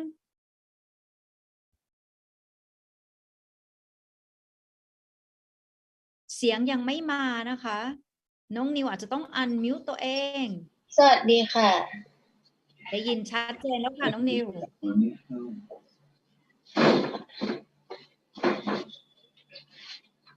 ได้ยินชัดเจนนะคะได้ยินค่ะโอเคน้องนิวคะแนะนำตัวแล้วก็ช่วยเล่าถึงผลงานที่ผ่านมาไปทำอะไรกับโดรนเนาะสวัสดีค่ะหนูชื่อเด็กหญิงนิรชาอ่อนมาค่ะอายุ13ปีศึกษาอยู่ที่โรงเรียนนนทบุรีวิทยาลัยค่ะผลงานที่ผ่านมานะคะก็จะมีแชมป์ประเทศไทยโดนภารกิจค่ะอายุต่ำกว่า10ขวบแล้วก็รองชนะเลิศเครื่องบินปีกตึงของกองทัพอากาศค่ะ2ปีซ้อนและอีกรายการหนึ่งก็คือแชมป์โดนโปรแกรมมิ่งรายการโดน Odyssey Challenge 2019 และ 2020 2ปีซ้อนค่ะที่ประเทศสิงคโปร์ค่ะว้าวนี่มีดีกรีไม่ใช่แค่ในประเทศนะคะแต่ว่าถึงกับสิงคโปร์อีกด้วยนะสุดยอดน้องนิวเมื่อกี้นี้เนี่ยน้องนิวพูดว่ารุ่น10อายุ10เหรอคะหรือว่าต่ำกว่า10ต่ำกว่า10ค่ะก็แปลว่าหนูเข้าวงการโดรนนี้ตั้งแต่ก่อน10หนูเริ่มเล่นตั้งแต่5ขวบเลยค่ะว้าว5ขวบเลยเหรอโดรนมีแล้วเหรอตอนนั้นล้าหลังมากป้าแล้วเป็นมายังไงคะคือได้โดรนเป็นของขวัญเหรอหรือว่ายังไงเห็นมันฟิวในอากาศเฮ้ยนั่นมันไม่ใช่ซูเปอร์แมนนั่นมันไม่ใช่เครื่องบินมันคือโดรนนี่เองโดรนมันคืออะไรคว้าหยิบมาศึกษาดูคือเป็นมายังไงคะน้องนิวก็คือหนูอะค่ะคือพี่เล่นอยู่แล้วต่อมาจากพ่อค่ะแล้วพอพี่ไปแข่งหนูยังเด็กอะค่ะหนูก็วิ่งเก็บเครื่องบินให้พี่แล้วก็มีคุณลุงเขาเจอหนูเขาก็ซื้อโดรนมาให้ลำหนึ่งหนูก็เลยเริ่มฝึกค่ะคุณพ่อก็ฝึกให้มาเรื่อยๆค่ะว้าวก็คือเริ่มมาถ่ายทอดมานะจากคุณพ่อสู่พี่ชายหรือพี่สาวพี่ชายค่ะพี่ชายแล้วจากที่เป็นเด็กเก็บโดรนก็มาเป็นเด็กที่เข้าใจถึงprocess ต่างๆของการกลไกในการใช้โดรน จนเซียนเลยก็ว่าได้โอเคนั่นคือเส้นทางของน้องนิวนะไปที่น้องฟ้าแนะนำตัวเองค่ะ Hi, I'm Natanisha Desaminrid. You can call me Fa. I'm 14 and I'm studying at the Newton Sixth Form School in Bangkok.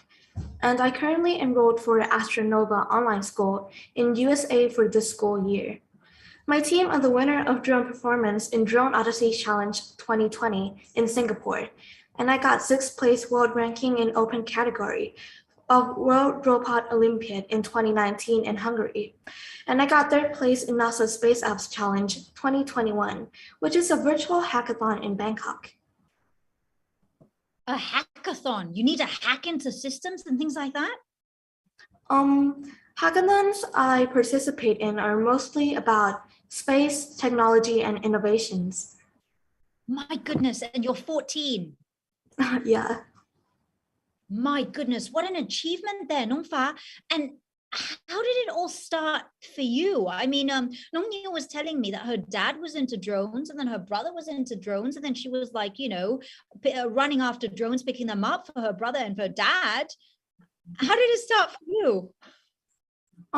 Well, I had a passion for science, space, and technology since I was very young. I loved coding robots and drones. So I started learning computer languages like Scratch, EV3, C++, and Python to participate in many robot competitions since 2018. And I encountered drone competitions in 2020.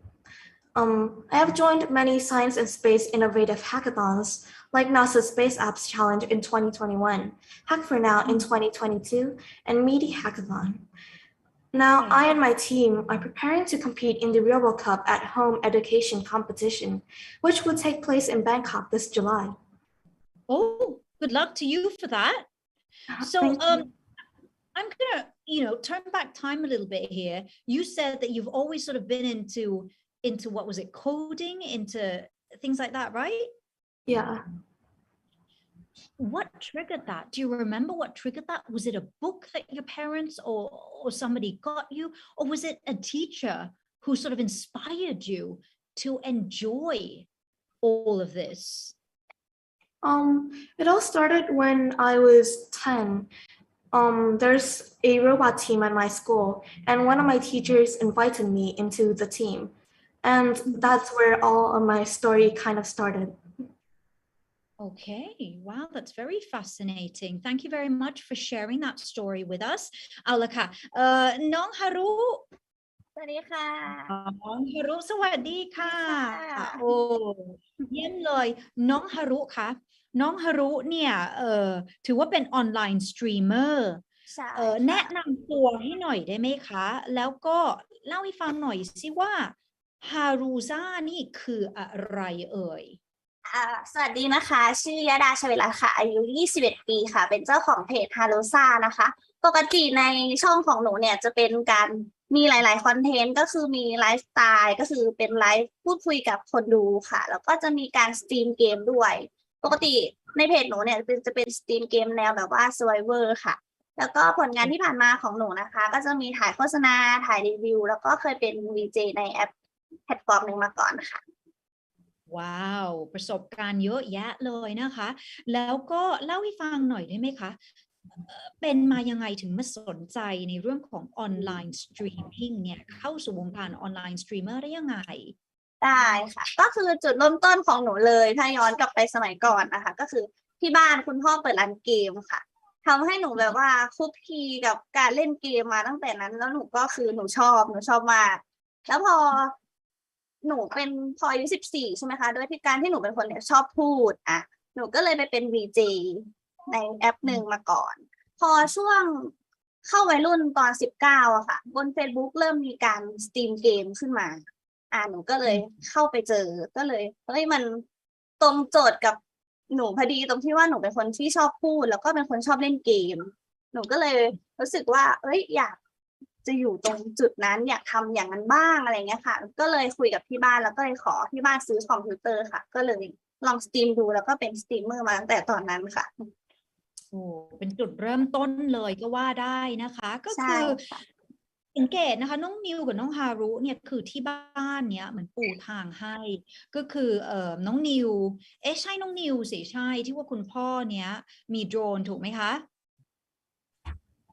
แล้วพี่ชายก็โดรนมาใช่ไหมคะส่วนน้องฮารุเนี่ยคุณพ่อก็มีเกมช็อปเลยก็คลุกคลีกันมาเลยนะคะยอดเยี่ยมเลยแล้วก็เป็นไงบ้างคะที่โรงเรียนเนี่ยสนับสนุนไหมในสิ่งที่เราสนใจในเรื่องของ robotics หรือว่า drone หรือว่า online streaming ต่างๆเนี้ย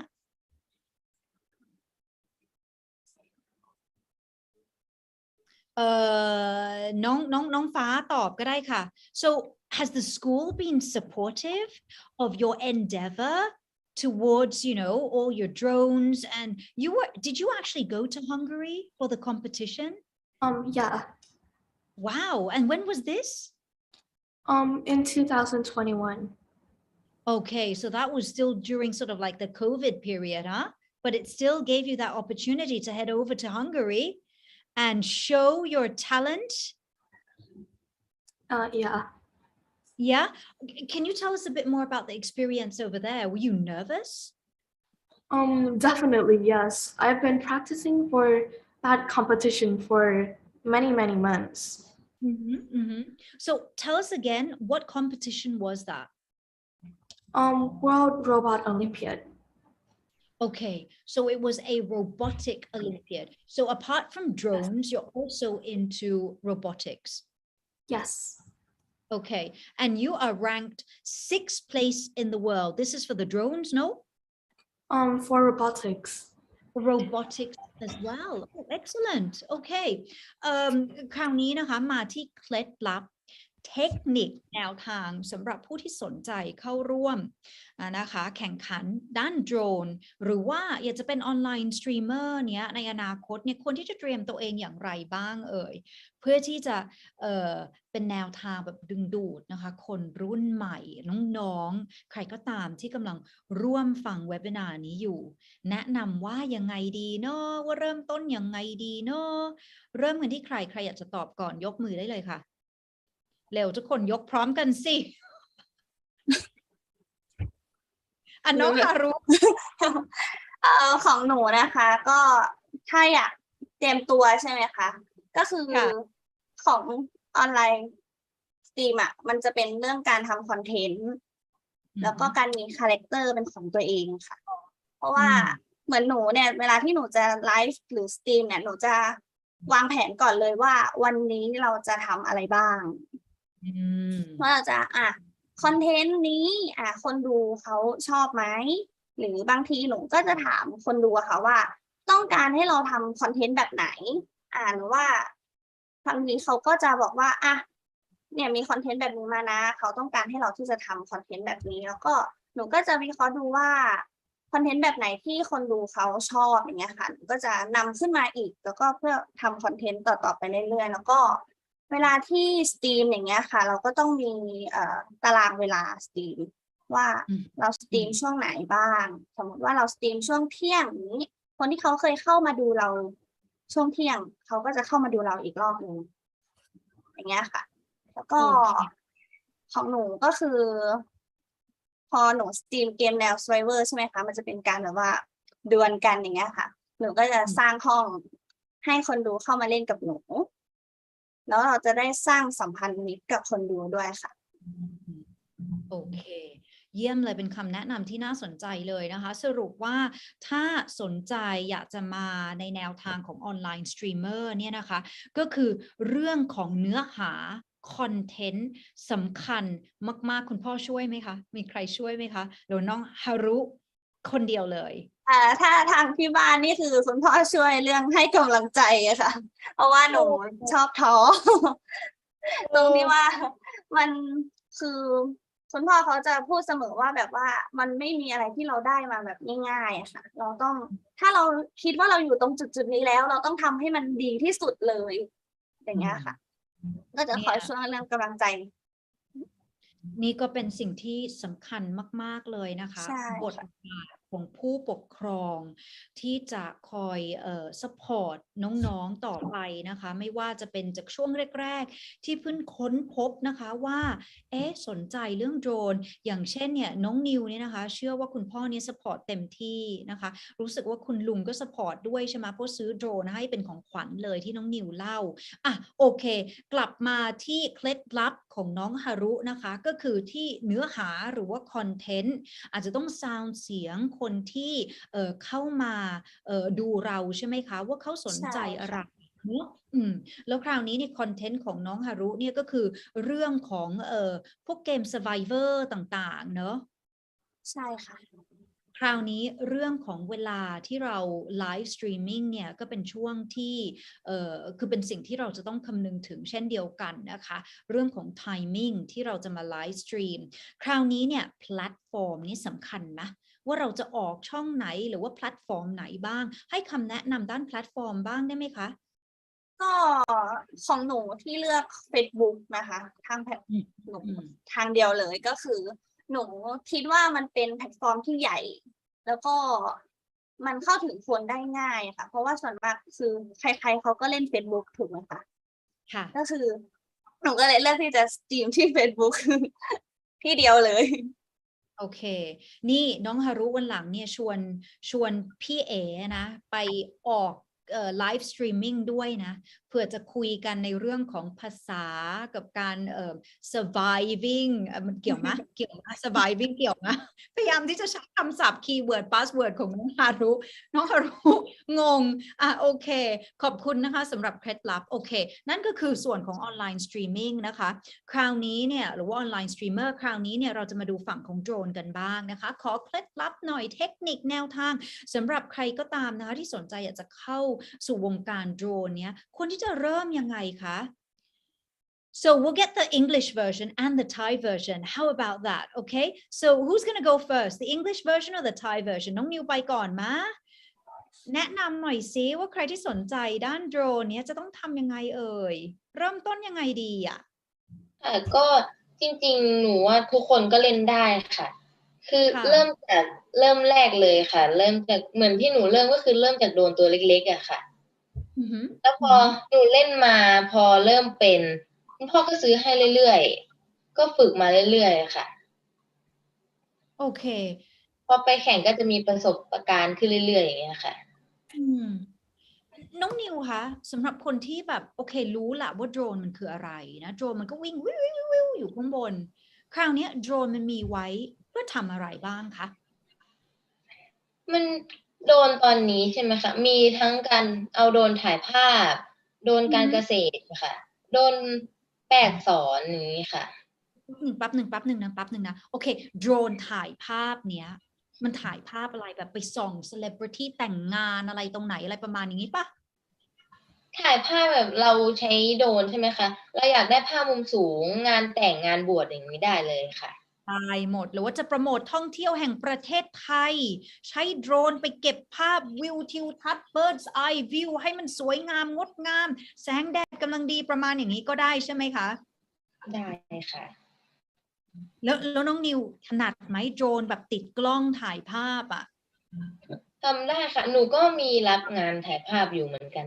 ค่ะนี่ใครต้องการนะคะภาพจากมุมมองสูงติดต่อน้องนิวน้องนิรชาอ่อนมาได้เลยนะคะเยี่ยม Okay over to you น้องฟ้า so what are your suggestions how do we get people okay if one is interested in drones and really sort of want to put two feet into the drone industry if there is a drone industry how does one start what does one have to do well, I would say if you have a passion for anything, just go for it. Get professional advice from coaches or specialists in that field. For example, Coach Ken from Drone Academy, Thailand. Okay, there you go. All right. So I was actually talking to Niu about the different types of drones. So drones can be used to take photos for photography. I'm sure you're quite an expert in that. What else can drones do? Well, there are many different types of drones. especially competitions. For me, I specialize in drone coding. Well, there are missions, so we have to achieve all the missions specified in the competition to gain the highest score in the time period. Okay, And so there are sorry. also, I'm not fully understanding this. What is the type of drone that you specialize in? I specialize in drone missions, coding. Okay. Oh, in coding, drone coding. Yes. Okay, please expand. What does that do? Well, for different competitions, there are different missions, and we have to achieve all the missions specified in the competition to get the highest score within different time periods. All right, so you've got to decode things and achieve the mission. Yes. Wow. Okay. Is that easy for you? Well, depends on the competitions. But it is challenging. Yes. And you do enjoy it. Of course. Excellent. Okay. น้องนิวพูดถึงโดรนเพื่อการเกษตรปะคะ ใช่ค่ะ มันคืออะไรคะน้องนิว โดรนการเกษตรคือโดรนที่ไว้สำหรับคนที่ทำการเกษตรก็คือไว้พ่นยาอย่างเงี้ยค่ะพ่นยาข้าวพ่นยาต้นไม้โอเคซึ่งนี่ถือว่าเป็น new technology นะคะที่จะช่วยในเรื่องของการพัฒนานะคะเรื่องของเกษตรกรรมถูกไหมคะ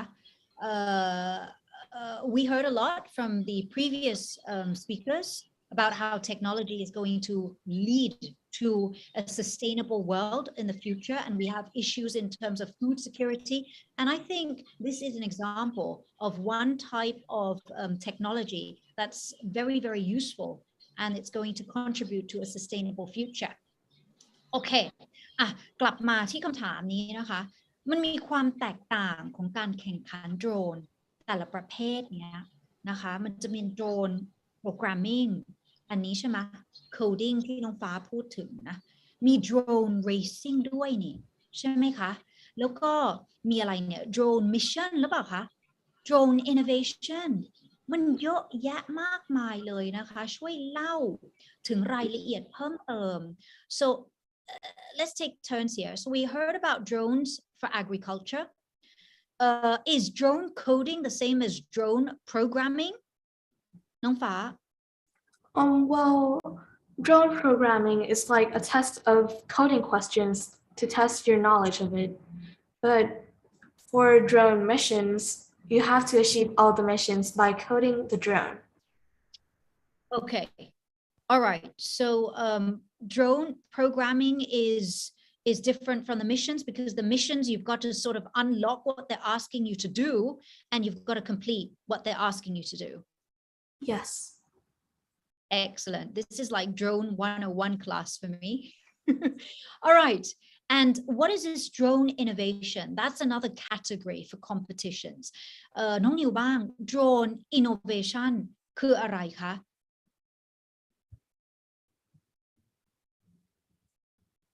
น้องนิวต้องเปิดใหม่ได้ไหมเอ่ย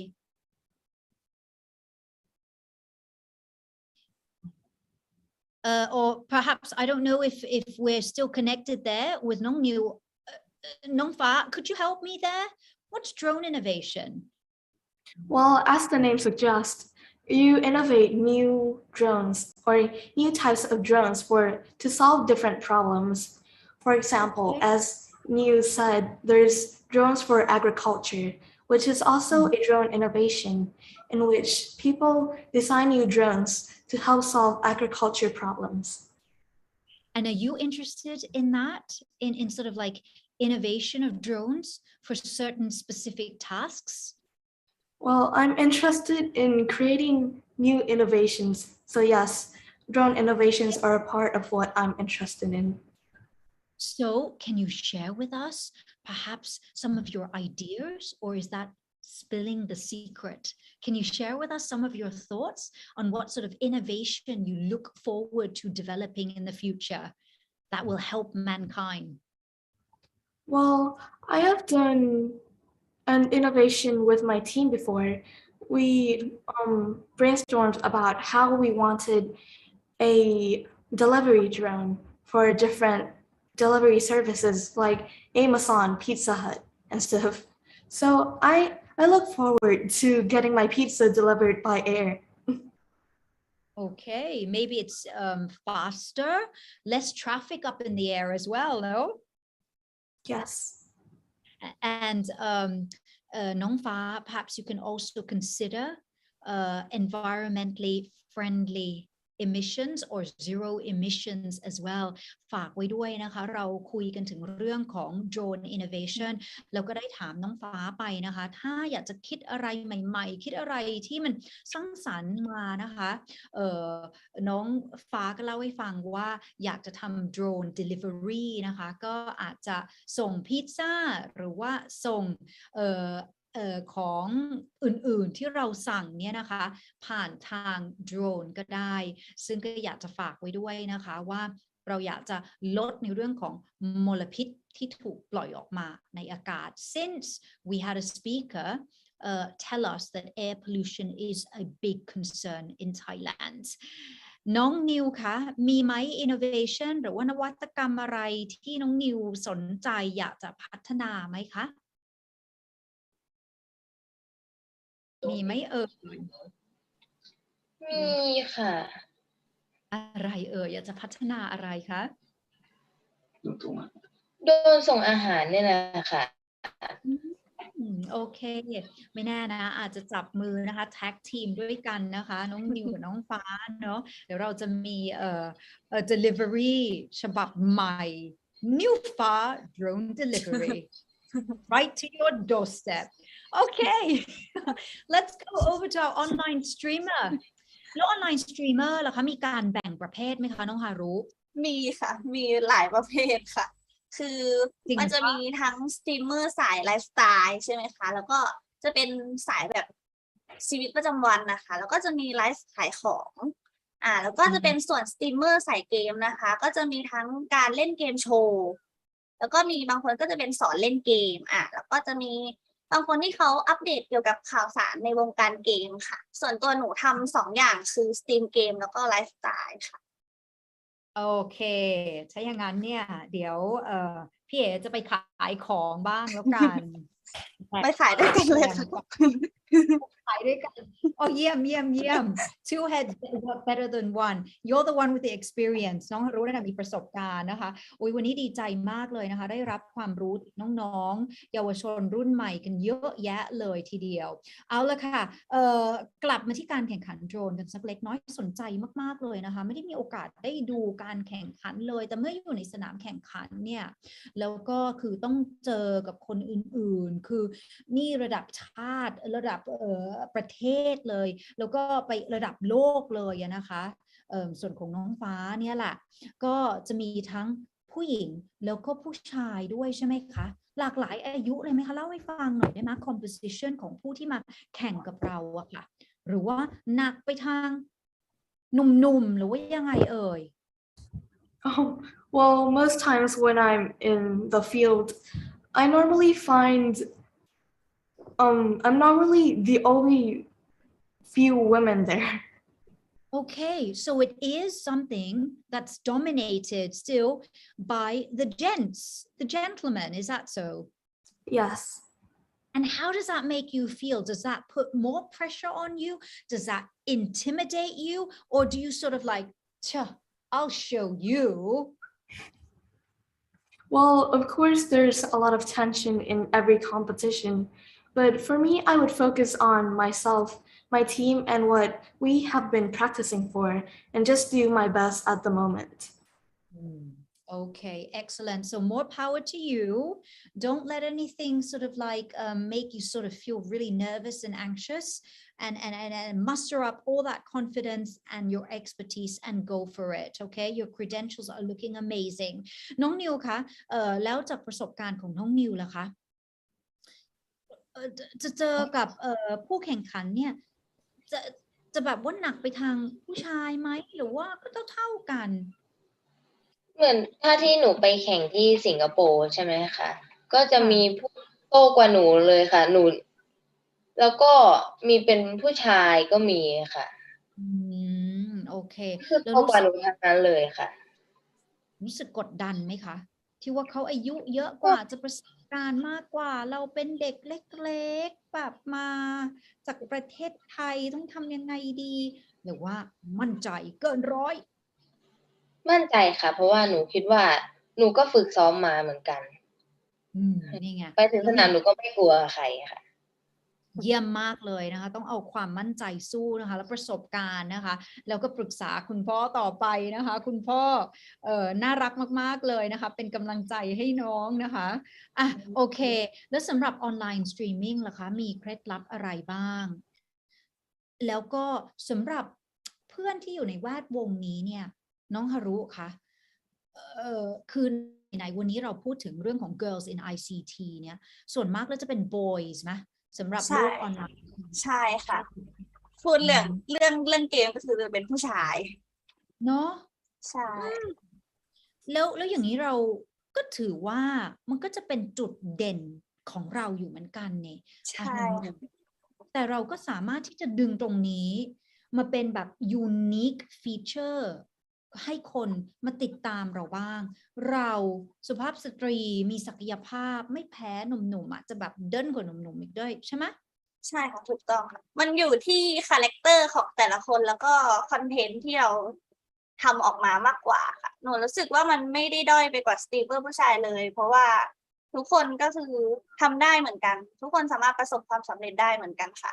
อยู่ที่แบบความเป็นของตัวเราแล้วก็หนูคิดว่าการที่เราเป็นสตรีมเมอร์ผู้หญิงเนี่ยมันมีข้อได้เปรียบตรงที่ว่าทุกวันนี้ก็คือสตรีมเมอร์ผู้ชายเขาเยอะกว่าถูกไหมคะดังนั้นถ้าสมมติว่าคนดูเขาอยากที่จะดูสตรีมเมอร์ผู้หญิงซึ่งมันก็จะช่วยเพิ่มโอกาสให้คนเข้ามาดูได้นั่นน่ะสิเนาะก็เลยกลายเป็นจุดแข็งเลยคราวนี้เนี่ยนะคะมันก็อยู่ที่ตัวเราด้วยส่วนหนึ่งนะคะแต่ว่าพี่เอ๋เชื่อว่าคุณพ่อคุณแม่คุณครูเนี่ยรวมไปถึงโค้ชของเราด้วยเนี่ยมีส่วนช่วยให้เราเป็นนักกีฬาโดรนหรือว่าจะเป็นออนไลน์สตรีมเมอร์ที่มีที่ประสบความสำเร็จนะช่วยขยายความตรงนี้หน่อยได้ไหมมีไหมคุณพ่อคุณแม่หรือว่าใครที่เหมือนแบบว่าเป็นแบ็คของเราอยู่อ่ะแล้วก็ช่วยให้เรามาถึงทุกวันนี้ค่ะ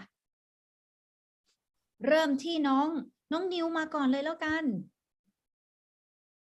ก็จริงๆก็ต้องเป็นที่ตัวหนูเป็นหลักนะคะคือพ่อแม่คุณครูเป็นกำลังใจให้กำลังใจได้ค่ะแต่ว่าหนูเองก็ต้องฝึกซ้อม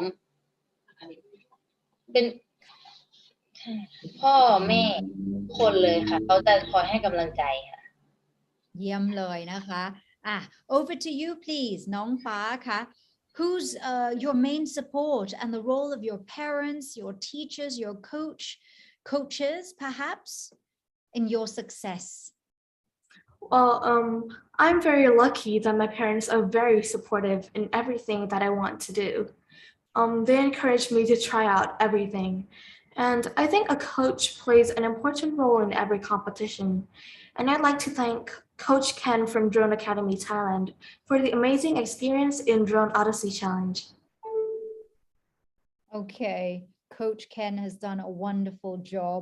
Now, มาดูอีกที่คำถามต่อไปนะคะคติว่าการเป็น drone racer หรือว่าออนไลน์สตรีมเมอร์ยูทูบเบอร์เนี่ยนะคะคือมันมีประโยชน์อะไรอย่างไรบ้างบางคนบอกว่าโอ้ยออนไลน์สตรีมเมอร์เนี่ยใช้เวลาอยู่หน้าจอนานเกินไปอยู่กับโดรนนะคะกับมันใช้เวลาไปอ่านหนังสือบ้างอะไรอย่างเงี้ยแต่คิดว่ามันมีประโยชน์อย่างไรบ้างคะในการที่หันมาเล่นโดรนในการที่เป็นออนไลน์สตรีมเมอร์น้องฮารุก่อนแล้วกันก็ถ้าพูดถึงประโยชน์นะคะก็คือ1เลยคือหนูได้ทำสิ่งที่ตัวเองชอบ1ส่วน2ก็คือหนูได้ให้ความสุขกับคนดูที่เขามาดูสตรีมของหนูแล้วก็3คือหนูได้ทำให้ตัวเองมีความสุขแถมหนูยังสร้างรายได้ด้วยค่ะโอ้เยี่ยมเลยนะคะมาดูด้านโดรนกันบ้างค่ะมีประโยชน์อย่างไร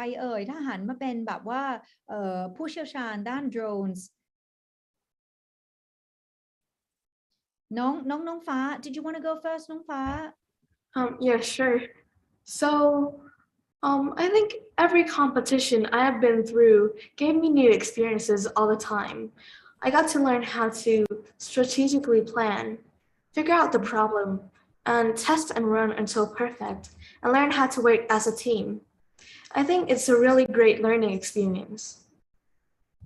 I can see that you truly are a team player, Nong Fa. You know, you've given so much credit. You've mentioned so many times how you're working together, and it's not just yourself, but it's your team, your team, your team. You brought that up on several occasions, and you also mentioned your coach as well. So I can really see that you are a team player, which is very, very important in the future as you take on your career, whatever that may be, which is the next question. Think about that, and I'll come back to you น้องนิวคะมีประโยชน์อย่างไรบ้างคะกับการหันมาจับโดรนเนี่ยก็คือทุกอย่างใช่ไหมคะเป็นประสบการณ์หมดเลยค่ะเหมือนที่ทางโดนอะคาเดมี่พาหนูไปแข่งที่สิงคโปร์ที่เกาหลีเนี่ยค่ะหนูก็ได้เรียนรู้ประสบการณ์หลายอย่างเลยค่ะโดยมีประโยชน์มากเลยค่ะเยี่ยมมากเลยนะคะแล้วก็จะมีเรื่องของทักษะการพูดการนำเสนอด้วยนะความมั่นใจมากขึ้นด้วย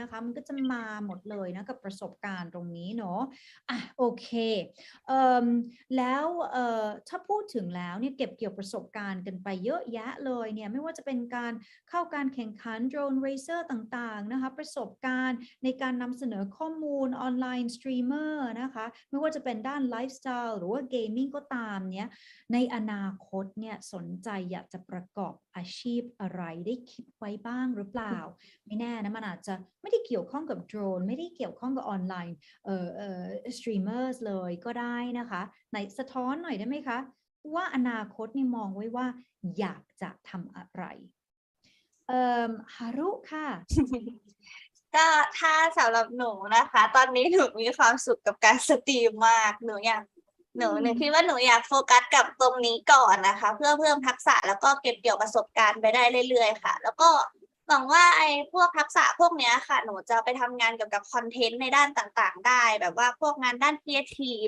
พวกงานด้านบันเทิงอะไรประมาณนี้ค่ะจริงเนาะ content creator เนี่ยเป็นที่ต้องการมากๆเลยในหลายแขนงหลายสายเลยทีเดียวนะคะขอให้โชคดีแล้วตอนนี้ก็ enjoy สุดๆเลยนะคะเรา create quality content มาฝาก audience ของเราให้เยอะๆเลยนะคะน้องฮารุเนาะค่ะโอเคมาที่น้องฟ้าและน้องนิวแล้วค่ะสนใจอาชีพนี่มองไว้แล้วหรือยังเด็กอยู่เนาะแต่ว่าอยากจะเข้าถึงว่าคิดอะไรยังไงดูสำหรับอนาคตในฐานะที่เราแบบว่าก็ประสบความสำเร็จอยู่ระดับหนึ่งในด้านของ drones แล้วค่ะน้องฟ้า what's your dream career in the future well I have always aspired to be an astronaut I want to be able to discover new things outside of our planet, and my experience with drones and robotics are making me have a clearer view at my career path. But yeah, I still have a lot to learn in my future. Yeah, we had a chat with the first young Thai ambassador of the NASA Artemis program there too, and she's hoping that she could actually reach the moon and that somebody here from Thailand will be able to reach the moon. Who knows? It could be you, Nong Fa. Okay, good luck on your path in becoming an astronaut. น้องนิวคะแล้วน้องนิวล่ะอนาคตเนี่ยอยากจะประกอบอาชีพอะไรเนาะถ้าด้านความสามารถหนูใช่ไหมคะก็เป็นด้านโดรนอยู่แล้วหนูก็อยากเป็นนักบินโดรนค่ะมันทำได้ทั้งถ่ายภาพรับงานถ่ายภาพรับงานฉีดยาข้าวงานเกษตรค่ะแล้วก็หนูเป็นผู้ช่วยฝึกสอนโดรนอยู่ที่โดรนอะคาเดมี่ด้วยค่ะโอ้โหเยี่ยมเลยนะคะดีมากๆเลยจริงๆนะคะเราก็แชร์ความรู้แชร์ประสบการณ์นะคะถือว่าเป็นครูคนหนึ่งแล้วนะในวัยอายุเท่าไหร่นะน้องนิว12เหรอคะ13ค่ะ13นะคะยอดเยี่ยมเลยเก็บเกี่ยวประสบการณ์กันต่อไปนะคะคำถามสุดท้ายขอสั้นๆเลยนะอยากจะฝากให้กับน้องๆพี่ๆคุณพ่อคุณแม่ที่เข้าร่วมสัมมนานี้อยู่นะคะอยากจะให้ลูกๆเนี่ยเดิน เส้นทางเนี้ยมันจะต้องทำอย่างไรบ้างเพื่อที่จะประสบความสำเร็จอะค่ะแล้วก็มันว่าแบ่งเวลายังไงดีเนาะเพราะบางทีเนี่ยมันก็จะต้องใช้เวลาเนาะไม่ว่าจะเป็นเตรียมคอนเทนต์หรือว่าจะต้องฝึกโดรนต่างๆเนี้ยแบ่งเวลากันอย่างไรน้องฟ้า in terms of time management what are your recommendations Yeah, I think we all have 24 hours a day, so it's up to you to prioritize your responsibilities and activities that you are passionate for. So I try to balance it the best that I can, and if I can do it, then you can do it too. Whoa, there you go. Challenging everybody. If she can do it, you can do it. So get started, get trying. น้องฮารุคะต้องทำยังไงดีการจัดการเวลาถ้าเป็นเรื่องของการจัดการเวลานะคะในช่วงที่เรายังเรียนอยู่ใช่ไหมคะก็คือการแบ่งเวลาเนี่ยมันสำคัญเพราะว่าหน้าที่หลักของเราคือการเรียนถูกไหมคะก็คือหนูถ้าเป็นของตัวหนูคือหนูจะเอาเวลาไปเรียนก่อนส่วนเวลาที่เหลือหนูก็จะเอามาสตรีมค่ะแต่ว่าหนูจะสตรีมอย่างสม่ำเสมอเลยไม่เคยขาดเลยค่ะโอเคนั่นก็คือการ prioritize นะคะก็คือเรียนเนี่ยสำคัญมากๆที่ตั้งเลยที่หนึ่งเลยนะคะแล้วช่วงเวลาที่เหลือเนี่ยนะคะค่อยมาลุยใน passion ใน hobby ของเราสุดท้ายค่ะน้องนิวจัดการเวลายังไงดีคะก็เวลาเรียนใช่ไหมคะไปโรงเรียนหนูก็เรียนให้เต็มที่ค่ะแล้วพอกลับมาเวลาว่างก็ฝึกซ้อมให้เต็มที่ค่ะวันหยุดก็ซ้อมค่ะแล้วก็เหมือนที่หนูประสบความสำเร็จได้ค่ะต้องขอบคุณคุณพ่อคุณแม่แล้วก็ทางอะคาเดมี่อาจารย์จัญญวัฒน์มากเลยค่ะโอ้น่ารักมากๆเลยขอบคุณน้องๆทั้ง3คนเลยนะคะ wishing you all the best and continue to inspire girls inspire everyone you know and continue to enjoy your passion and create more exciting content and represent Thailand in the next drone competition we're all extremely proud of you. That's going to wrap up our session. Road to Success for Girls in ICT. Okay, ขอบคุณน้องๆทั้ง3ค่ะ Our special one-day seminar has come to its conclusion. Thank you all so very much for joining us today. All the participants joining us online. Now, I hope it's been of good use to all of you and the excellent speeches, knowledge shared from our guest speakers has very much fulfilled the purposes of our seminar today. The DCT is still coming up with many more exciting and interesting events all year round. So please do subscribe and follow the DCT's Facebook and YouTube channel so that you don't miss out on the wonderful opportunities. And to wrap things up, we're going to put up a QR code. It's going to come up on the screen shortly. If you can please scan that because we want to know your thoughts. We've got a quick questionnaire for you to fill in. It's the event satisfaction survey because your thoughts and your experience means a lot to us and we want to improve the experience for when we do meet again next time, whether it's on site or here online. Thank you all so much. Don't forget to join us on the DCT's Facebook and YouTube. Signing off for today, my name is Pachari Raksa Wong. It has been an absolute honor. สวัสดีค่ะ